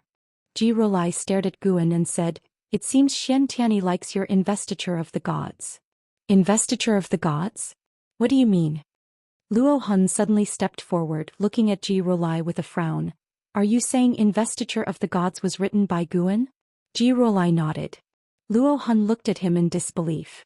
This news was more shocking than Guan and Xiantiani's sworn brotherhood. Chapter 176 The Eyes Peeking at All Beings. Guan Panan. Luo Hun looked at Guan, thinking in a daze. His expression made Guan very displeased. What do you mean by this? Disappointed? Guan was not afraid of Pan Anus' identity being exposed now. Not to mention his cultivation level, just his backing was enough to handle all the trouble he could encounter. Don't think that Guan has killed many strong people, but those strong people had no direct enmity with him. Currently, the enemies he could provoke would hardly exceed the divinity transformation realm. Even Zhou Xian in the distance felt shocked. Guan was Panan. He knew that Guan had extraordinary cultivation talent but did not expect him to have such skills. At this moment, Zhou Xian once again felt his own mediocrity. He realized that true geniuses never show off their talents. They disdain comparing themselves with others. Jirolai looked at Guan and said, "My third sister wrote to me asking me to take good care of you. She greatly appreciates your decision to stay at the Supreme Sect instead of following the Ji family in relocating." Upon hearing this, Guan could only say, "I am cultivating in the Supreme Sect. At a time of crisis I cannot run away. Moreover, I don't need to go to the battlefield, so I must do my part from the rear." Jirolai nodded with a look of admiration in his eyes. The three chatted for a while before Guan took the opportunity to bid farewell and leave. Watching his departing figure, Jirolai chuckled softly and said, "Being sworn brothers with Xiantiani, his cultivation level no longer matters. From now on, I have to treat him as a great personage." Luo Hun did not respond but muttered, "Why could he write the investiture of the gods? I can accept that he wrote the Green Hero Travelogue. Don't think that he now loves reading the Green Hero Travelogue and Daoist Xuanxuan, but in his heart investiture of the gods was the masterpiece. The former satisfies his desires, while the latter is his life pursuit." Early winter. Just at dawn, a terrifying demon energy came from a distance, startling everyone at the Supreme Sect. In Mystic Valley, the servant disciples practicing exercises with Guan also noticed it, all turning to look in terror. They had never felt such dreadful demon energy, making them instinctively fearful. Guan also felt it and said, "Continue practicing, focus on our tasks, don't worry about what you can't control." Hearing this, the disciples could only suppress their inner fear and continue practicing. Chu Jingfeng and Lu Jijiao were also practicing, both furrowing their brows tightly. They felt that this demon energy far exceeded that of the six-headed sea dragon, which had once brought despair to the human race. Now an even more terrifying demon appeared, leaving them wondering how to survive the demon calamity. This demon energy did not dissipate after its appearance. It lasted for 7 whole days. On this day, Guan came to the outer gate city, where rumors about the demon ancestor had already spread. "Have you heard? The ancestor of 10,000 demons who founded the demon clan has resurrected. He is the root cause of the demon calamity." The six-headed sea dragon was only one of the 72 great demon kings. There's still the demon emperor above him, and now an even more powerful demon ancestor appears. What are we going to do? With Senior Xiantiani, Daoist Lord, and the 9 great cultivators of the world, we still have a sliver of hope. These people are formidable, but who can kill the demon emperor and the demon ancestor? No matter what, even the great cultivators have returned from overseas to aid us. How can we, the people who cultivate immortality, be afraid?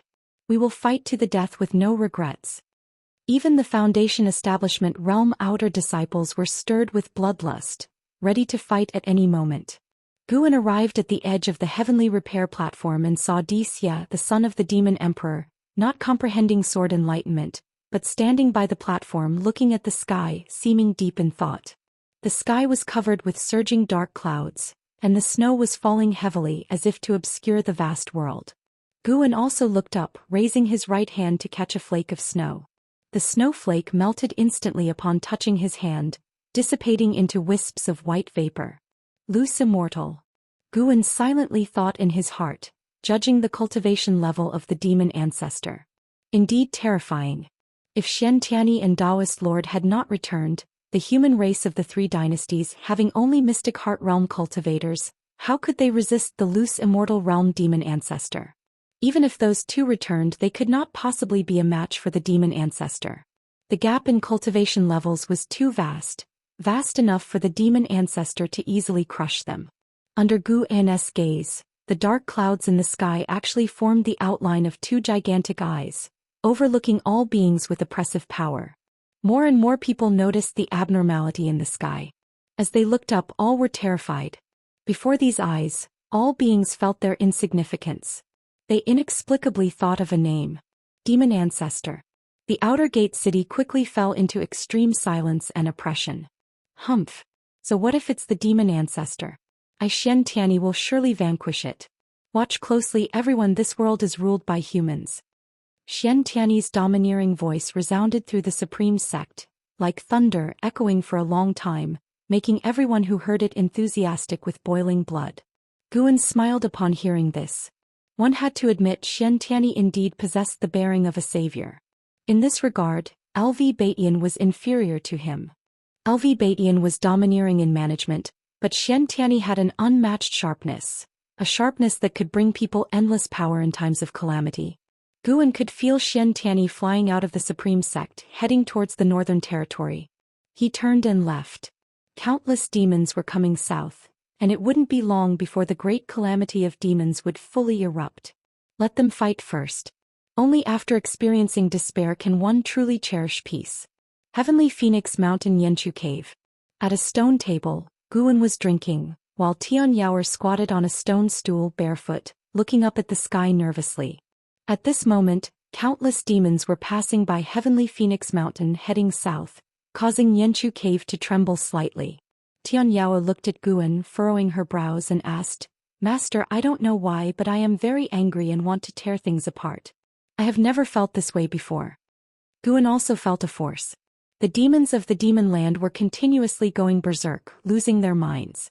This was not caused by the commands of the demon emperor or the demon ancestor. There was an eerie force affecting the demons in the dark. Specifically, it was affecting the demons of the demon land. Guan could feel that this force did not extend to the demon creatures in the lands of the three dynasties. He was very curious about what kind of force could influence so many demons. Could it be the blood of the demon ancestor? He remembered that the demons on this continent were derived from the blood of the demon ancestor. That's because your cultivation level is not high enough. Do you want to be controlled by other demons in the future? Guan asked expressionlessly. He was watching the grand procession of demons. No matter which direction his divine sense probed, it was filled with countless demons, making one's scalp tingle.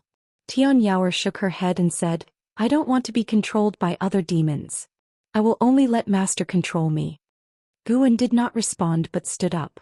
He was preparing to strengthen the restrictions in his cave to prevent Tianyao from going berserk and destroying his medicinal herbs.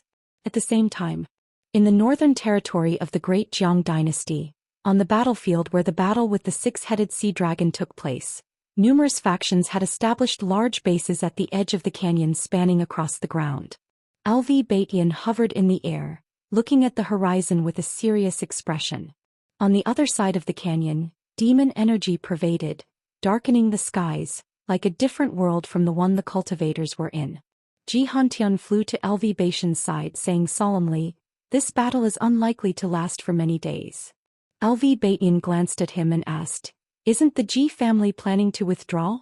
"Yes, most of the disciples have already left the Supreme Sect." "Then why are you here?" "Because I am the vice-sect leader of the Supreme Sect. Anyone can leave but not us." Ji Hantian looked far away, his gaze calm, yet his words carried immense strength. LV Batian shook his head and laughed, then looked towards the horizon alongside him. The demon fog surged at the horizon, like an abyssal storm gradually approaching, with the oppressive feeling of countless demon energies converging. Tianwei Dynasty, the former land of the Qintang Dynasty, in a forest around Three Pure Ones Mountain. Zhou Xian sat under a tree, caressing the bone sword in his hand. The 9 nether 13 evils scattered around, and the ghost mother of Ephemera sat on a coffin, resting with her eyes closed. Li Sanyu spoke. Ghost mother, all the great cultivators of Three Pure Ones Mountain have gone to the northern territory. When do we strike? The ghost mother of Ephemera replied with closed eyes. No rush, wait for the battle to break out. Zhou Xian looked up at her and asked, this time who is our target? Prince of Taizong Liya. The ghost mother of Ephemera uttered the name. Zhou Xian couldn't help but frown. He knew Liya had a close relationship with Guan. He asked, why him? He also mastered the Taizong Divine Shocking Sword. The Taizong Divine Shocking Sword of the Li family was passed down from our Ephemera sect. Although and how prevented us from taking Heavenly Palace Mountain, his appearance gave me an idea. That is to let you also acquire the Taizong Divine Shocking Sword. The sword intent of the Taizong Divine Shocking Sword can cover the strength of all beings, perhaps better unleashing the power of the hateful Heaven Divine Sword. The ghost mother of Ephemera's tone was exceedingly calm, as if Li Yo were already a dead man. Zhou Xian took a deep breath and said, choose someone else. There are other Li family disciples. I don't want to deal with Li Ya. Only he knows the Taizong Divine Shocking Sword in the Li family. Not even Li Xuanmiao of Three Pure Ones Mountain can use it. No, Li Ya is my martial uncle. I can't do it. Zhou Xian said solemnly, showing a rare strong stance against the ghost mother of Ephemera. The ghost mother of Ephemera opened her eyes, her hollow gaze falling on him. Even in broad daylight, it instinctively made him avoid her eyes. The 9 nether 13 evil remained silent, all watching Zhou Xian with amusement. The ghost mother of Ephemera slowly spoke. If you don't want to deal with Li Ya, fine, but you must be prepared to rumble. A thunderbolt flashed across the sky, startling the ghost mother of Ephemera, Zhou Xian, and the others to look up. They saw thunderclouds rapidly gathering at the horizon, intertwined with lightning, and a colossal figure appeared in the cloud sea. Daoist of immortality, it is time to settle our scores. An ancient voice echoed, coming from the mysterious presence within the thunderclouds. Far away in the mystic valley of the Supreme Sect, Guan was observing the 3 dynasties' lands with his divine sense. He discovered that numerous ancient ruins and perilous places across the 3 dynasties' lands revealed signs of spatial formations, transmitting many demons into the interior. These teleportation arrays came from various ancient relics and deadly grounds. Guan was certain that the 7 Stars Spirit Realm was assisting the demons, and those ancient relics were likely left by the 7 Stars Spirit Realm. The 7 Stars Spirit Realm had indeed made a brilliant move,